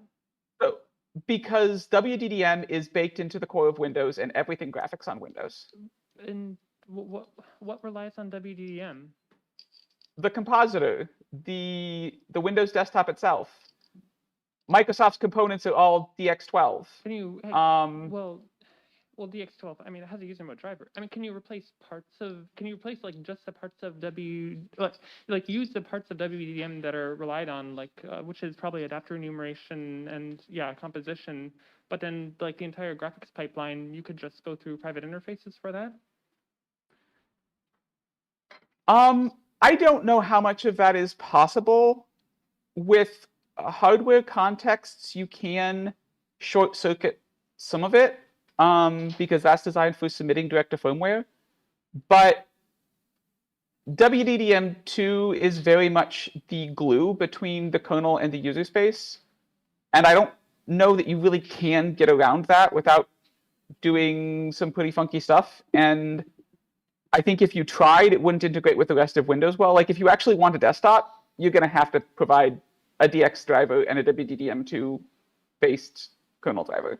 Sure. My impression from looking at this area is that, I mean, yes, it is a glue, but it's also a very thin glue that's basically just meant to cross the user kernel boundary. And since there are private data structs, you need the user mode driver to be calling into those. So the user mode driver could just be doing whatever else it wants to get into the kernel path. And you can tuck anything you want to into the private data. So as long as it fits roughly into the object model, you can do anything you want. I think I commented in my presentation that the submit has an address in the submit, but nobody actually uses it. Yeah. Like, right. It was intended for this is the beginning of your batch buffer, but in reality, everybody just shoves a pile of stuff into private data, and that's their submit process. So there is already a lot of customization that happens under the hood. This is probably something that the React OS project could help, I guess. Have you talked to them? No, I haven't. This isn't something that I've thrown a massive amount of time at, so I haven't been off talking to a bunch of projects trying to get help with it. It's been let's see how much of this I can get working. It is possible that the React people would know some details that would be helpful, but again, most of the difficulty isn't with the Windows interfaces. It's not with figuring out how those interfaces work. It's with either go write your own kernel driver, which is not something I really want to do, or figuring out how to run on top of AMD's kernel driver or NVIDIA's kernel driver. And that's a completely different thing that the React project might know something about, but what I meant is that they're probably interested into getting their own drivers. So maybe they start writing drivers if we poke them. Yeah, that's possible. I haven't talked to them about it at all. I haven't talked to very many people at all. Hopefully the React people will notice it on the XDC agenda or something.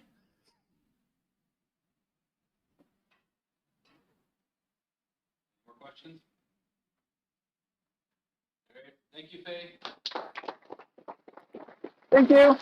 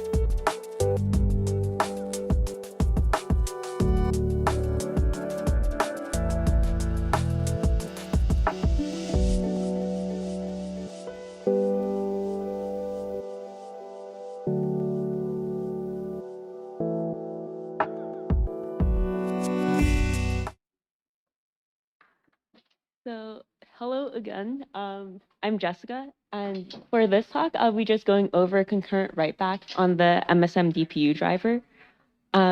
So before I get into the driver-specific details, I'm just going to go over a bit about the DRM clone mode. So basically, clone mode just allows multiple encoders to share the same CRTC. And for a driver to enable this, they just have to set the possible clones bit mask for their encoders. And then next, a bit about concurrent write-back as a feature on DPU, specifically for the SM8650. So concurrent write-back is basically the ability to allow a driver to commit both to a real-time display and to a write-back output at the same time. It involves two new hardware blocks. The first is just the CWB mux. The second will be the dedicated CWB ping pongs. This will basically be like a hardware pipe to the write-back output for the CWB use cases. This is only for our newer chipsets, so for DPU version 8.x and above. There are a few use cases for this. The first one is just wireless display. The second one, which I'll kind of be demoing today, is screen recording. And for validation, I did it on the SM8650 mobile test platform. And then I added a subtest for the IGT KMS writeback that will allow us to test on clone mode. So as you can see here, we have two different pipelines. The first one is from the layer mixer all the way down to like a real panel or a real monitor, for example. The second one can, you can divert the stream from the same layer mixer to the CWB mux and CWB ping pong, and then to the write-back output. And as you can see, this way you can leverage the DRM clone mode to enable concurrent write-back for DPU. So,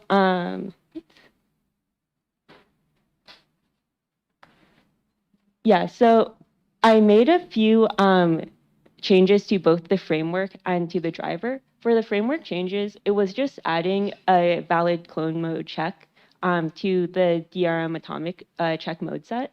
This is basically just validation to make sure that the encoders you're cloning are actually possible clones of each other. The second was just to add a simple helper to detect if a CRTC is being cloned by multiple encoders. So for driver-specific changes, there was a lot of more complex changes, but the basic ones were just adding an abstraction to allow us to program the CWB mux registers, changing the write-back hardware block programming to allow for a CWB ping pong input, and then finally actually setting the possible clones bit mask for DPU. And then if you're interested in like more specific details about both the feature and the test, you can follow the series on Patchwork and also on the mailing lists here. And now for the demo.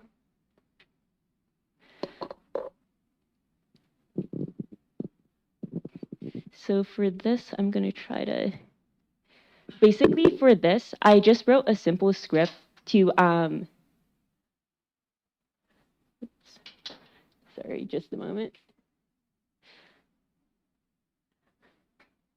I just wrote a simple script that will allow me to play back a couple of images to both the real-time display, to both the real-time display and the mobile test platform here.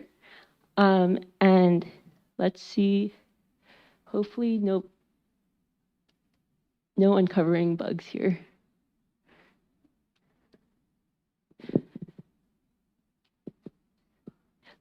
So right now, this is just outputting a high-quality image.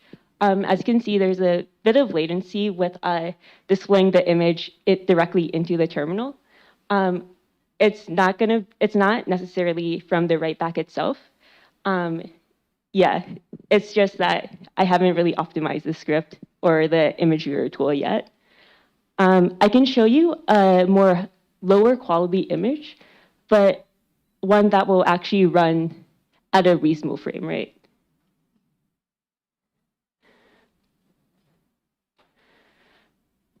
So yeah, this is the image playing with a lower latency.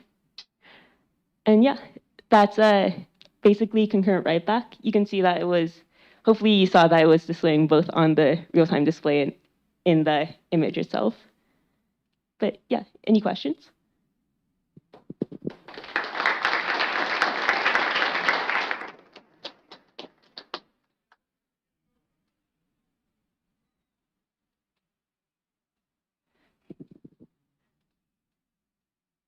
All right, well, thank you so much.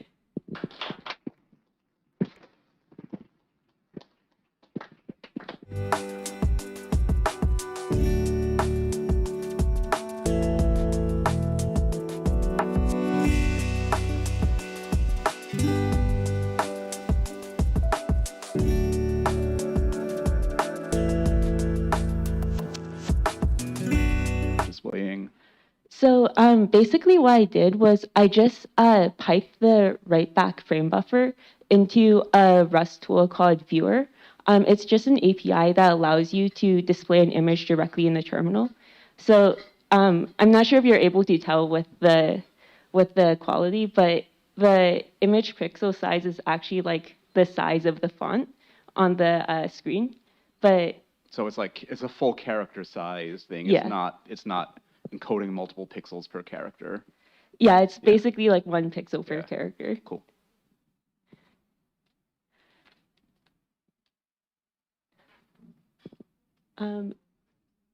If that's all the questions, yeah, thank you so much.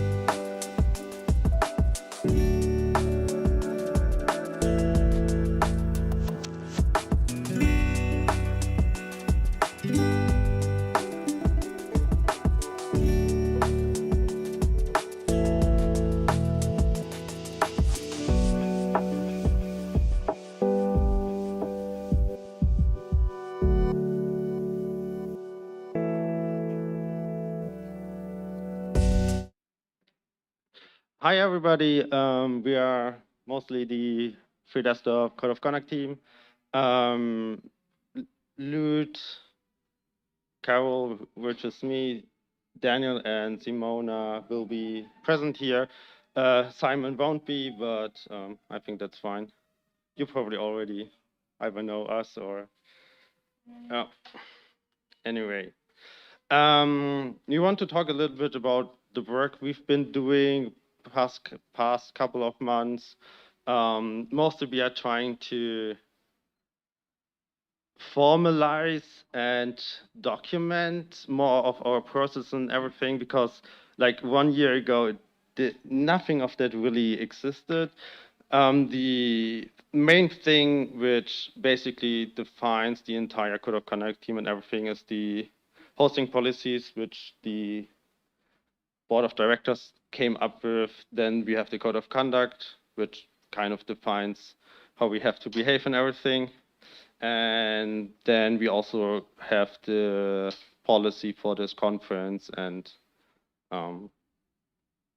yeah, so that's kind of what we've been giving to by the board.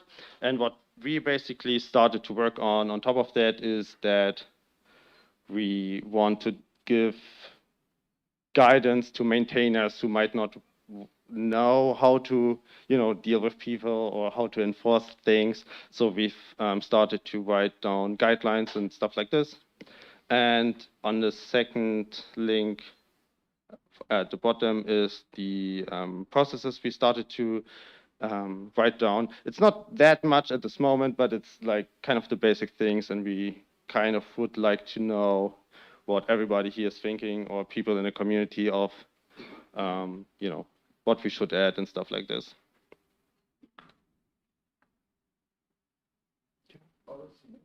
Yeah.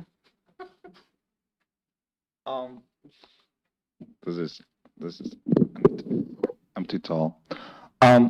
So on all the things, there's also been a bunch of questions recently, recently this past year, because we managed to score a few high-profile enforcement actions, unfortunately.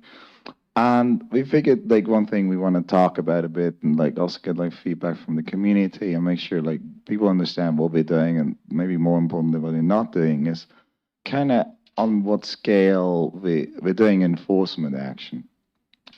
And this goes on one extreme end from the very swift decisions, which is just banning spam bots and other nonsense like that. Like Bitcoin is still a thing, and they like our CI farm. And also where we have fairly swift actions when we have complete outsiders like joining our community. We get a report from someone, oh, by the way, have you seen this, Nick? Like, here's the background. And we look into it, and we kind of just recoil in horror and decide that we cannot afford under any circumstances to associate with this other community, because they're a bit too brightly burning dumpster fires. Then there's kind of the middle ground where we get a report, we start some informal chats. Maybe we do some, even a formal warning as like the code of conduct team, like, please keep in mind, like, this is our ground rules here. Do follow them. And everything's fine. Like, they get the message. They maybe adjust if anything needs to be adjusted, or they just realize, like, on free desktop, this is how they expect it to behave, and like the more funny stuff they can do somewhere else.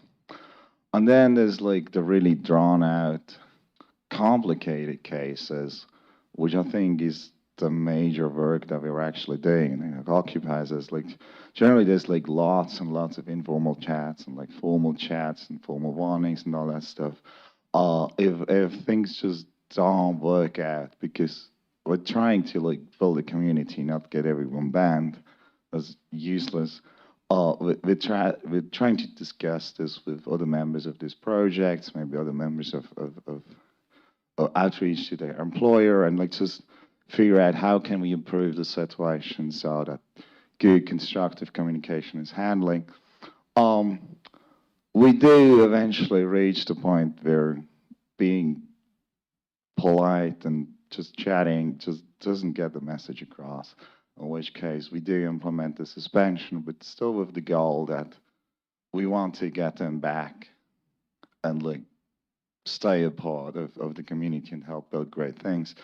On the timeline, like the swift decisions for like banning spam bots and stuff is like just instant. Whoever gets to them first. The complicated cases, I've seen some as maintainer. I've seen some now as member of the Code of Conduct team. Those take like years. So it's not like suddenly we banned someone from one day to the other because we just felt like it.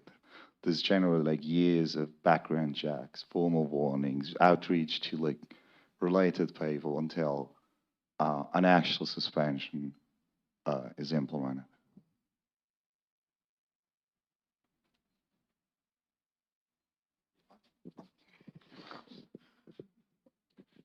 Very well organized.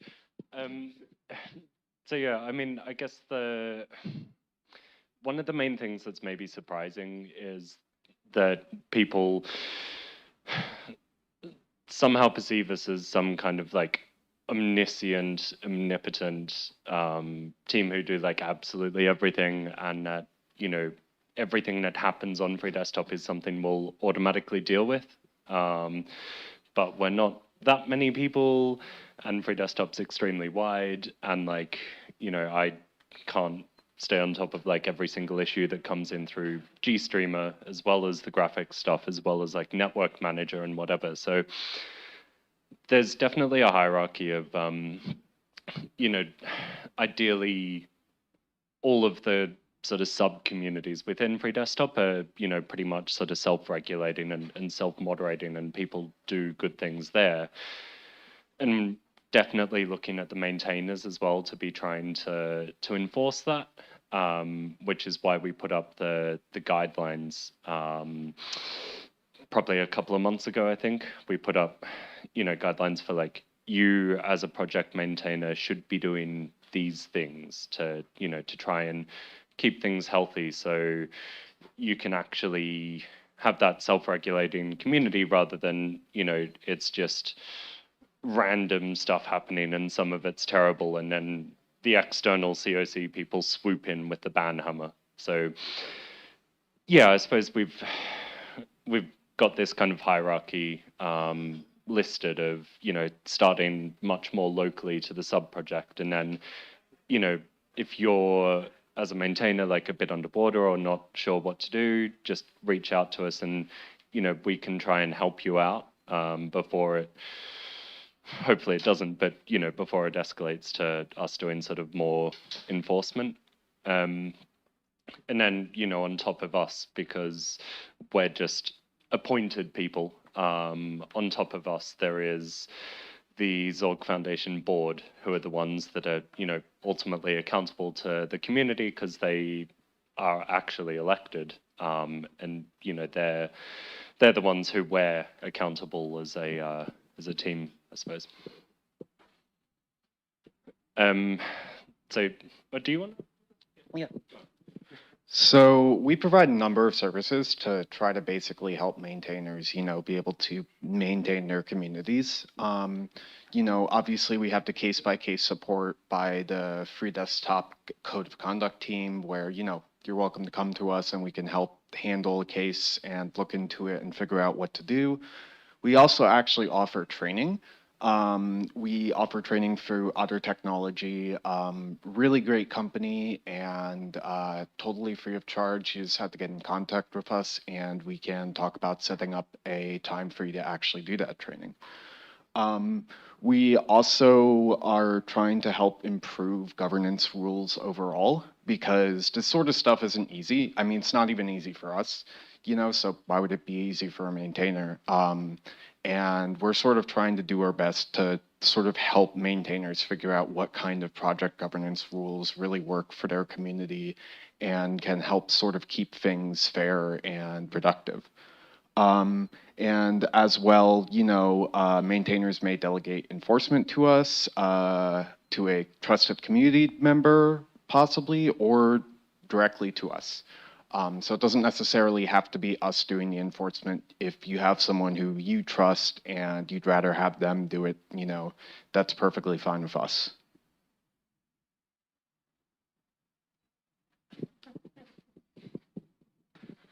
So one thing is also like to kind of be able to do this job is a very like trusted possession, and obviously people asking like, are we just like power hungry people who happy to have used this trust? And so we definitely need oversight. And so this slide is a bit like about what oversight looks like in theory. And there's a few elements. One is like we do the yearly transparency report about kind of what the Free Desktop Code of Conduct team has done, and officially kind of as the team done enforcement actions, so not including the things where we work together just with maintainers and projects to help them a bit figure out what they need to do. There's a bit of question going on there where like I think it would personally be a really good thing if some of the projects, or at least the bigger ones, would also do that transparency report, where like maintainers say like, so this year we had like 2 cases where we had to chat with people and like formally give them warnings that they need to adjust their behavior because they're just derailing discussions into bike sheds and fights and not something constructive and useful. So that's the yearly report. So you have as a community a feeling of like how much is the code of conduct team actually using this power, and I guess also a bit of oversight of like when it's just very little and suddenly it's like 20 cases more, that would indicate either a problem with the community or like a problem with the code of conduct team just going bonkers or something. Then there's also like the enforcement hierarchy that Daniel mentioned, which is also like the appeal hierarchy. So like if someone of your peers says like, hey, this was not the most constructive command, and you think like this is just stupid harassment, you can go to your maintainer. Or if the maintainer does the enforcement action, you're not agreeing with that in either direction, where it was like too little, like they didn't do their job, or like they just aggressively and didn't do their job, you can escalate to Free Desktop Code of Conduct team. And if we screw up, you can like appeal to the entire board. And if the board screws up, right, you can just vote them all out and replace them with people who do more to your liking. And then also like we have a bunch of checks and policies and kind of the hosting policy, so that the code of conduct team has a chance to enforce code of conduct against members of the board, and the board has like can't just like overrule this by throwing everyone out. But fundamentally, like the board is responsible for all this, so they can just toss the entire policy, burn out the code of conduct, replace it with something totally different. So that's a bit like the final arbiter in like how the oversight and transparency and enforcement control works, at least in theory. And I guess Carol's going to talk about how it works in practice. Yep. So there were a little bit of discussions recently about people complaining that there's too much overlap between the COC and the board of directors. And yes, it's very unfortunate, but it's also like all volunteers. And if we don't have enough volunteers to run, for example, board elections, or we don't have enough volunteers to run the code of conduct team, then we have to make compromises. And yeah, there being an overlap is obviously not great, but because, you know, people might have conflict of interest and might not want to overrule the COC team, or, you know, it's just makes it less effective. So if somebody of you think, yeah, okay, I want to oversee what the code of conduct team is doing, feel free to join the board. If people think that their perspective, or the perspective of the projects they are working on isn't properly representative in the code of conduct team, you are free to approach us and ask to join.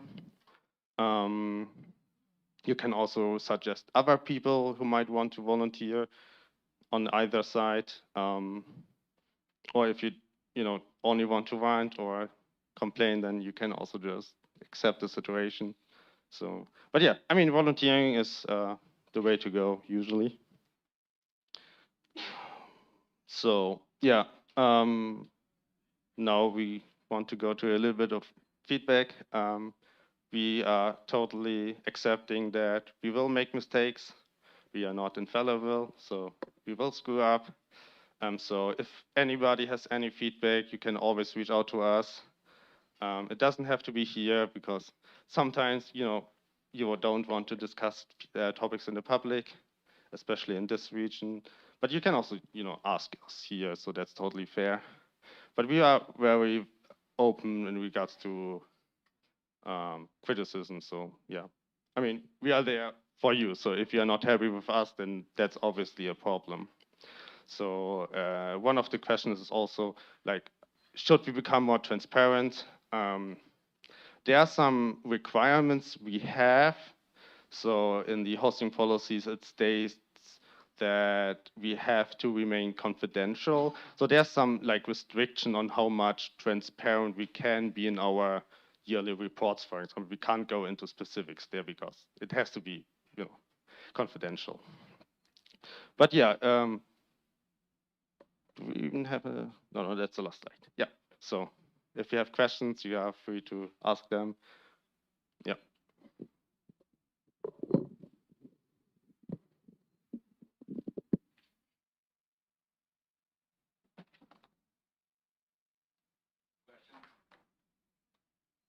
I guess like just reiterating what Carl said, like also very much feel free to reach out through like our conduct list together jointly, individually on the hallway track.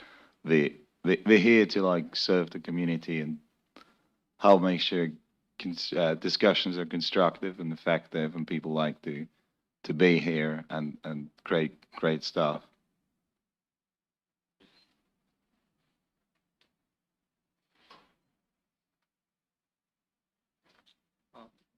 First of all, thank you for working on this. I'm not part of the X. I'm just a user and looker.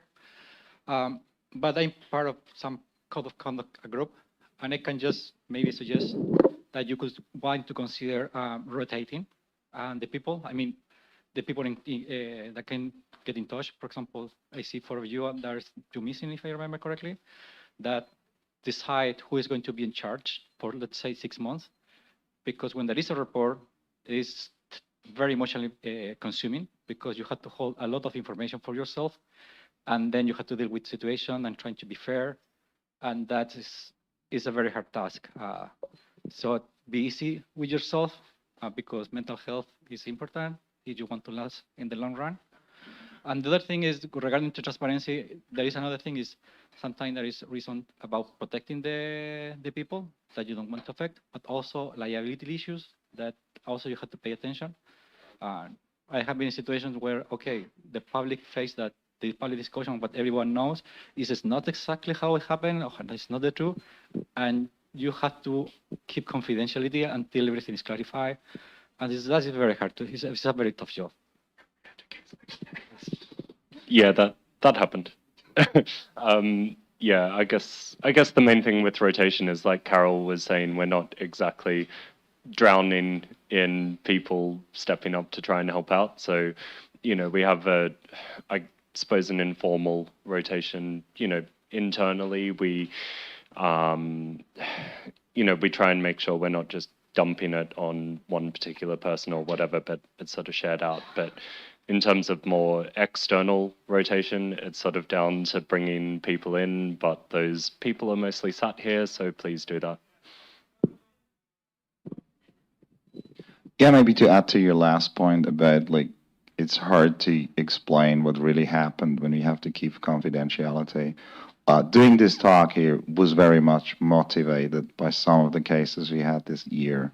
Where kind of the community reactions were, at least in some cases, not aligned with what actually happened. So we figured we can't talk about the specifics, but we can explain how we actually do the job.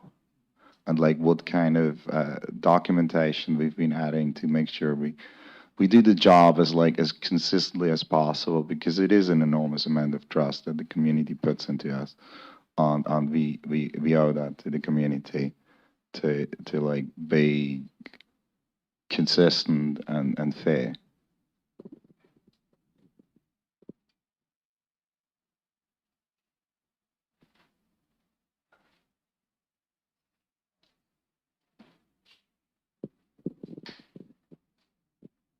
Could you maybe kind of go through sort of, I guess, what would be entailed in joining? And I'm not quite sure. I mean, I got a general idea, but That's totally fine.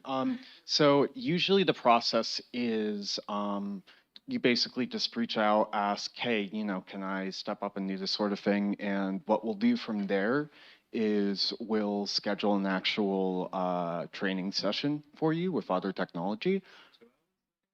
Yeah, it's about like 2 hours. And yeah, pardon? It might be a little longer. It's been a while since I did it. So, but yeah, we schedule a training session, and then once that's through, what we do is we run a vote by the board, as per our bylaws, and I mean, usually the board is going to approve. So yeah, that's pretty much the whole process.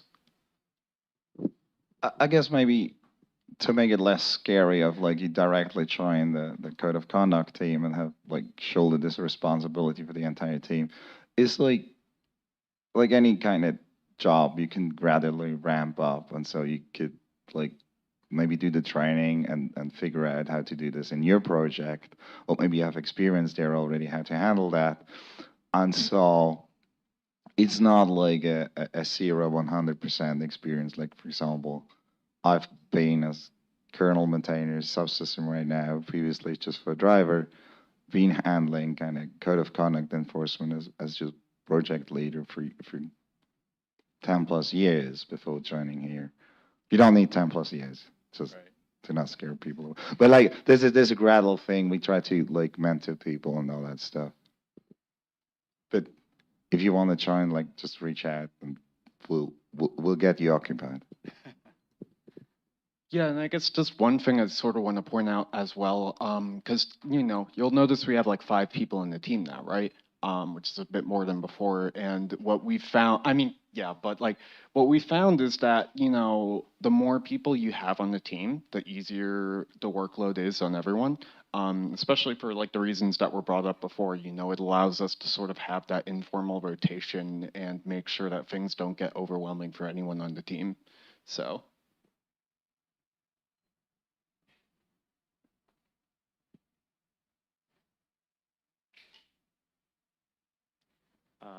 I was just curious what your workload consists of. Is it like is it more a few major things a year, or is it like 100 small things, or both? I don't know like the scale of the free desktop project and what all happens. This entirely depends on whatever happens. So I personally deal, I think, with most of the spam stuff, and it's mostly just, okay, you get an email, there's a spam, then you take like 5 minutes to disable the account or something. So that happens quite a lot. But yeah, sometimes it's also like just a case and somebody says, okay, yeah, this person has this kind of harassment history and is bad person, and then we discuss the stuff, and then maybe it takes like a couple of days before we reach an agreement. But like, a couple of days in the sense of, yeah, maybe the members don't have time to discuss this, so maybe it takes a little bit of time. But yeah, then we also have like the heavy cases which require a lot of discussions, but yeah, I guess also coming back to the rotation point. So some of the big ones is a bit like, all right, I've really got to clear out some time, and we'll all be over the course of an entire night for a couple or a few nights a week, sort of all going back and forth and trying to figure out what to do and get everything lined up. But yeah, the big ones are, like you say, probably a couple a year or less. It is nice when people behave. But yeah, the informal rotation thing, I think, comes in more strongly with the kind of slow burners. Like there's definitely been for sure some people who have been on our radar of like, this isn't necessarily problematic, but there's a pattern happening here that we should keep an eye on. And that's not so much something where like everyone's like constantly monitoring, but there will be one person who's more involved and keeping an eye on things, and will usually sort of take the majority of that load and try to surface things a bit to the rest of us. So when something notable happens, like, hey, this is going on, and it's that one person who's taken a responsibility of keeping an eye on it and trying to figure out at what point does this need to become a real discussion, I suppose.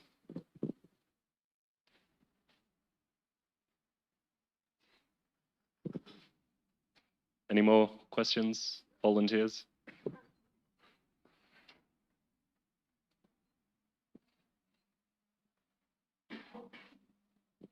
All right, thanks very much.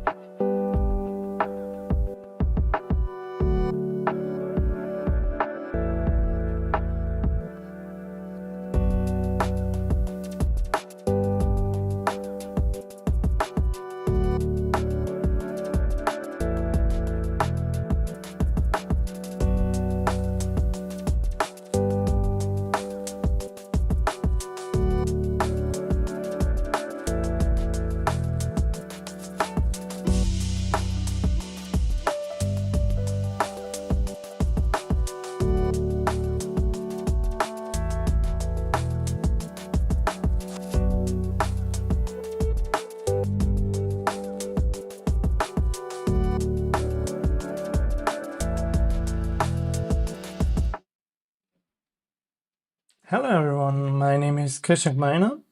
I work at the Galias graphics team, and today I have the pleasure to give you another EtnaWeb status update. Usually when I do this kind of talks, I look into the different Git repositories, do a small Git log magic to figure out what was done during the last year. This time I also talk about some interesting work in progress topics. So let's start with the first area of interest, the kernel space. For my personal view, the EtnaWave kernel driver is more or less feature complete for the current user space driver. There are some bug fixes, but overall, that's it. There's one interesting patch series. Someone is working on PCI support for the EtnaWave kernel driver, as there are some PCI cards in the wild that are using the Vivanti GPUs. And this developer was able to use the patch kernel driver in combination with Mesa to get it up and running on a PCI card. Hopefully this patch series will find its way into the upstream kernel. Let's move on to the user space. In the user space, we now have full EtherSpec support, which means decode and encode. There's now a common Etna core info struct that lives under source Etna with common.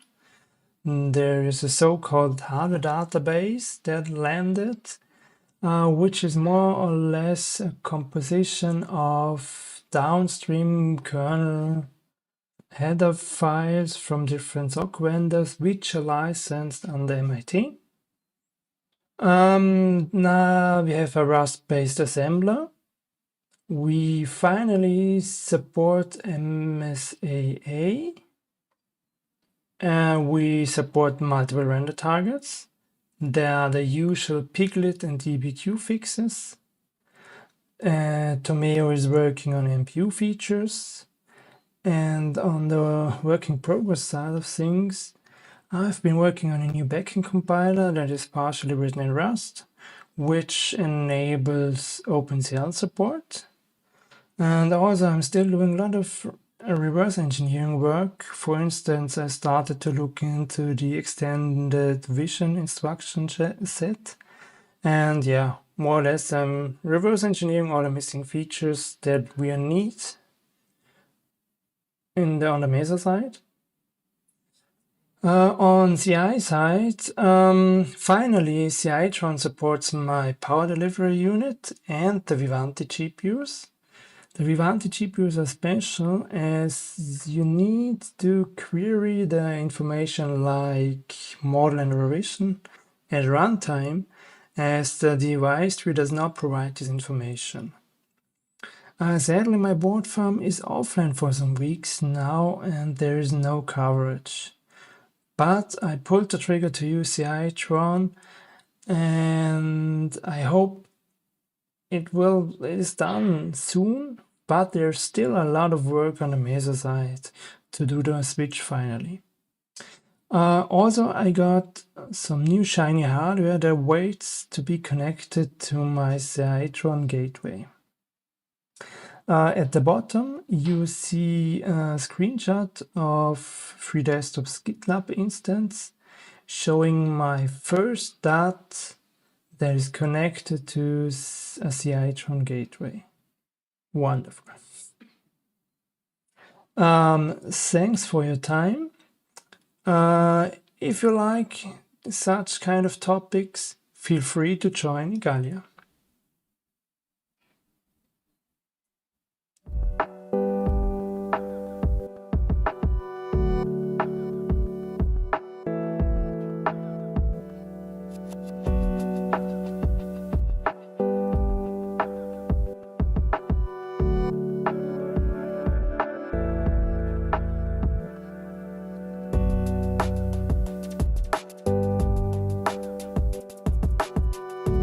And good afternoon, everyone. I'm Ray from AMD Linux GPU team and work on the AMD GPU kernel driver for many years.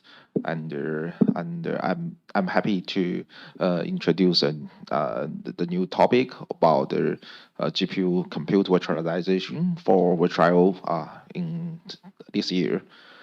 And yeah. And this is our team members, and I'm happy to introduce there are 4 new members: Penny, Lingshan, Trigger, and Zhao Wei, to join our the virtual GPU support in AMD. And also we get the great support from the demonstration, which from the Kaba. Yeah, thank you. And this is the record for the last year, and we kick off the virtual GPU support for the Zen hypervisor, and we enabled Virgil and Venus in the first half of last year, and in the second half of this year, we introduced the virtual native context, which leverage the idea from the Rob, yeah, and to get the better performance for our GPU virtualization design. And today, I would like to introduce a prototype for the AMD Vulkan, and the native to leverage native context solution that support OpenCL based on the virtual GPU. This is a bit different than the original libdm based graphics design. And what is Vulkan? Vulkan is an open source software platforms for the compute AI for AMD GPU series, and we have provide multiple interface support for the popular the computer frameworks and the models, and like the TensorFlow and PyTorch, and for the compute ecosystem. And we have a kernel KFD driver and libsync, which is similar with the libdm, and we also have Vulkan runtime, which is similar with the Mesa. And based on the Vulkan runtime, we have heap and OpenCL runtime, and to inside of the Vulkan stack. This is all for the compute stack, and our OpenCL support is over the AMD Vulkan on the AMD GPU series. And this is the first the trying for the OpenCL support based on the virtual GPU and the virtualization platforms. And we are you can see we provide AMD Vulkan in the host DOM 0, that's based on Zen, and support the OpenCL, native OpenCL over the AMD Vulkan on the host. And in the guest, we are using the API forward for the OpenCL API.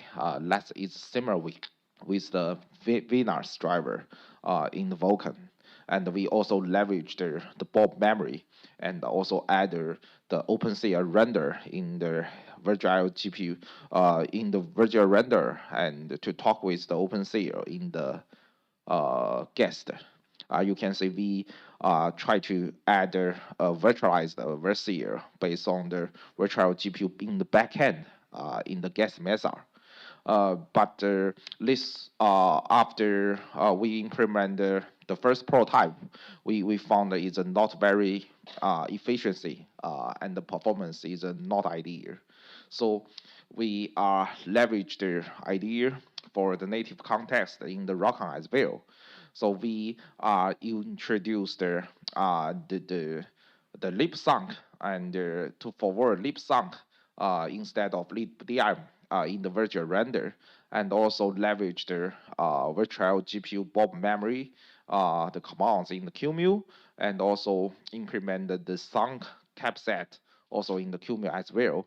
Then we can go with the virtual GPU bridge to forward the sync API into the guest, Linux guest.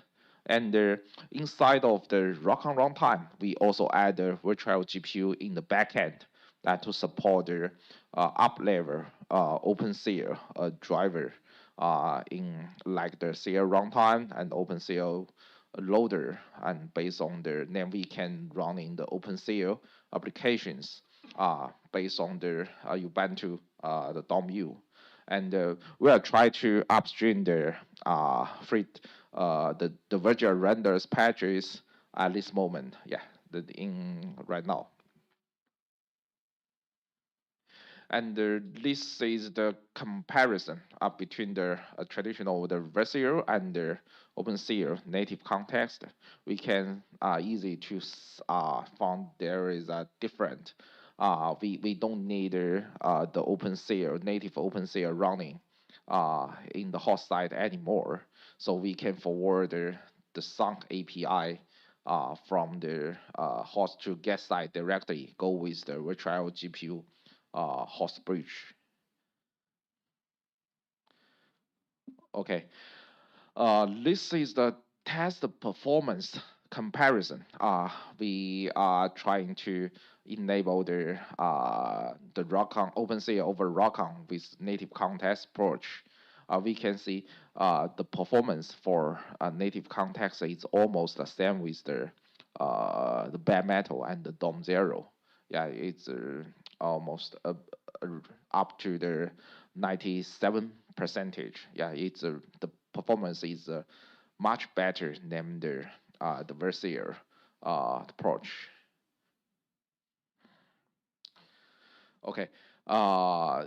Actually, we are continue try to upstream the whole solutions. It is ongoing, and we still have some limitations based on our AMD KFD driver, and we are trying to support multiple process in the AMD KFD for native context as well. And the next step, we also would like to support heap in the AMD Vulkan stack for virtualization.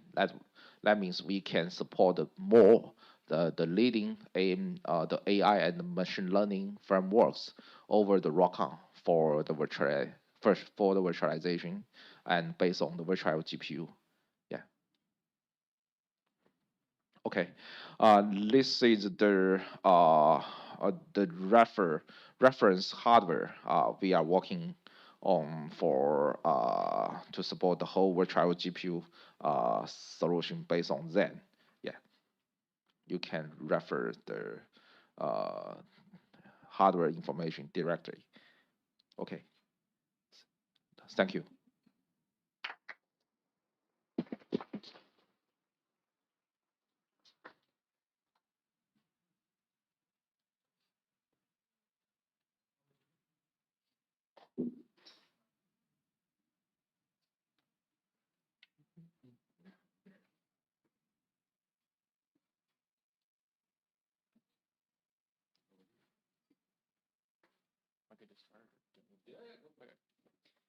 Okay.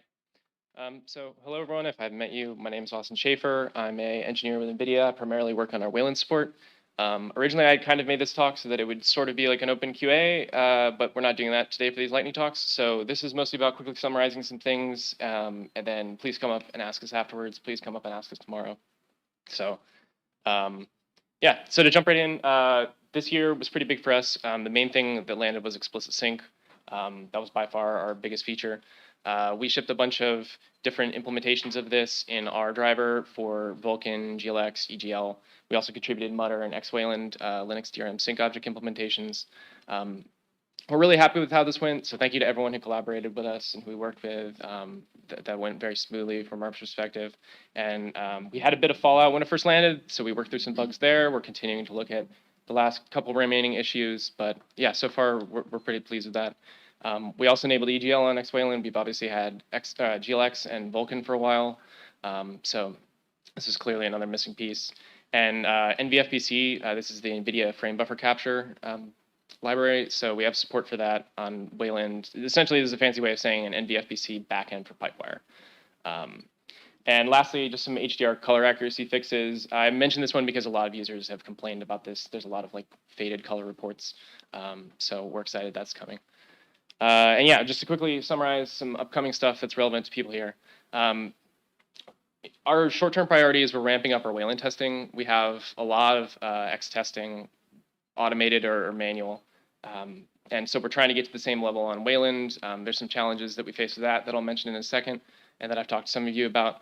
But yeah, this is our immediate short-term goal because, as I said, we have some gaps there that we've noticed, and so that's really something that's come to our attention. We're also looking to support the upstream color pipeline UAPI. So this does have some limitations that we can't fully expose what our hardware can do. So we're trying to work through that. We're also going to expose HDR vendor properties through DRM. So this might be relevant to compositor developers since that will be available soon. We're also interested in internal display muxing. So please watch the recording of Daniel's talk yesterday about that. That was excellent. The main thing that we have as a takeaway to that is that there's a lot of work to do, especially on the compositor side, especially on the DRM side. So one of the big prerequisites is multi-GPU scanout. So I have a prototype for this that I posted for WL Roots a while back, and I'm hoping to have one for Mutter soon. We're also enabling the FBDev and mode_set=1 kernel parameters. Mode_set=1 is necessary for Wayland because it enables like everything you really need in DRM for Wayland. And FBDev is important because that way we're not stomping all over the frame buffer. So FBDev is getting enabled very soon. Mode_set=1 is taking a little longer, but we've been asked about that, so that's a clear priority for us. And lastly, NVIDIA settings on Wayland, I think is going to stay read-only. We don't really have a cross-compositor way of doing the configuration that users are accustomed to with X, where they can change displays and do all that. There isn't really a way that we can easily do that cross compositors, and if all that logic is done separately in each compositor, it kind of makes sense that it's configured in the settings per compositor. So we do have some info on it, so you can see info about the graphics card available, you can see some info about power, but we won't have the same level of configuration that you've seen on X. And so really quickly, a couple big things that we've noticed as we ramp up our Wayland testing. We are used to the use case of we need a remote access to a remote machine that's in a different time zone. Maybe it's two engineers handing it off to each other, but really it's that I just get the IP and the SSH login. I can't touch it. I can't have anybody go to it.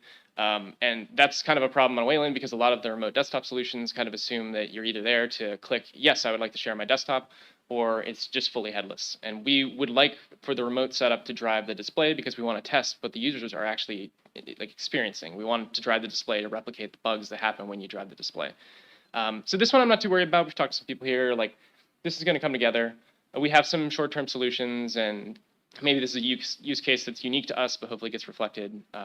What I'm more interested in is window management controls. We have a lot of automated testing for X where we use something like XDoTool, and there's not really a great counter to that right now in Wayland. So this is really impacting how we can test things. One of the big cases is automated window resizing. So we find a lot of bugs by resizing a window while it's drawing. This exercises a lot of paths in our driver. So we don't really have a great way to do that. Maybe that's just that we're not aware of it. There are some possible solutions. WL Roots and KDE seem to have some support for that. So we're learning how to do this as a company. We're learning how to better test. And if anybody's run into this as well, or if anybody knows something that we don't, please come up and tell us because that's really something that we need. And lastly, the most important slide is that we would like your feedback. So please come up and tell us what's impacting your experience. Please tell us what features are missing. We are kind of at an interesting point where we're trying to prioritize things that users need and want and developers need and want. So we would like to reflect in our scheduling of what we're working on, because it takes a little while to deliver, things that people actually need and will consume. So obviously there's a bunch of us here at XDC, but also the NVIDIA forums are a good place to report that if you're remote or if you think of something after the conference. So yeah, thanks for your time. That's all I have for this.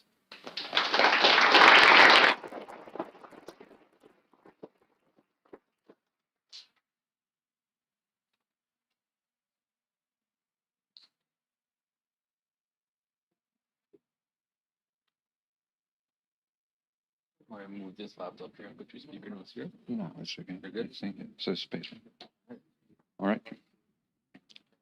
Hello, I'm Ricardo from Igalia. I'm going to talk about device-generated commands in Vulkan. This is a new extension that shipped a couple of weeks ago. I wrote CTS for it. I helped with the spec, and I worked with some actual heroes, some of them present in this room, that managed to get this implemented in a driver. Device-generated commands is an extension that allows apps to go one step further in GPU-driven rendering because it makes it possible to write commands in a storage buffer from the GPU and later execute the contents of the buffer without needing to go through the CPU to record those commands like you normally do with by calling VK-CMD functions. It's like one step ahead of indirect draws and dispatches and one step behind work graphs. Getting away from Vulkan momentarily, if you want to store commands in a storage buffer, and there are many possible ways to do that, a naive approach we can think of is creating the buffer as you see in the slides, which is like we assign a number to each Vulkan command and store it in the buffer. And then depending on the command, more or less data follows. For example, let's take the sequence that is in the slides where you have one command to push constant, followed by a second command, which is a dispatch. So we can store a token number or a command ID or however you want to call it to represent or to indicate that push constants come. Then we follow this with metadata about the command, which is the section in green color, containing the layout, the stage flags, the offset and size of the push constants. And finally, depending on the size, we store the push constant data properly, which is the section that you can see there in blue, the first chunk in blue. And for the dispatch is similar, only that it doesn't need any metadata because we only want the dispatch dimensions. This is, okay, a naive idea. This is not how GPUs work. This is not even how Vulkan works. In Vulkan, we want to be able to process things in parallel. We want to provide as much information as possible beforehand. So this doesn't work. So in Vulkan, things are different. The buffer will not contain an arbitrary sequence of commands where you don't know which one comes next. So what we do is to create something that is called the indirect commands layout. And this is the main concept. So the layout is like a template for a short sequence of commands. And we create this layout using the tokens and the metadata that we saw color red and green in the previous slide. And we specify this layout in advance, and in the buffer, we only store the actual data for each command. And the result is that the buffer does not contain, let's call it the DGC buffer. It's divided into small chunks called sequences in the spec.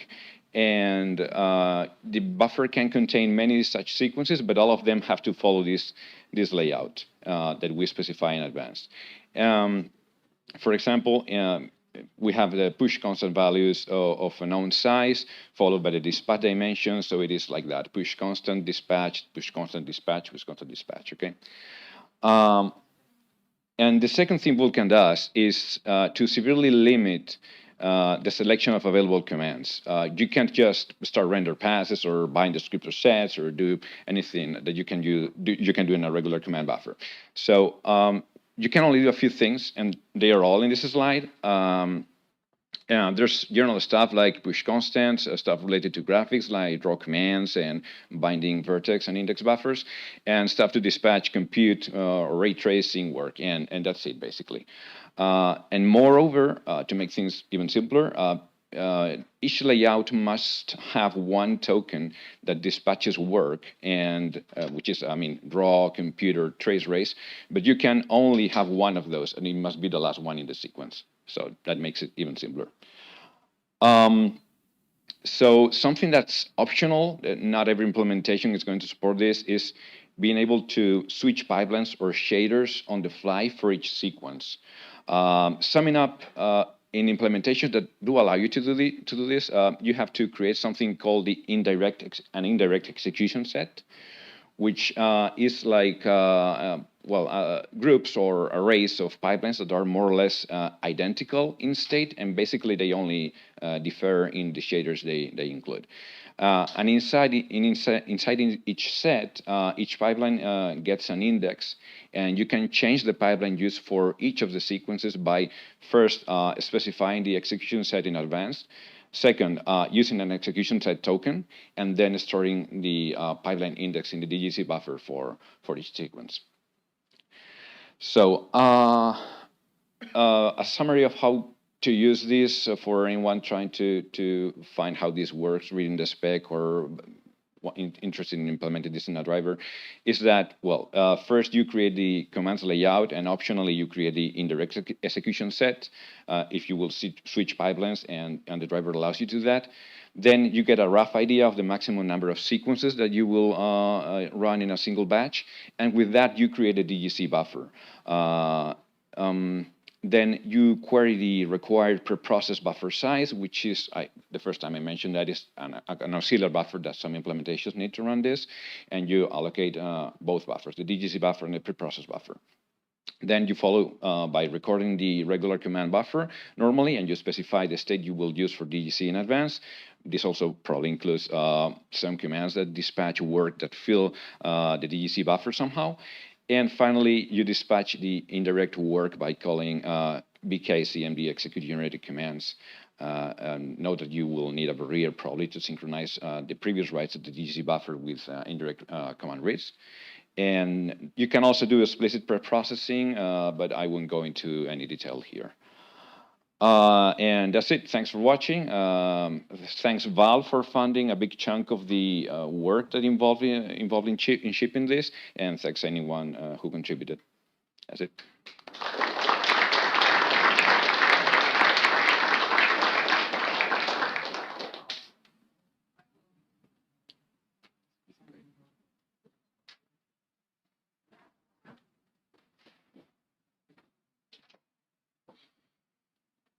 Hello, and welcome to my talk here with this very cryptic title. I think I need to do a bit more explaining about what this is, but first a bit of context about myself. So my name is Philip. Actually, I'm not working in Linux or Wayland overall. My day job is as a site reliability manager at Google, and we are running Google Cloud authorization, Cloud AM over there, which is mostly managing and writing documents. So for me, I need to have a bit of coding fun, and for me that also means I'm busy on replacing kind of my old trusty X11 stack, just kind of window maker and so on, with up-to-date things, which is basically Wayland. Now I'm trying to do things, and at the moment I'm trying to figure out how to properly deal with surface and input events. So the way I'm reading Wayland is basically it's all very neatly done. It's really focused around surfaces, and surfaces getting the input events when basically they're due. So if I think of reading pointer events, basically the Wayland surface like enter and leave interfaces that will indicate for a surface when a pointer enter and exits that. We then get motion events, but only when the pointer is actually over the surface, which is also kind of makes sense for a particular application. And we do not get any information for when the position is outside the surface, which for most applications probably makes sense. And similar also for keyboard touch events, but also they only get when kind of the surface is active and so on. There is some extensions actually that stretch this a bit and also can give information beyond, but also they're only when the surface has focus. Now, what I'm trying to do is kind of old-fashioned. I copy kind of screenshots of 25-year-old kind of visuals, but also docs, even in macOS, to something similar. Basically, I would like to have a doc for application launches where I can pull in an app and then drag it into the doc. And kind of in the center picture, the doc basically will make space, kind of offer a landing space for what I'm dragging into it. Now, that seems pretty sensible. For this work, however, I will need to get an information of where the pointer is before it enters the dock area. And that is my challenge.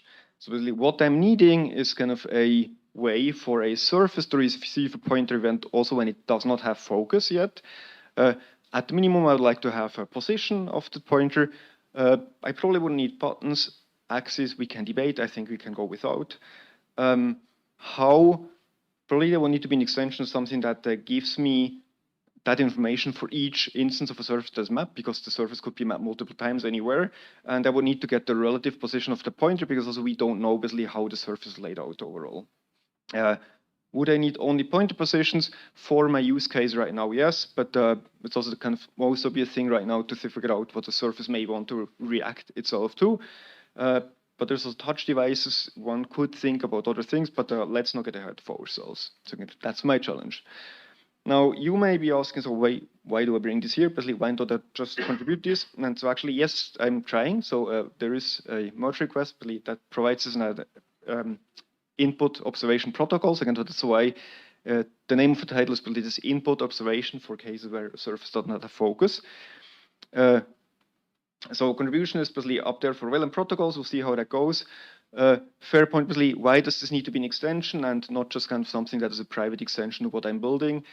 Fair point. I think there is usefulness beyond that. So there is accessibility as a case where with that extension and maybe bundled together with a layer extension, I believe it would be pretty easy to build a tool that kind of highlights the pointer position in a much more obvious way. And as a tool, so kind of it will need to be built compositor specific. It's also possible to think of building tools that would kind of emulate pointer gestures, kind of, again, as a tool that would need to be built into a compositor. Also think like gadgets like X-Size. However, I've been informed that this is actually a terrible example to make my case, so kind of just mention this for completion. Yes, so that it is, but that explains better when I'm having a talk about input observers beyond surface having focus. And yeah, that's the talk. If you're interested, then I'll be here also tomorrow and happy to hear feedback. And the merge request will also kind of looking forward to get reviews. Thank you.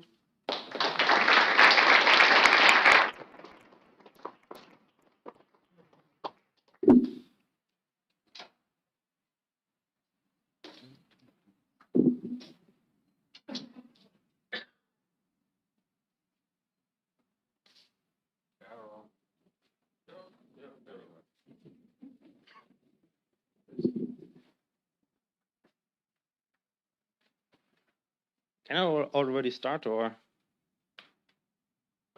Yeah, okay. Hi, everybody. I'm Carol. I want to talk about what I've been done since last year. So I've worked on a couple of drivers. Asahi is officially conformant. I added support for V3D, which is the GPU on the Raspberry Pi 4 and 5. So you already have OpenCL there as well, except images, which is a mess to support there. Maybe it counts, maybe it won't. Another driver is Sync, which is also officially conformant, so that's cool as well. I've added support for a couple of features and had also help with other extensions. GL sharing is a big important extensions because some professional video editing tools are requiring it, so that's great to see. Yeah. Then there are a few details I had to work on to support big dispatches. OpenCL doesn't really restrict how big of a compute job you can execute. So if you want to have like billions of threads, then the runtime just has to accept it. The problem is if the hardware can't execute it in one dispatch, then you have to split it up in the runtime. So I've added support for that, which is also required on some SUCs because they can't really dispatch big jobs anyway. Kernel variance is also interesting because the API supports also to add offsets and other things to the invocation ID. So there, usually every kernel has like 40 or 50 instructions, which is just adding and adding with 0 and multiplying by 1. So it's pointers work. So that's a little bit, a little optimization and a lot of core reworks and bug fixing. Those are the extensions I've been working on and haven't finished yet. There's a lot of image stuff, which is optional. Interesting are the bottom two ones. One is the buffer device address extensions, which will be useful for supporting more the open source or cross-vendor HIP implementation, which added support for that, because not every driver actually supports shared virtual memory, and they basically need a pointer or an address for a memory allocation, which OpenCL by default doesn't provide. And I have shared virtual memory implemented on top of Iris and Radeon SI. Yeah, I will talk about it later. So, work in progress by the community. People have talked about it in other talks. There's work in progress for EdnaViv and for Arduino as well. So, shared virtual memory. I have a prototype, and the long didn't read this. It's basically like VM bind, but in Gallium. I have some details. I will create a merge request at some point for this, but basically it allows me to cut out a VM range and then assign addresses to memory allocations. And this will allow me to basically support SVM also across vendors and multiple devices. So yeah, some people were interested in this, and I wanted to implement shared virtual memory anyway. And if you don't know what shared virtual memory is, it's basically you get a pointer and you can use this pointer on all the devices you have in your context and also on the host to access the same logical memory allocation. And the runtime is responsible for synchronization the content of the actual device local memory allocations. Yeah, that's it.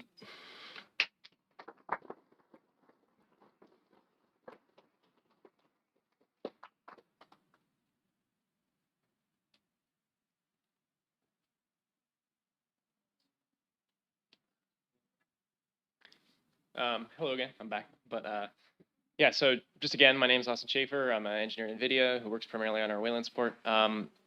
Today, I'd like to talk about Vulkan for Wayland compositors. Specifically, is it the new best choice if you're writing a new compositor from the ground up? So why Vulkan? I'd like to argue that Vulkan's explicit nature has some inherent advantages for compositors that are currently kind of underrated. Because Wayland predates Vulkan, it's kind of just an assumption that if you were writing a compositor, you reach for EGL. The main purpose of this talk is just to say, I think that maybe if you're writing a new compositor, you should really think about reaching for Vulkan first. And so obviously this is aimed at people who can switch graphics APIs in their compositor. I'm not saying that everybody should just rip up all their EGL code that is fully tested and mature and just replace with Vulkan and it'll solve all their problems. What I am targeting is people who are writing new compositors who get to decide, hey, what direction do I want to take this in? Or people who have multiple graphics backends for a compositor who want to decide, hey, we've been prioritizing EGL as the default, but maybe we should be prioritizing Vulkan instead. That's really the goal here, and the goal is to promote discussion. If you've run into similar things, my points are based off of things I've observed while working on multi-GPU features, so maybe other people have seen similar things, maybe you disagree. Really, the goal is discussion. So to dive right in, the thing I'd like to start with is the fact that explicitly creating every property of an image is a big advantage for compositors, specifically because you have more control over how you copy things and the residency and where they are. So VKCMD copy image and blit image perform format conversions, and more importantly, for compositors, they don't need to invoke a full rendering operation. This last point becomes more interesting for cross-vendor copies because the way this is currently really done in compositors is by essentially rendering to a linear texture and then importing that linear texture on the secondary GPU. So that becomes a problem on certain vendors, primarily NVIDIA, but some other ones who cannot render to linear. And so currently, the best thing to do is just fall back to GL read pixels, which is very expensive. From talking around, and we have some ideas of technically the hardware can render to linear, but you can't attach a depth buffer. So maybe there's some possibility we could do that and try to optimize this case. But on Vulkan, it's really easy. You just do a VKCMD copy image and you're done. Comparatively, it's much nicer. And because all the images contain details of the tiling, the layout, which GPU they're on, it all just kind of works like you'd expect. The next major advantage, I'd say, is the fact that devices are a top-level object. All device-level functions except a VK device is the first parameter. The immediate impact for compositors here is that you don't have to manage which EGL context is current right now. This is also really specific to multi-GPU and really hits you hard there because as you do those copies, you have to switch context. There's no other way to do it. You have to switch. And depending on how your compositor is written, you might have, oh, I need to switch the current context here, but it was set 5 functions above, and I need to track saving and restoring it. There's possibility for bugs there that's kind of annoying to deal with. On Vulkan, you don't have that because you're just calling a function with a VK device and you're done. Also because VK allocate memory is a device level function, it means that you fully know where all of your memory is resident. You're allocating from a specific heap on a specific device. You know exactly what's happening and there's no questions there at all. I'm not convinced that this is a huge advantage as is. I mean, the make current advantage is real, but I think it's more interesting for what we can potentially do with Vulkan because it does these things? Can we ask ourselves cool and interesting questions that we can't with EGL because we don't have those devices as exposed to the same degree? So things like device groups, presenting to multiple devices as if they were one logical device. What does that look like? How does it impact compositors? What about multi-vendor device groups? Is that a thing we could explore? Right now on EGL, if you want to allocate scan-out buffers, you have to use GBM. On Vulkan, we could add this as an image usage, although it might be tricky. We might have to see if a particular swap chain can scan out a particular piece of memory. EGL sort of has this with a vendor-specific function or a vendor-specific extension, but it hasn't really caught on. So maybe there's also some advancement there we could do. And lastly, cross-GPU copies in one API call, essentially a VKCMD copy image with 2 VK devices and 2 VK images. I'm not personally convinced that this exists or should exist in a graphics API.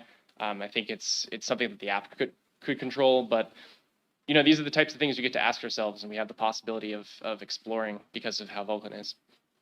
And lastly, just some miscellaneous points. I don't think these really move the needle, but I think that they're interesting to mention nonetheless.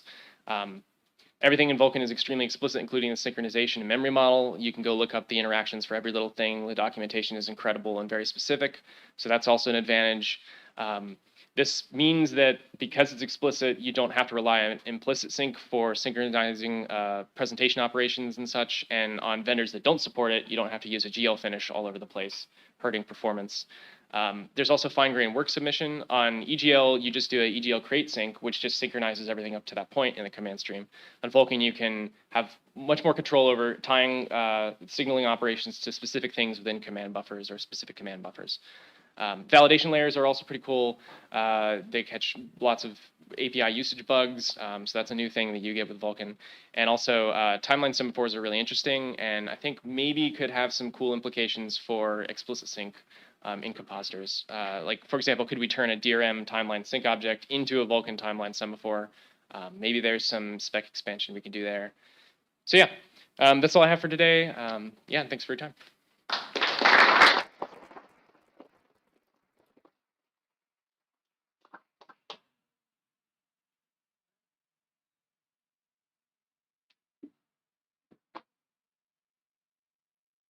Hi, I'm Thomas, and this is a project I did to kind of scratch an itch I had myself when implementing some Vulkan extensions and drivers.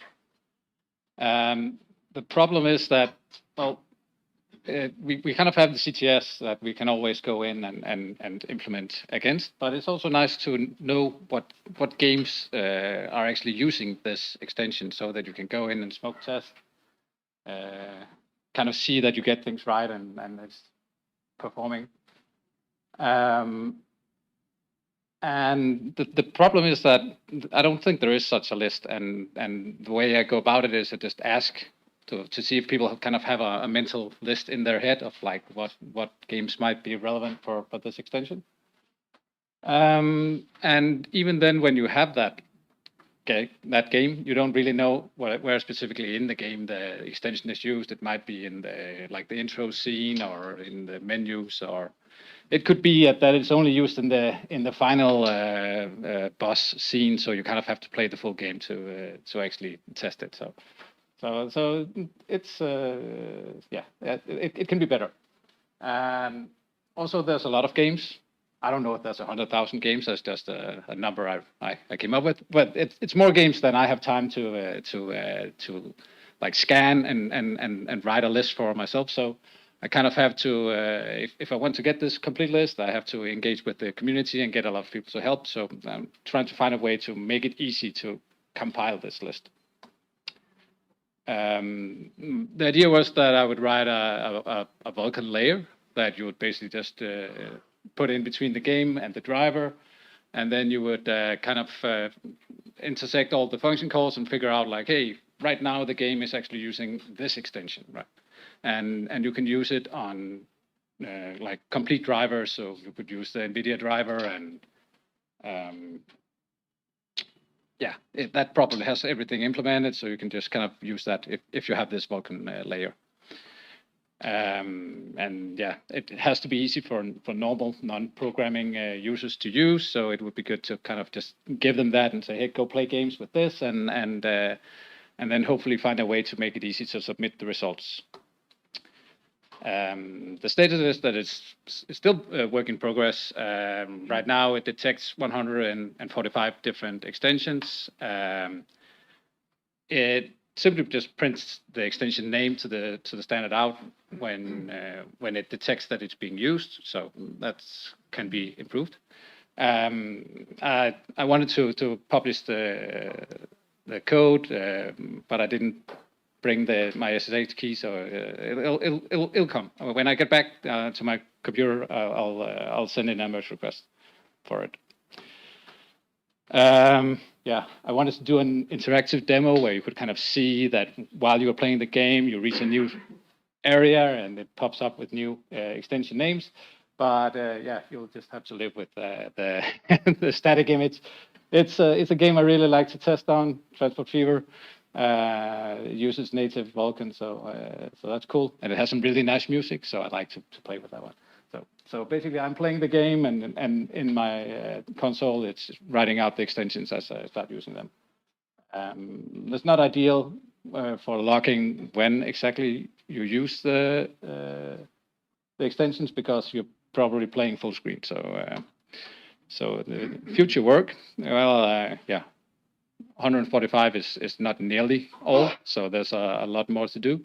I also kind of want to show the extensions in like an overlay on top of the game.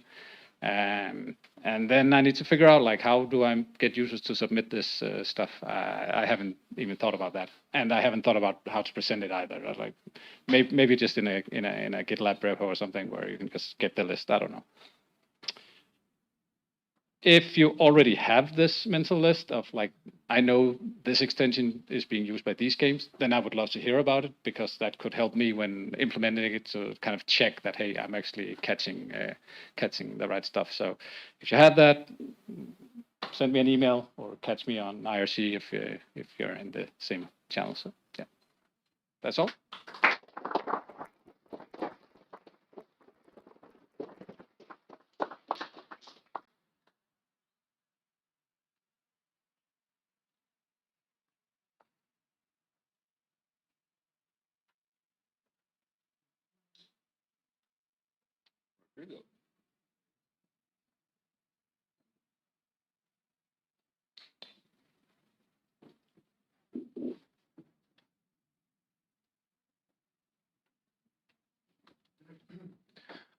Hello, everybody. My name is Rodrigo Siqueira. I work at AMD in the display team, and today I want to point some directions when you need to debug a display issue.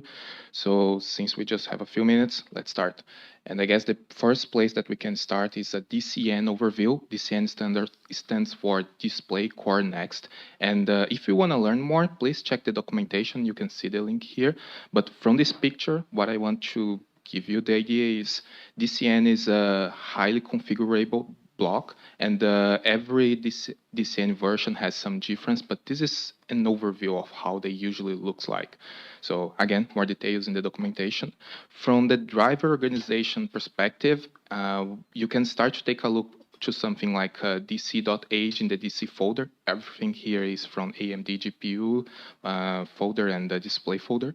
And we have some generic components. For example, we have core and link. Those are used for most of the DCN. It's going to have code there from there. Then we start to have some more specific code under blocks like hardware sequence, where we're going to have like a common sequence for hardware configuration. And then we're going to have the low-level configuration, which means every hardware that we have is going to have their own registers and some details, and that this is the low level of our driver. And we have a firmware, which is the DMUB, which also we have a block in our driver. So when you look at the code, probably this organization can give you an overview of the issue. But yeah, let's say you have something and you want to start to debug before you go to narrow down things. I guess we can start always from our good friend, the mask. We can check for this display core information in the log. If you see it, it means display is up. We have two information here that they are very important, which is the core version and also the DCN version. I will go back to those later, but let's just move on. Another important information here is when we usually load AMD GPU, we have different blocks. We call it IP blocks. And the one that it's associated with display is this one with DM in the name. And notice that every time we load it, we have a different number associated with it. So this is dynamic, so you need to load and see one. Here in our example is number 5. And let's say you are not sure if it's display issue or maybe another component issue. You can start your debugging by basically disabling it. You just need to do this bitwise operation that where you're going to get the ID number and this basic math, get this value and set it in the IP block mask. You can do it like before you load your kernel, like whatever you prefer. And if you see the issue after disable display, for example, probably it's not a display issue, some other place that you probably want to check. Yeah, this is the first thing that you can try to rule out from the equation. Another thing that you can check is sometimes we see some issue in the display and we automatically think, oh, it's a display issue, but may not be true. One quick check, you can try to take a screenshot or video capture. If you see the issue in the video capture, maybe it's worth to check the user space a little bit more. But if you don't see it there, you probably want to keep going the kernel side. And at this point, you probably want to check if there is an issue in our GitLab. If there is something there, please comment on there. If not, open a bug report in our CI. We have a template, in our public bug report. We have a template for it, so just follow it, and then we can try to help there. And then you open the ticket, and now you want to narrow down by yourself a little bit more. You can go back to the mask, check those two information, the DC version and the DCN. So the DC version is something that can be helpful if you need to bisect, because every DC version has a lot of, when we merge it, which is in a weekly base almost, we also have a lot of specific tests before we merge it. So maybe it's worth to roll back to some old DC version, see if the issue is there. If it's not, you know you need to bisect from one version to another. So the commit looks like this DRM, DM display. And the second information here that it's good, it's the DCN version. We have a lot of different DCN version based on the hardware that you have. This information you can use to navigate in our code. For example, you can go to the clock information and see if there is a DCN that information. You can go there, like our DML folder, so you know how to narrow down your search in the code. We also have some options for debugging it like in a real time. For example, we have a lot of events. You can probably want to take a look there. Like you can collect cursor information in a real time, FPU and other things. We have this other log, which is DTN. This also have information, for example, pipe split, or if some DCCs enable, if we have underflow, and many other informations there. This is another very good source of information for the bug. And we also have this amazing tool named UMR. From it, you can basically collect information from our driver, like versions, but you can also get information from registers in a real time, as you can see here, like tracking DCC, and you can also change the registers values. You can also follow the power consumption. You can also see the KMS configuration in a real time, so quite useful. And sometimes you have specific debugs because in the display we have a lot of different features, and some issues might be caused for one feature or another. For example, we have this pipe split where basically we have it's a configuration in our descent. Again, check the documentation. This is used for things like video MPO for power optimization reasons. So anyway, the idea is maybe you have some issue related with pipe split and you want to check things like that. You can enable this debug FS option that you can see here in the slide, AMD GPU DM visual confirm. It will give you a bar at the bottom of the screen. The color indicate like the format, and the size also has specific information. We have more details about this in the kernel doc. It's also worth to check. But you can also have issues like horizontal glitch, which can be caused by many things. For example, if you have a high resolution display with a little bit weird, or you have multiple displays, you might have some flicker.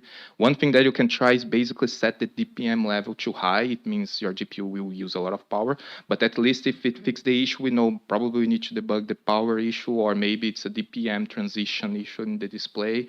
We have more information of this, again, in the documentation.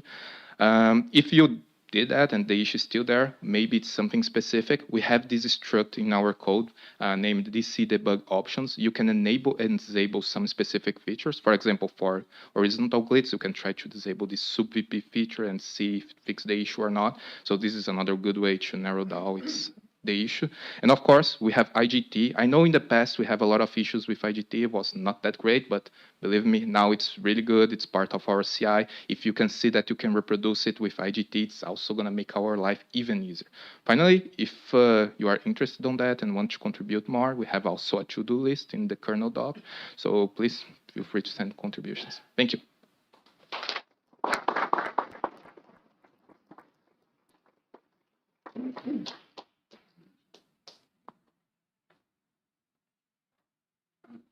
So next one should be mine. Yeah. So hi everyone. Welcome to my talk. So I'm Frédéric Plourde, XR lead at Collabora, and Kronos OpenXR outreach officer. I'll be giving this really tiny presentation about the current status of DRM release under Wayland, but from Monado's perspective, right, super tiny. It's actually just an excuse to close an graphics conference with an XR topic, right? and really to plug Monado, the OpenXR runtime. So we've had DRM release on Wayland for 3 years. Everybody loves it. It works great. But there's still some open questions. There's still some open questions, and that question, for example, here, like when it comes to offering DRM releases, what DRM outputs should a composer, Wayland compositor pick? And there's kind of 3 general approach generated to that. So from the Wayland compositor, you can just offer like leases for all the available DRM outputs. It can restrict that list to probably just the one with the non-desktop flag set. Or it can offer no leases at all, right? And just let the users opt in using whatever means, just maybe naming the connectors from an external point of view. And so here are two scenarios that we faced. So we had 2 or 3 months ago, I think, some fixes, some issues on the Monado side of things. And so here, and this allowed us to interact with the very nice people at Sway and the very nice people at Lab Wayland Compositor. And here you can see on one end of the spectrum, so some compositors like Sway will take the non-desktop flag into account. And so here, for example, we'll serve or we'll offer output number 2 with the non-desktop flag equals true. But from the Monado perspective, this is not always the ideal scenario because, for example, like super new XR headset, they're not going to be supported by the kernel, and the non-desktop flag is not going to be properly handled. So, here, for example, the XR headset, interesting for Monado would be output number 1, and we missed that. And so, dear colleague of mine, Simon Zenny from Collabora, very recently just introduced in Sway, introduced output leasing commands. Super simple and easy way from a user, from an external point of view, to just output command leasing and choose whatever output it wants for leasing. And so this works beautifully. And this is not available still under discussions, but you can take a look at the pull request in the link down there. On the other end of the spectrums, you find all of those compositors, for example, here like Lab, which are just not going to care, right? They're just going to just offer all the DRM outputs for lease, and then you get to pick, you get to choose whatever works for you. And we had an issue, like this is like kind of the ideal case from the XR compositor point of view, because you can choose and make your own decisions, right? But even then, we had troubles like 2 or 3 months ago with Monado. Monado would just very dumbly pick the first item in the list. And in that case, let's pretend our XR desktop XR display is number 2. Well, we were obviously picking the wrong one, and many users reported such issues that, hey, my monitor is being picked as the direct mode XR device. And so again, Simon Zenny from my team just had a very quick workaround. So we had that in Monado right now. So I had the ability to choose what is the Wayland connector that we're going to work with via an environment variable. The code has been merged not so long ago. You can take a look at the merge request, and it is there for you to enjoy. Now, before we almost part, related to that work that I just mentioned. So there's, very interesting enough, some movement. There's been some movements in the DRM lease protocol lately, especially about the withdrawn event. So what happened there is that so for those of you who don't know the withdrawn event, so when you're a compositor and you're actually offering leases, so when a connector is not available anymore for lease, you can just send the withdrawn event, right? You're withdrawing the offer. And so in that case, we see that the compositors are encouraged in bold, right? The compositors are encouraged to send this event when, for example, when the connector gets leased to a client. And so in that case, Monado is really dumbly just like taking a hold on the lease and then just receiving from, in this case, it was Neri compositor, just being served well, that connector is not available anymore for lease, and just releasing releasing it and killing the connector. So we fixed that, but it kind of let us uncover like kind of an undefinition in that spec.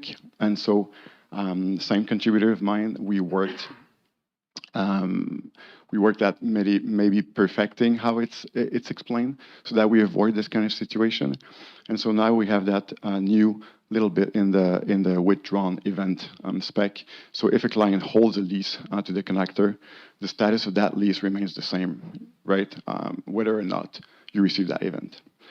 And so thanks to Daniel Stone, where's Daniel Stone? There. So I think you merged that like 4 or 5 days ago. So this is pretty recent changes in the Wayland protocol. And so what's next for us on the Monado side? Well, yeah, in line with everything that I just said, so we'd like to complement the non-desktop flag logic, probably by leveraging libdisplay and for something like that, just to be able to deal better with the EDID and make better and smarter choice. And so if you're interested in all that, about the XR aspect of graphics, come talk to me, any of us in Monado, and it'll be a pleasure to follow up with you guys. Thanks.